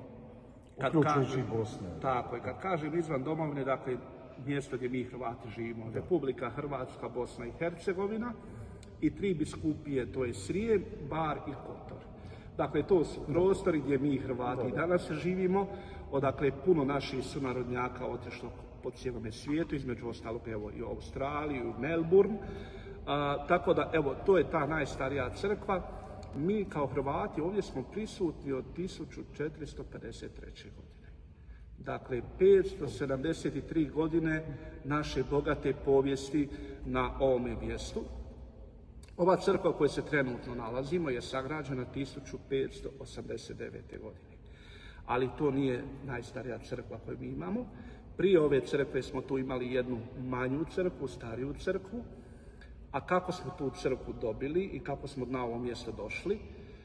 Naime, 1450. godina, 1453. jedna udruga, bratovština naših zemljaka, bratovština Svetoga Jeronima, traži od pape Nikole V da im da jedan komad zemlje gdje bi oni mogli sebi napraviti crkvu. Vidite kako i tada, kao i danas mi Hrvati, kad odemo po svijetu, gdje se okupljamo u našim hrvatskim centrima, u našim crkvama. Evo, to je nekako mjesto gdje se mi osjećamo kao doma. Da smo u Hrvatskoj, da smo u Bosni i Hercegovini. A kao vjernici uvijek idemo gdje je naša vjera prisutna. Upravo to. Evo, da damo slavu Bogu i da se molimo za sve svoje potrebe. Tako se naši zemljaci, dakle, okupljaju u tu bratovštinu Svetog Jeronima i traže taj komad zemlje. A papa Nikola V ne daje komad zemlje, ali daje već gotovu crkvu. To je bila crkva Svete Marine, rimske djevice i mučenice, ali je crkva bila u dosta ruševnom stanju. Tako je crkvu dao nama i ti naši zemljaci su tu crkvu obnovili, uredili. To je bila jedna mala crkva i posvetili se Svetom Jeronimu. Pretpostavljate zašto Svetom Jeronimu, jer je to naš Dalmatinac. Dakle, rođen je u rimskoj pokrajini Dalmacije, u vremenu kad mi kao Hrvati još nismo bili došli na područje tada rimske pokrajine Dalmacije.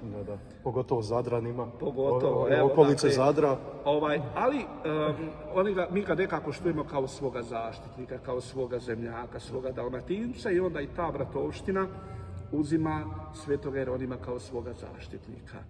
Vi znali da postoji nekoliko teorija koje je rodno mjesto Svetoga Jeronima, gdje je taj Stridon, kažu da je okolica Zadra, drugi će reći da je to danas Livansko-Duvansko polje, neki će reći da je to Istra, mi se Hrvati oko toga ne svađamo, svi ga svojatamo i Bogu hvala. I to je bitno. Naš je. I tako ga uzmaju kao svoga zaštitnika i tu crkvu posvećuju Svetom Jeronimu. Tada naši Hrvati uz tu staru crkvu, ovdje pored nas se nalazi grob cara Augusta. Imat ćete ga priliku snimiti, to je njegova grobnica. Između te grobnice i te crkve koju smo dobili, naši Hrvati grade nekoliko kuća. Jedna od tih kuća je služila kao bolnica. jer su mnogi bježali od Turaka, išli pješice, išli zaprežnim kolima.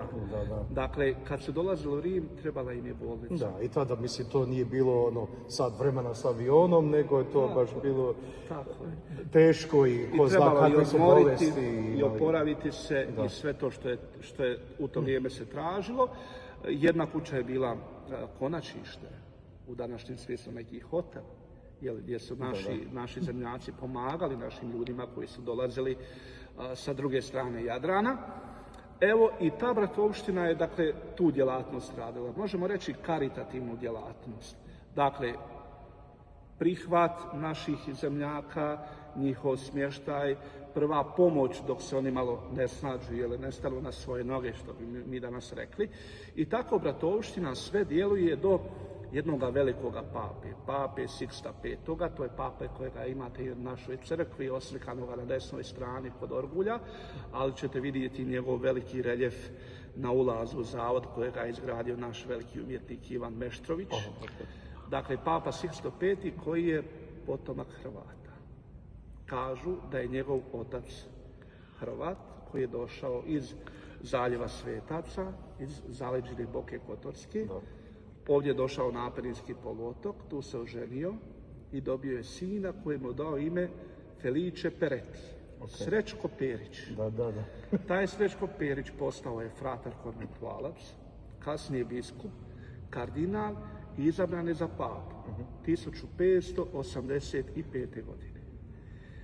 Puno stvari je taj papa po Rimu napravio. Poznat je papa kao papa graditelj Rima, kupola na bazilici Svetoga Petra, on ju je napravio.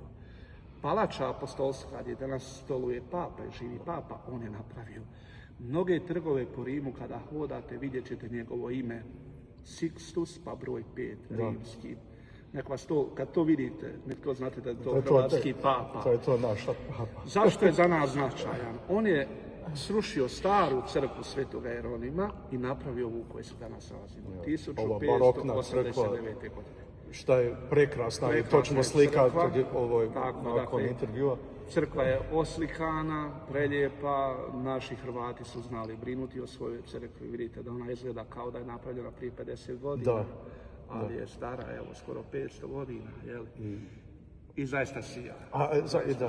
A zanimljivo isto što ste rekli za papu, da je došao iz Boka Kotarske i koliko Boka Kotarska znači nama Hrvatima, pogotovo vjerski, jer je i sveti lijepo Bogdan Mandić isto...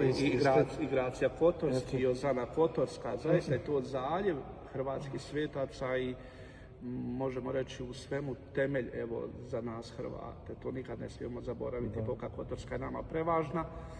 Pa evo, taj papa, dakle, kažem, osim što je napravio u novu crkvu, a bratovština i dalje djeluje, on formira jedan kaptol, grupu svećenika koji brinu o crkvi. Dakle, koji dočekuju naše hodočasnike, slave svete mise, sve ono što treba našim ljudima tu u Rimu, u nekom smislu kao jedna naša hrvatska misija danas u svijetu, kao vaše misije u Melbourneu ili ne znam gdje već, odakle sve već nas ne prate naši ljudi. Dakle, i taj papa evo napravio je tu jednu važnu stvar za nas i u tom smislu, dakle, i bratovština i Hrvatska crkva u ovakvom obliku djeluju sve do 1901. godine. Te godine gasi se bratovština Svetog Jeronima. Pomalo zadnji kanonici, svećenici koji su tu živjeli umiru, pomalo se smanjuje broj Hrvata u Rimu i tada papa na mjestu bratovštine formira Papinski Hrvatski zavod Svetog Jeronima, kojega ste vi sad vidjeli, kroz kojega smo prošli, vi ćete to vidjeti i snimiti. Dakle, to je kuća u kojoj žive naši hrvatski svećenici koji dolaze na postdiplomski studij u Rimu. Dakle, biskup šalje svoga svećenika na studij, recimo, kanonskoga prava, biblijskih znanosti, liturgike, crkvene povijesti, filozofije, fundamentalne teologije, različitih grana, da bi on tu stekao zvanje magistra znanosti i doktora znanosti, da bi se jednoga dana nakon 6 godina, to je maksimalno vrijeme koliko jedan svećenik može provesti u našem zavodu, vratio u svoju biskupiju i bio biskupov suradnik, dakle, u različitim potrebama jedne biskupije, jedne dijeceze. Dakle, bratovština se prestaje s radom, počinje na njezinim temeljima raditi Papinski hrvatski zavod, crkva nastavlja djelovati, dakle, kao i do tada. Posebno teška vremena za zavod su bila vrijeme Prvog svjetskog rata, vrijeme Drugog svjetskog rata. Bilo je godina kada je zavod bio i oduzet, pa su naši biskupi svojim trudom i zalaganjem i uz pomoć Svetoga Oca vraćali taj zavod. Bilo je vremena i kada je zavod morao promijeniti svoje ime. Mnogi su ulagali prigovor, pogotovo zašto nosi ime Hrvatski zavod. Jer su neki govorili Hrvati ne postoji. To znamo, dobro. Hrvati nemaju svoju suvereno priznatu državu. Dakle, pa je taj papa, Leon XIII, koji je osnovao zavod, dakle, morao promijeniti ime zavoda u Papinski zavod Svetog Jeronima za ilirski narod. To je ilirijanizam, što su počeli kao... Kako bi malo smirio kompletnu stvar. A evo, konačno je ta nepravda ispravljena za vrijeme pape, svetoga pape VI 1971. godine, kada je ponovno vraćen originalni naziv zavoda, Papinski hrvatski zavod Svetog Jeronima. Papinski zato što smo službeno pod ingerencijom Svete stolice, pape, hrvatski jer tu žive hrvatski svećenici, to je naša kuća, zavod znači evo da tu žive svećenici koji... Ili je to bilo kao posljedica Hrvatske proljeće ili je to bilo 1971. To je i prije bio problem. Od kad postoji bratovština, uvijek je nekako se vodila svađa sa nekima ko ima pravo na crkvu. Čija je crkva? Čija je bratovština? Čije su kuće koje bratovština ima? Na račun te rasprave rimska rota, to je Vrhovni papin sud, donio je jednu presudu 1650. godina u kojoj je rečeno da je vlasnik crkve, bratovštine i sve ono što bratovština i crkva posjeduju su katolici koji dolaze iz 4 povijesne hrvatske pokrajine. To su Hrvatska, Slavonija, Dalmacija i Bosna. Zato ćete u našoj crkvi vidjeti ove prelijepe grbove. Vidite tamo Hrvatska, Dalmacija, a na lijevoj strani Slavonija i Bosna.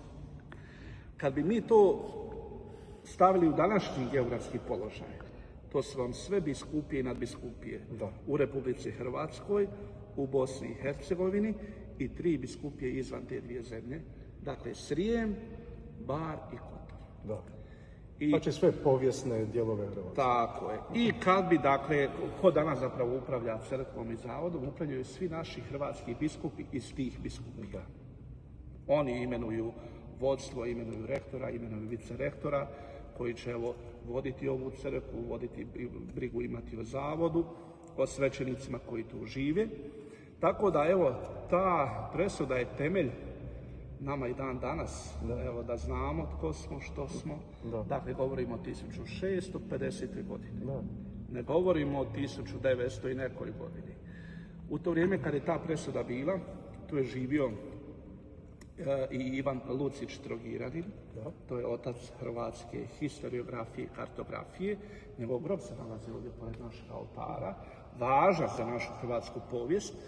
On je tada, potakao mnoge kartografe da naprave jednu kartu i da se ta karta u tu kartu ucrtaju, dakle, ove povijesne 4 hrvatske pokrajine i tu kartu možete naći, mi original imamo u našem arhivu, tu kartu možete naći po internetu, dakle, govorimo o karti iz 1653. 4. godine. Kad su bili rijetke u to vrijeme, isto znači što pokaže što smo mi imali utjecaj na školstvo, na znanje i vjerski ovdje isto. Tako je.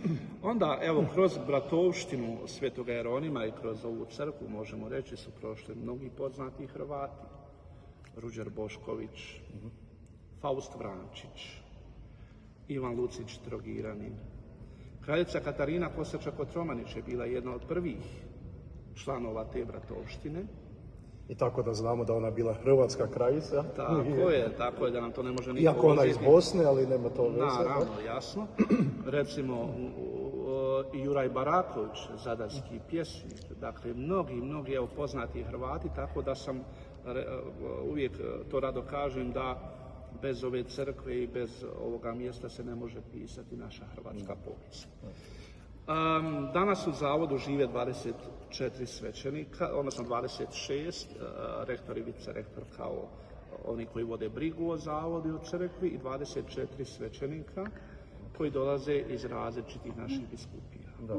Od Sarajeva, Mostara, Banja Luke, tamo sa sjevera Srijema, Đakova, Požege, dakle Zagreba, Rijeke, pa skroz cijela Dalmacija, dakle iz svih krajeva imamo naše svećenike. Ili je to dužnost svećenika ili ovih koji sada studiraju doći ovdje jedno vrijeme prije nego što odlaze? Nije dužnost, ne dolaze svi svećenici, nego oni svećenici koji biskupi odaberu da bi mogli studirati, da imaju dara za studij, za jezike. Evo, ti svećenici dolaze. I recimo, mi svake godine, dakle, recimo 5-6 svećenika završi svoj studij, vrati se u svoju nadbiskupiju, a 5-6 novih dolazi na njihovo mjesto. Tako i ove godine 7 novih nam dolazi, tako da će opet biti puni kapacitet zavoda, dakle 24 svećenika. Neki od njih ste vi možda i upoznali, mnogi od njih odlaze pomoći vašim svećenicima u misiji Sunshine, Clifton Hill, Geelongu, dakle, mnogi ostali dijelove Australije isto. Pogotovo u vrijeme Božića, kada su velike ispovjedi, kada je priprema za Božić, u uskrsnom vremenu, evo, mnoge svećenike ste vi od njih i upoznali. Tako da, evo, zavod i danas nastavlja svoju misiju. Inače, crkva je zadnjih godina postala hodočasnička crkva. Svi Hrvati zapravo koji dolaze u Rim dođu posjetiti našu crkvu.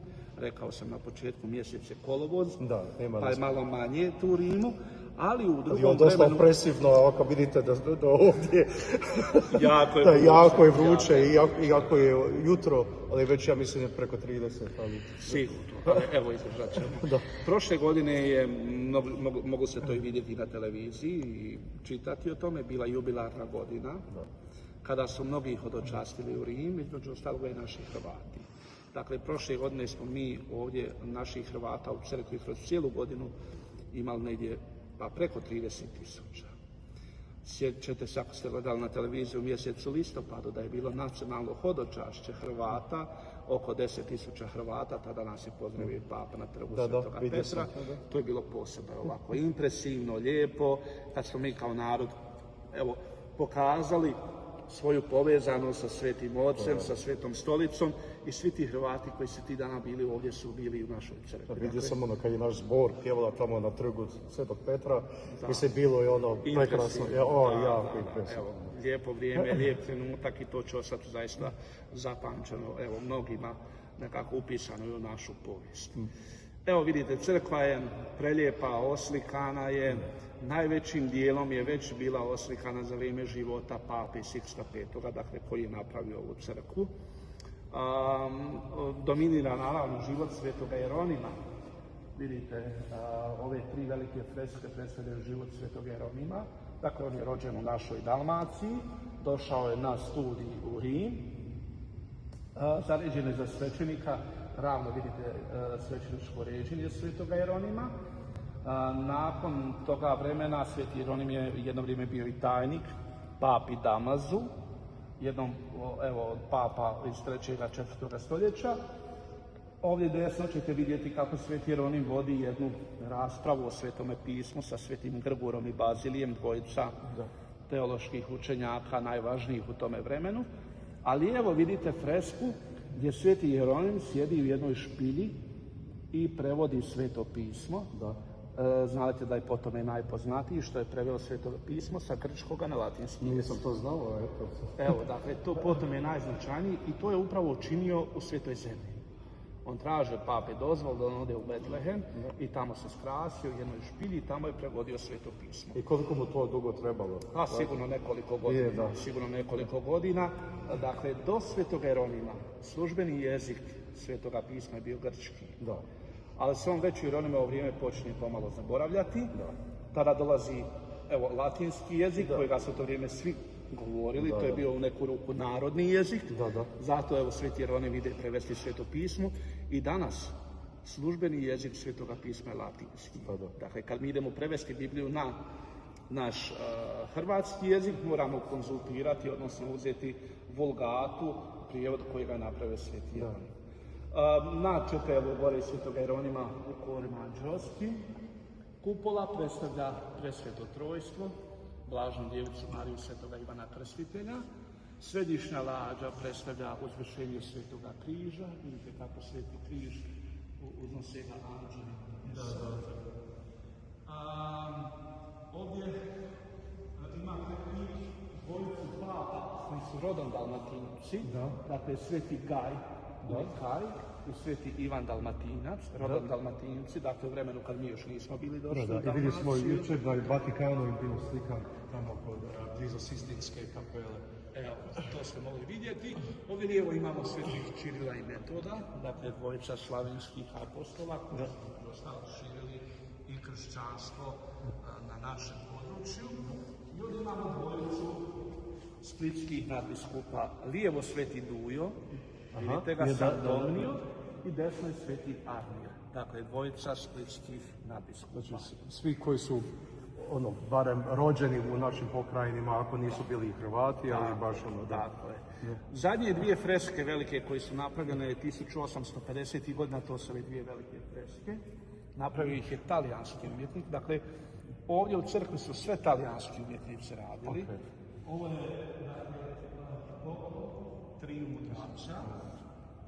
poklon triju mudraca novorođenom kralju, dakle Isusu. A ovo desno je možda najpoznatija freska, Isusova muka, smrt i uskrsnuće. Prekrasna i mnogi dolaze vidjeti tu fresku i mnogi već svaka slika, svaka freska ovdje je prekrasna. Da ne ovo riječnica kako je ovo je. Zaista je. Ali zanimljivo isto što u ono vrijeme, što ste spominjali u 15. stoljeću, da se zavod je ono već počelo, da je taj papa baš tada dao nama crkvu i da je to bilo pod pritiskom Turaka i to. A da Rim je uvijek bio kao možda mjesto gdje smo mi dobro došli, gdje mi imamo neki spoj, jer ja moram priznati isto ovako dan današnji kad smo došli u Rimu ima nešto, nekakva familijarnost ovdje, odmah ono kao osjećaš se kao da si domaći nekako, da nisi ono kao da ljudi prihvaćaju ovdje, pogotovo u Vatikanu, a sad pogotovo ovdje. I to kao katolici, kao vjernici, da je ipak ovo nešto naše isto nekako. To je točno. Jedan od razloga je zato što je Vatikan bio, odnosno papina država, je bila puno šira nego što je danas. Da pola Italije je praktično bilo papina država, cijeli Rim. Tako da su mnogi nalazili zaštitu kod papi. Znadete za posljednju bosansku kraljicu Katarinu Kosaču-Kotromanić, koja je nakon pada Turaka bježi preko Dubrovnika do plovila do Italije, dolazi tu u Rim i tu je bila pod zaštitom pape. Tu živi, evo, 14-15 godina, čini mi se, svoga života, ako ne malo i više, trudeći se evo da nekako vrati kraljevstvo bosansko, nije nikad u tome uspjela. Znate da je ostavila jednu oporuku u Vatikanskom arhivu, da ona Bosnu ostavlja Svetom Otcu. Ako se njezina djeca vrate na kršćanstvo, da im Sveti Otac vrati kraljevstvo. Nažalost, to se nikad nije dogodilo. Dakle, ona je bila član ove bratovštine, ali je sahranjena u crkvi Svete Marije Aračeli, crkva koja se nalazi na trgu Venecija, ovdje u Rimu. Tamo je njezin grob na lijevoj strani prema oltaru, a ovdje je pokopana jedna gospođa koja je došla u pratnji sa kraljicom Katarinom Kosačom-Kotromanić, dakle zove se Pavka Mirković i ona je među prvima koja je ukopana u našoj crkvi. Vidite mnoge natpise, dakle mnoga stoljeća su se zapravo vjernici ukapali u kripti crkve. To je kasnije zabranjeno, ali evo vidjet ćete ovdje da postoji natpis Paula, vidite, Paula Nobili Bosnijenzi. Dakle, Pavka, plemkinja iz Bosne. Koja je zapravo, evo, došla sa bosanskom kraljicom Katarinom Kosačom od Romanić. Evo, mnogi drugi kasnije su evo našli tu svoje mjesto, tu bili ukopani, najveći dio njih naravno Hrvati, a onda i neki drugi značajni ljudi koji su pomagali našoj crkvi, koji su pomagali Hrvatima ovdje kada su dolazili i tako. Evo, tako da i dan danas ova crkva nastavlja svoje poslanje svim našim Hrvatima na poseban način, evo, vašim gledalcima koji nas prate, evo, pozdravljam i pozivam, ako ste u Rimu, ako dođete, nemojte zaboraviti obići svoju crkvu, jer je ovo, evo, Pogotovo moram, ovo ću na engleskom, I have to encourage you all to come here. It is an incredible place. It is beyond beautiful. But if you come to Rome, Rome itself is just an amazing place, which I encourage you to come to. But if you're in Rome, come here to St. Jerome. It is so welcoming. I mi smo ovdje došli, nismo se ni javili, ali vidite kako je nam veličasnik tako lijepo primio i odmah rekao možemo napraviti intervju. Mislim, morate ovdje doći jer ovo je dio vas i dio naše povijesti i dio našeg naroda. Mislim, morate ovo jer ovo je isto naše i ovaj osjećaj ne mogu vam ni objasniti u riječima kako je ovo prelijepo i prekrasno i ovako bratsko. Di nađemo svoje ljudi, mislim, mi smo isto kao jedan narod, ja mislim naročito poseban narod. Ja sam ovo prije rekao i ja ću to opet reći, bez naše vjere mi nismo isti narod, jer naš narod je tako povezano uz našu katoličanstvo i kao kršćanstvo. Na kraju krajeva, ako dođete u Rimu, morate to ovdje posjetiti Svetog Jeronima. Ladies and gentlemen, boys and girls, you've got to come here. It is unbelievable, just as a piece of art, as a structure. It is absolutely incredible. It took my breath away. It floored me to have something so beautiful that is a part of our Croatian heritage. It is fantastic. Još jednom veličasni, hvala vam od srca što ste nas ovako primili i što ste mogli našim gledateljima ovako objasniti tako lijepo koliko ovo znači naš povijest ovdje u Rimu i što u budućnosti nas očekuje. I što je sada ovdje misija, kao zadnje pitanje, misija ovog zavoda ovdje i za budućnost, šta mi hoćemo, šta je nam najveći cilj? Misija je svakako da evo Papinski Hrvatski zavod Svetog Jeronima nastavlja evo školovati svećenike koji dolaze u Rim, koji će sigurno biti o velikoj pomoći našim hrvatskim vjernicima jednoga dana kada se vrate u domovinu. A misija ove naše crkve je da svakoga našega Hrvata vjernika dočeka, primi, slavi svetu misu, ispovjedi onoga kome je to potrebno. Tako da evo, to je mislim najuzvišenija misija koju neko može činiti, jel tako? Sveta ispovjed, sveta misa, evo prijem ovako srdačan, tako da evo to će biti naša misija najvažnija, a sve ove druge stvari naravno su uvijek popratne, jer tu evo kada dolazi naši biskupi hrvatski, tu kod nas budu smješteni, tu budu ovdje slave svete mise, tako da smo na usluzi i našim biskupima, našim svećenicima, posebno našim vjernicima. Evo, još jednom, časti Marko, hvala vam od srca. Hvala vam. Back to you in the studio.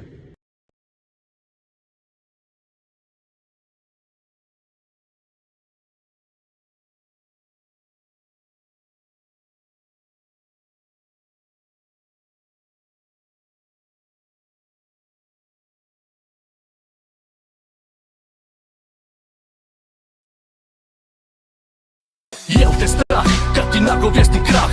Dolazim po svoje, ledim ti dah. Ne mislim stat, to odavno trebaš znat. Istina kad dođe, pokaže ko je brat. Jel te strah, kad ti nagovijesti krah? Dolazim po svoje, ledim ti dah. Ne mislim stat, to odavno trebaš znat. Istina kad dođe, pokaže ko je